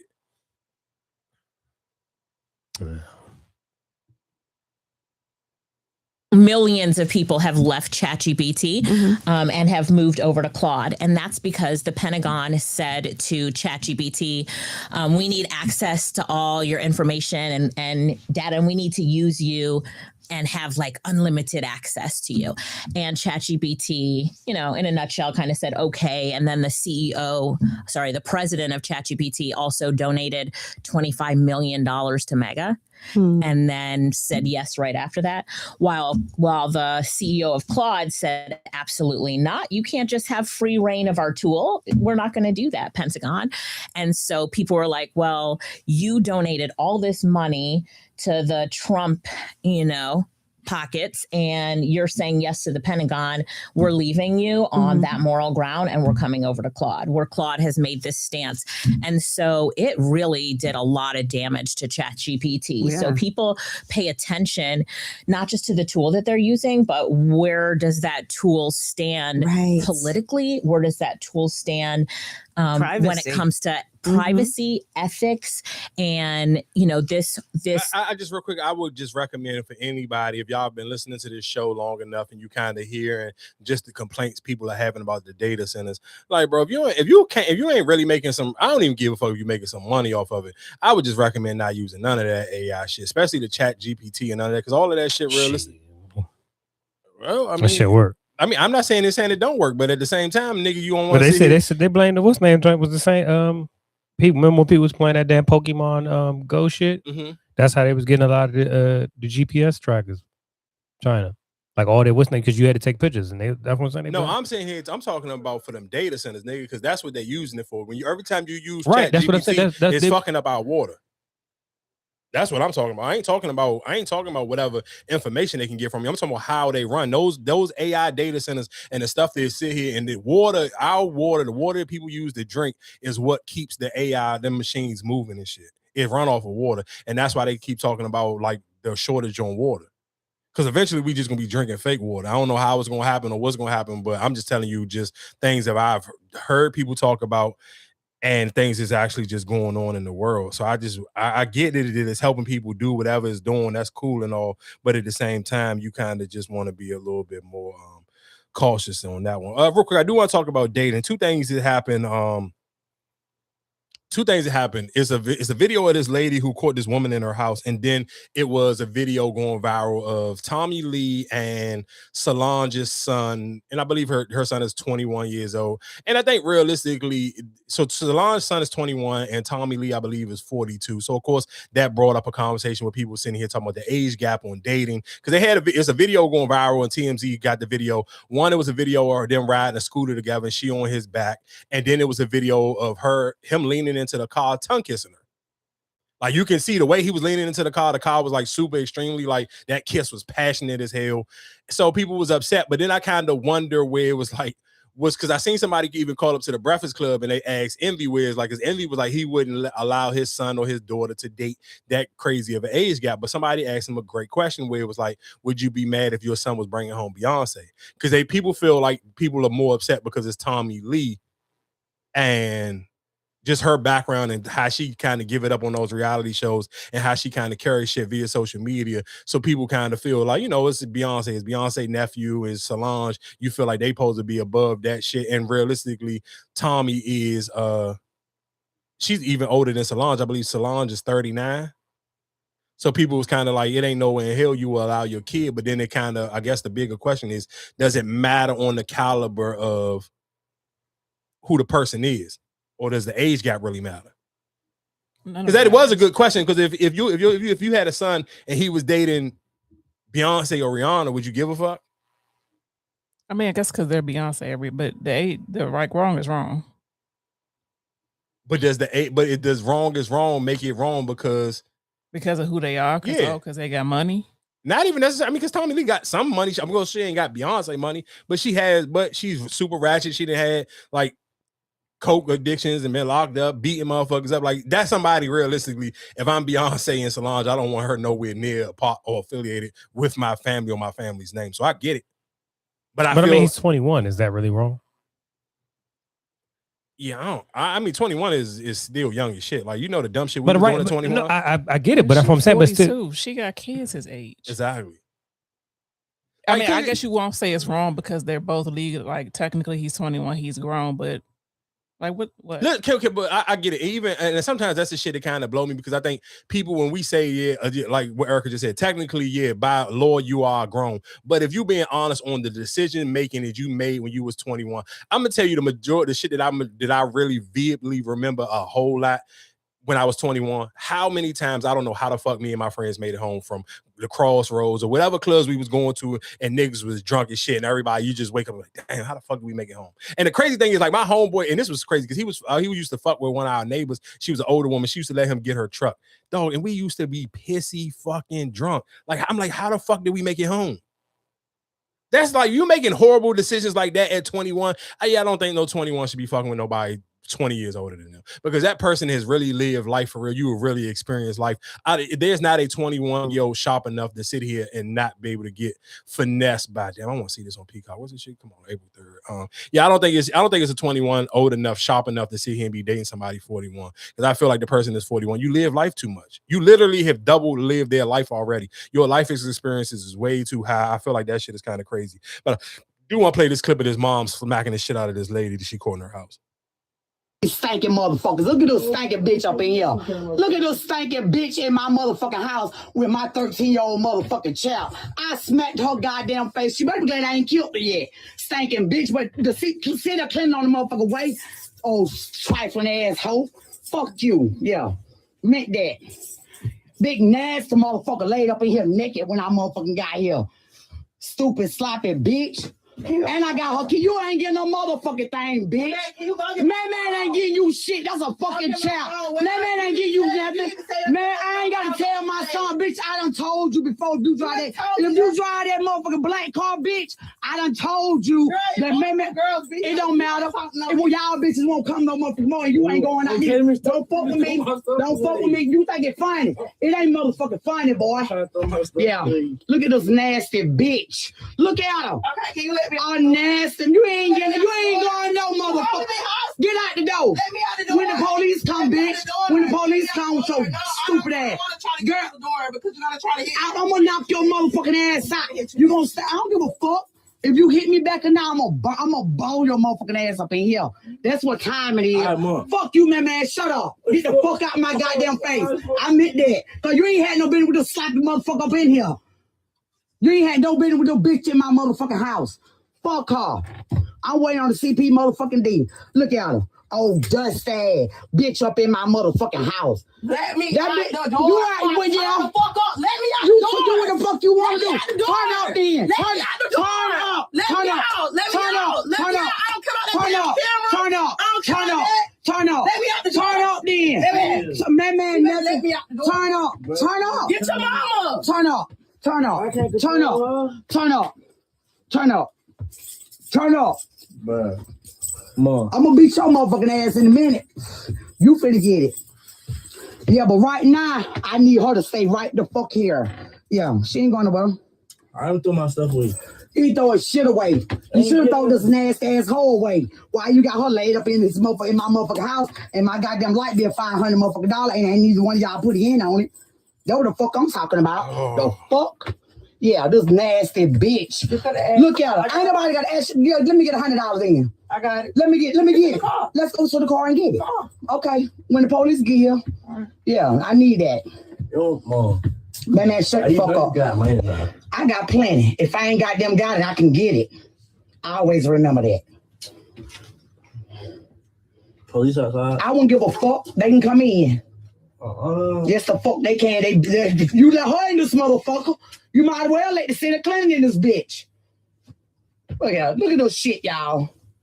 Look, I'm gonna put this bitch on Facebook. I don't even know her name. I don't even know who the fuck she is. But she going nationwide. My son 13 motherfucking years old, and this bitch laid up in my motherfucking house with him. Yeah. This shit ridiculous. You go out there motherfucker door, I'm gonna fuck you up too right along the way. I meant that. That ain't no threat. That's a goddamn promise. Yeah. All right, I ain't gonna keep making y'all listen to that wild Man, country. I would have pulled a Mallory. I would have locked that door. I would have whooped her ass. Hey, no ifs, ands, I'm trying to figure out why she ain't pop off on the mom because once the nigga say I can't control her, you should have just hit her. You should have just swung off like, all right, bitch, you're not getting out my way. Fuck it. Yeah, that's crazy. I'm not gonna lie to you. Ain't no way in hell I'm just gonna sit here. Yeah, and I just told you to get you. Once I just told you to get your mother, and you said, "Well, I can't control her," then all right, bitch, fuck it.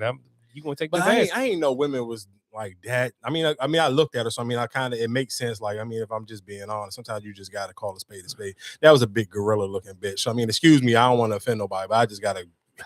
This is an audio experience. So for people who ain't seen this video, this was a big, long titty, black gorilla looking bitch. I'm sorry. Ain't no other way I can't explain it. I didn't know that people that fucking old was fucking like that's a kid. She's 21 years old. We talking about kids. This nigga's 30. That means he's in middle school. He ain't even in high school yet. You're fucking an 8th grader. You're 21 years old, fucking an 8th grader. I get it because I'm looking at you. So I get a nigga with common sense and his own 2 eyeballs at 21 years old would not touch this big silverback gorilla looking bitch. So I understand why she's so desperate, but it's not no way in hell I'm fucking 21, fucking a goddamn 13-year-old, bro. Like, come, we gotta be serious. That's when we sit here saying, that's why I'm telling y'all, like, people, y'all see, that's what I'm saying. This one, I can see why you'll be outraged. But like I said, the other one, he's 21.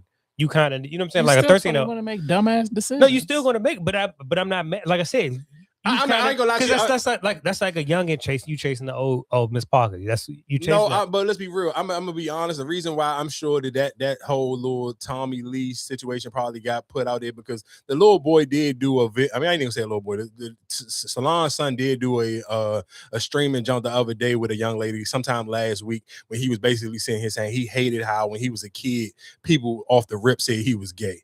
because he was too pretty or whatever the fuck he was doing. He was modeling or some shit. It was because that's how he that's what originally got him into the blog news cycle last week, and then to end the news cycle, here comes just a random video of him and Tommy. So that could kind of be staged because that's why I kind of thought it was. Like I said, I didn't even know the age gap or whatever, but I thought that was like kind of you trying to clean up from the clean up. for sure. That's what I thought it was. And it probably, and like I said, to I didn't be know honest, it anything could have about been the whole age gap thing. I just thought like, all right, you just did that little trying to shame, clean you trying to clean up here. that. And I mean, and that could be it. But then again, go back to that 21 and that 13. If I am a 21-year-old and I'm stooping to that low and I'm that girl in that situation, I'm beating the shit out of your mom to get out of here. I'm not waiting for no police. It's not no way in hell I'm gonna stay in that fucking house. We gonna be scrapping in that motherfucker. I'm getting the fuck out of here. That's exactly what the hell we gonna be doing so the police get there. Because there's no way in hell You're not leaving this room. I'm not just about to sit in here. She literally just sitting in there just waiting for this motherfucker for the police to actually come. To me, it's crazy as shit. Man, what the hell else was going on in the world? You would have gave her that $100. You just what I'm giving her $100 for? No, when she's like, I got $100 in the car. Because your broke ass probably ain't got no $100. You in my house with my 13-year-old. You think I believe you got $100 in your car? Yeah, like why the fuck would you know how crazy? You gotta think about how crazy it is. You know what you're doing is illegal. Why, if you're going to stoop that low, why not take him to your house? She probably don't have a house. Why not get a hotel room? She ain't got $100, I bet. So she probably can't afford a hotel room neither. Yeah, that shit is crazy. Aisha Curry and Steph Curry. We ain't talking about them in a minute. Here we go. If I ain't having a game or if she was nervous or like vice versa, and like neither one of us really it was just, I feel like this is something that gets misconstrued. Okay. Well, Publicly. Let's clear it up. So, no, it's not that you didn't have game. Mm-hmm. I was 14 years old. I was not allowed to talk to boys. Okay. Yeah, that does make a difference. That it's is 14. the difference. Yeah, no, I'm putting you. But did I think you were cute? Absolutely. Mm-hmm. But did you? I also heard you had a no athletes rule. That is true. So tell me about that. A very disrespectful comment also on my part. It's so okay. Honestly, okay. Thank you. No, that's really nice. Why is that disrespectful? I had very textbook maybe misconceptions, like kind of frame like movie plots, ideas of athletes, the jock stereotype. Okay. I was a theater nerd, so I think I was protecting my peace and just, I don't know, the teacher, it was an activity one day in class and she said, write down what you would look for. And it was in capital letters. Like, God is funny. It was in capital letters. And my parents found it way down the road. I want to say like maybe 8 years ago in an old box. And they were like, ha, ha, look at this. And I'm like, oh, wow. It's embarrassing. But yeah, I don't know. It was just an activity in class that she had us do. But I definitely did say that. And I think I did think that too. This is another thing that gets misconstrued.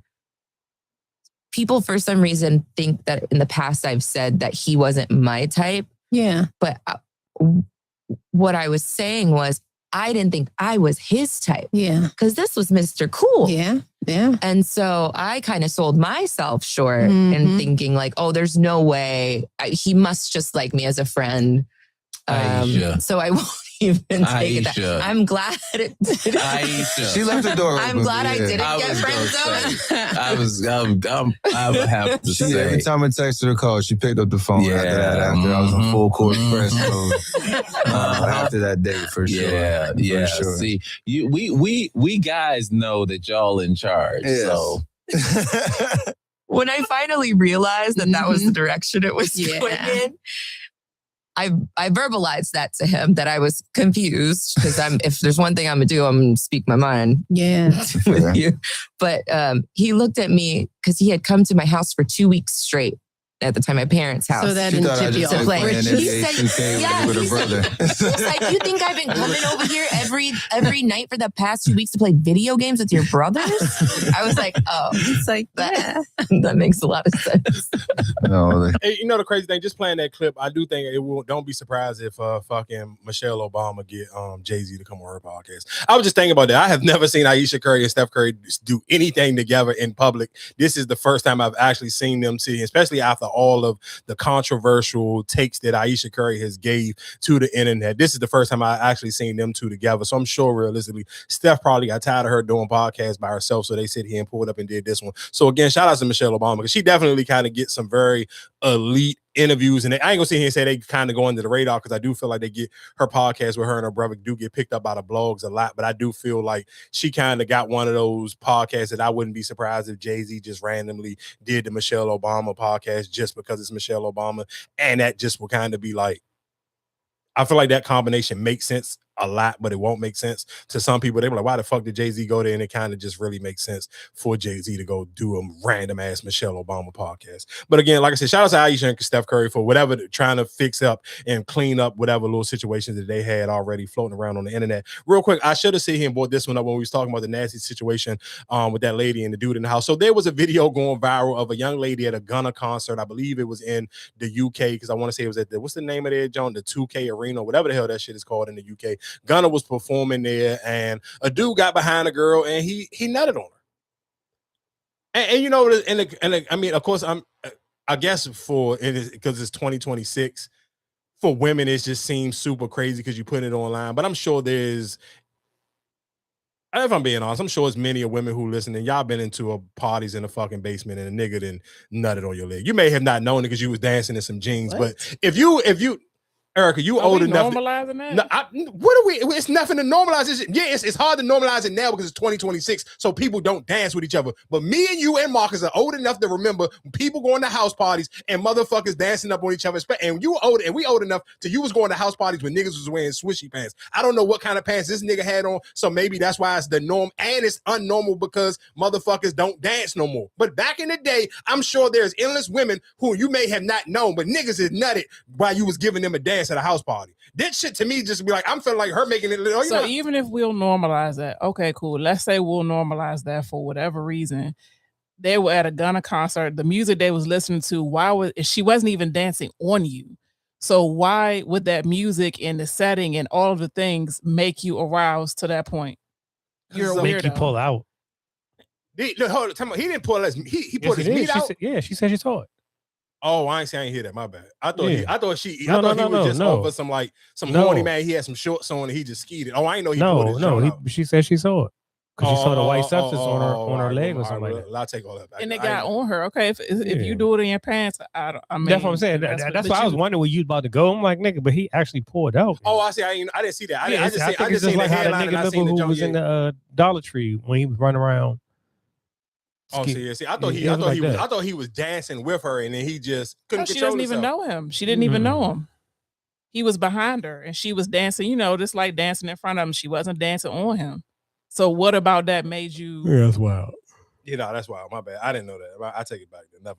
I take it back. I didn't know that. I didn't know that's how it went. Don't mind me because I have. What? I ain't switch. I'll be honest, nigga. I grew up in the era when you could go get them little I forgot what the name of that clothing brand was at that time. Back in the day, Landover Mortem, thin ass swishy pants with the fucking cargo joints on the side. Nigga, I had them shits in navy blue and black. And trust and believe, I've been in endless house parties. And nigga, then when I advanced and got older, and it wasn't fucking house parties no more. You was going to the strip club, nigga. I have nutted in some swishy pants. You kept it to yourself though. That's the thing. For sure, but who know? I don't know necessarily know, especially in the strip club. I don't know if the girl ain't feel a little bit of the fucking sticky shit through the sweatpants. Because you talking about them sweatpants was thin as shit. Well, this is totally different. I didn't know the nigga took his shit out and actually sit here and basically beat off onto the girl while she was dancing. Like, yeah, that's crazy. That was he took it extremely too. I didn't know that was how it played out. He took it too far with that one. Real quick, it was one more. I think I had like maybe one. Oh man, I forgot about this one. I got a question for y'all because we did talk about AI data centers. There's a family in Kentucky and they offered them $26 million to sell their farmland to build an AI data center on there. And the niggas said, and they said no. Now, y'all know how bad the AI data centers is fucking up the community, but I got a question for y'all, and I would like for y'all to answer it honestly. I can start off. If somebody offered me $26 million for anything outside of harming my family, I'm doing it, dog. I'm sorry. Or ain't no gay shit. If it's just selling some property, take this shit. I'll holler at you. See you next lifetime. I'm moving far away from this fucking data center. I'm out of here. I'm taking that 26. I'm taking that shit to the crib. And we talking about in Kentucky, man, you can find somewhere else to live in Kentucky for $26 million. You can find somewhere for fucking $500,000, I'm sure, with some new property in Kentucky. I'm taking it. I'm cool. I'm taking it, and I know people in these. And I just told stop using Chat GPT, but you want to. I didn't say I was stopping using Chat GPT. I don't use I don't shit. have to use it. Yeah, I don't use Chat GPT or none of that AI shit. Period. So I don't give a fuck. I'm selling. This is what I'm telling you. I will be a part of the reason of gentrification. I will be a part of the reason why fucking up the community. Nigga, I sold drugs in my community. You think I won't fucking sell my house to my community for some fucking air, man? Fuck y'all. Y'all figure it out. I'm taking this $26 million. I ain't make $26 million selling no fucking drugs. I'm gonna make $26 million selling this fucking house though. You could bet that. I don't give a fuck. I don't know what to tell y'all, dog. I'm just being honest. I ain't about to sit up here and lie to y'all and be like, nah, I wouldn't do it. You're shitting right. I ain't seen $26 million. I'm selling that motherfucker out. You can take that motherfucker as is. I wouldn't think twice about it. Oh yeah, real quick, because I believe I told y'all, I said this a million times. The internet is super hypocritical, and y'all just hate Lotto because I know for a fact, guess what smoke y'all not gonna have? You're not gonna have that same energy y'all have for Lotto. You're not gonna have it for Glorilla. For people who don't know, if you ain't seen these pictures and these videos floating around the Glorilla, unless Glorilla has went and got her a double D or triple C fucking titty job done, Glorilla is fucking pregnant. Well, shit, yeah. What smoke you gonna have for her?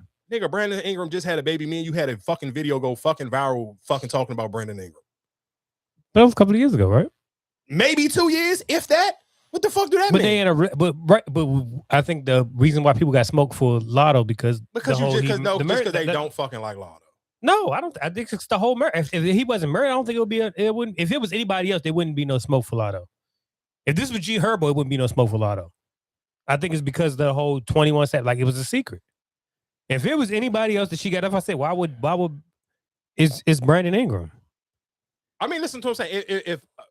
If I had to choose between baby fathers, I would take Brandon Ingram because Brandon Ingram, his next time he get a contract is gonna be a Supermax. So I ain't mad at Glorilla for it. I'm just sitting here saying I just think the internet is super hypocritical because Brandon Ingram literally just had his kid ain't over 2 years old.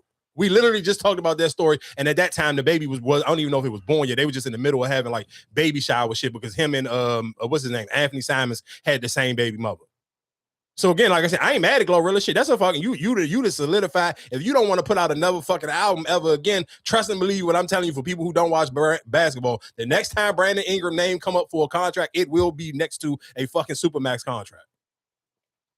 Brandon Ingram is definitely about to get paid, especially if he stays his ass in Toronto. He definitely gonna get paid. Yeah, I think that's the only place he gonna get paid. Maybe.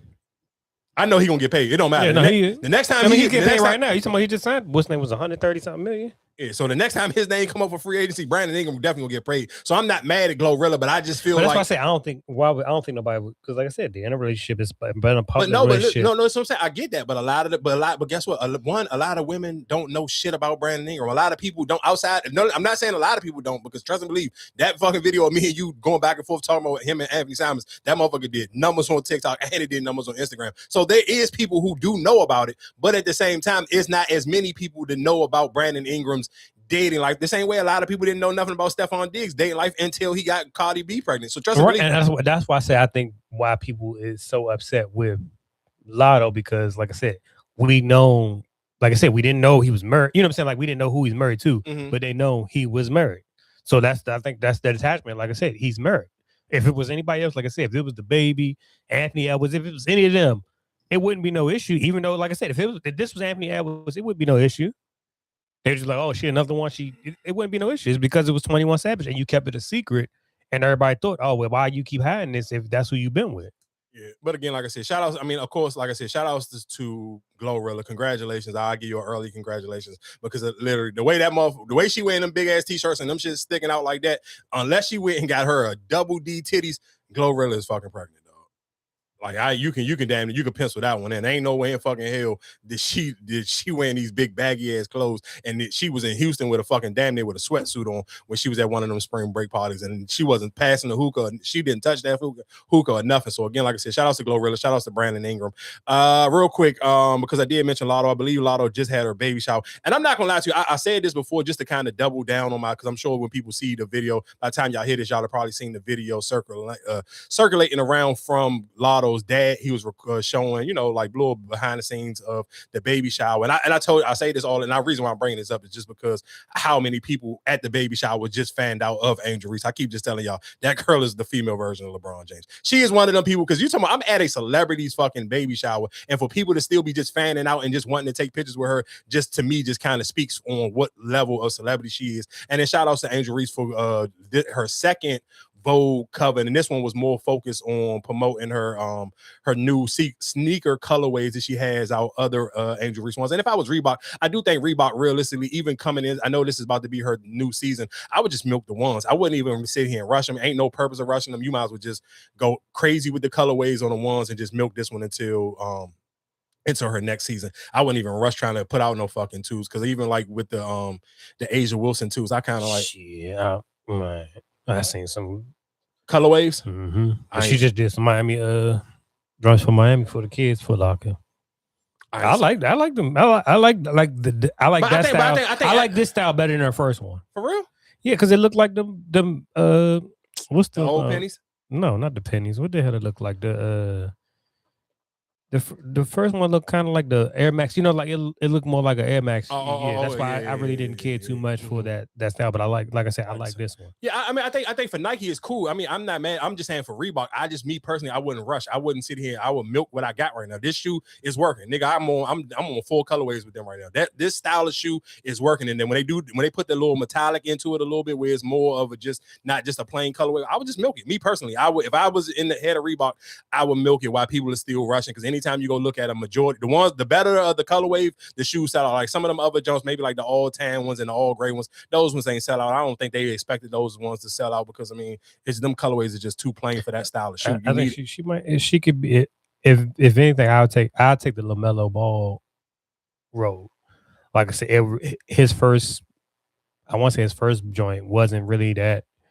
And I think that's probably the thing. Like, you don't know what's really gonna catch on to it. That's like, what I'm saying. But that's why milk the ones. Why rush it too? I wouldn't say I wouldn't milk it, because their season is not the same as the NBA season. Their season is short too. So it's like, you might as well, you know what I'm saying, get it out. If it don't, it don't. Because like I said, sooner or later it will catch on. Because like I said, even with the LaMelos, the first ones wasn't that, you know what I'm saying? It's the ones after that, no, but different colorways that they start putting out. I mean, even for Kyrie, like for people to love Kyrie's as much as they did when he was with Nike, the first Kyrie's didn't really catch on. I won't say by what time it was, maybe the Kyrie 2s or 3s that really caught on, and niggas was geeking for. I can't remember. I don't think nobody. I think the only people who really like their first shoe, LeBron's first shoe. I think that. I'm trying to think who else had a first. And for real, and still for Grant Hill first shoe. But even for LeBron, his first one wasn't as big as the South Beach, whatever that South Beach. No, but they were big. But I'm just saying, like, the design, like, it wasn't it wasn't ugly. No, it wasn't ugly, but it wasn't as popular as that whatever. I don't know what number that was the South Beach. That South Beach LeBron, that colorway. I mean, that style, that model, and all the different colorways. I feel like those model, like, even like with the KDs, like his first joints was terrible. The KD's ones, I feel like KD's Kobe's, their joints was terrible too. Yeah. You're right. I think that was pretty much all my Jones. I think I got the baby.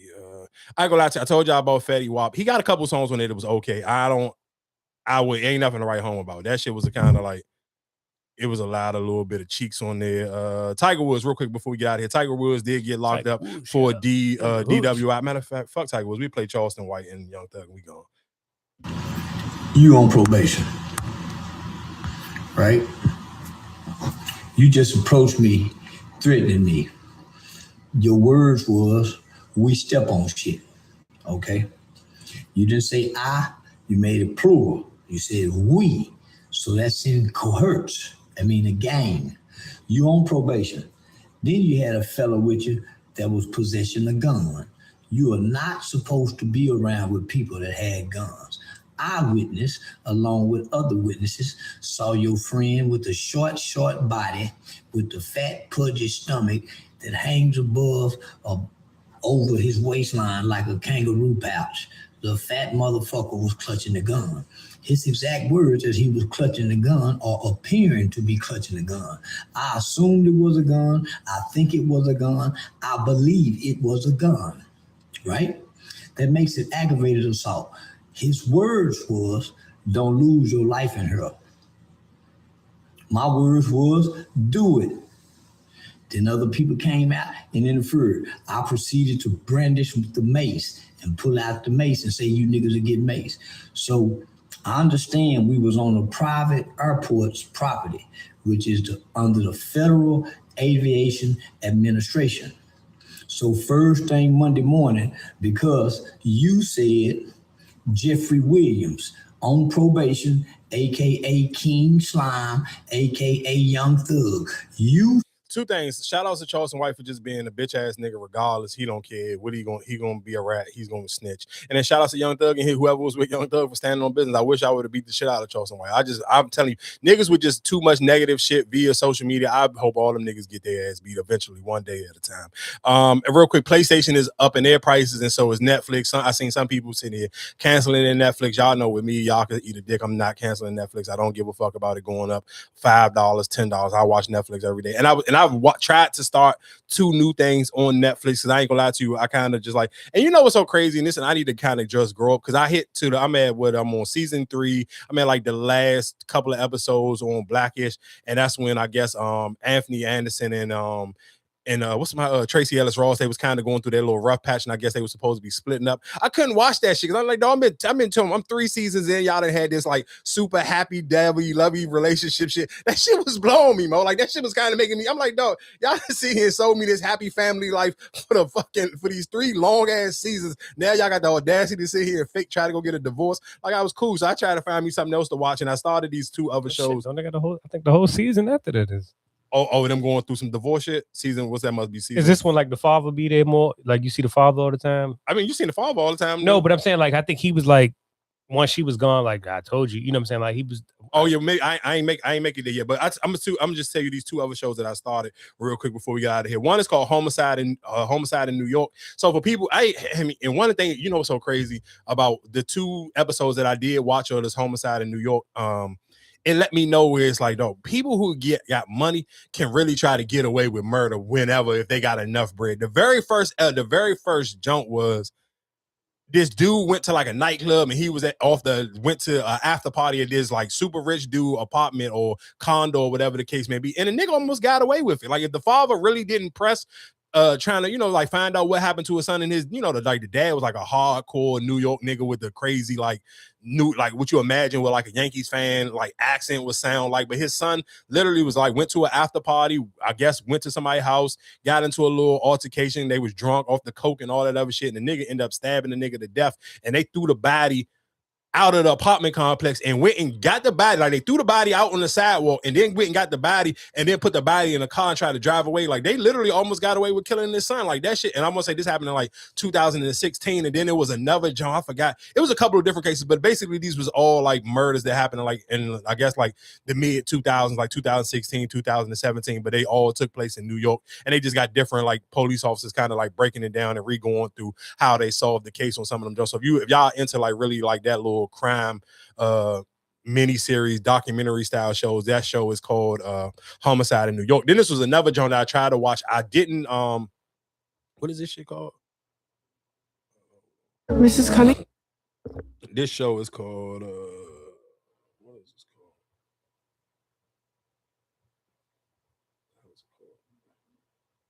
Oh, something very bad is going to happen. I'm only on episode 1. This shit seems like it's kind of like one of those it's a horror film, but I mean, of course, it's broke down in like series, and it's kind of one of them Jones you kind of really got to pay attention to. So that's one of the reasons why I kind of probably is going to take me a minute to watch that whole thing. But it do seem like it will keep my attention. I just know I got to really kind of like pay attention to like the details of what's going on, because they kind of like they telling the story, so you kind of really got to pay attention to understand like what's going on in the story. This is not one of them Jones you can kind of like watch and try to do multiple things at the same time. Again, this is the name of this new series is a horror series, a horror film on Netflix, and it's called Something Very Bad Is Going to Happen. So I do, like I said, it's supposed to be about a young couple trying to get married, and I believe they getting married like in the middle of like nowhere, somewhere in America.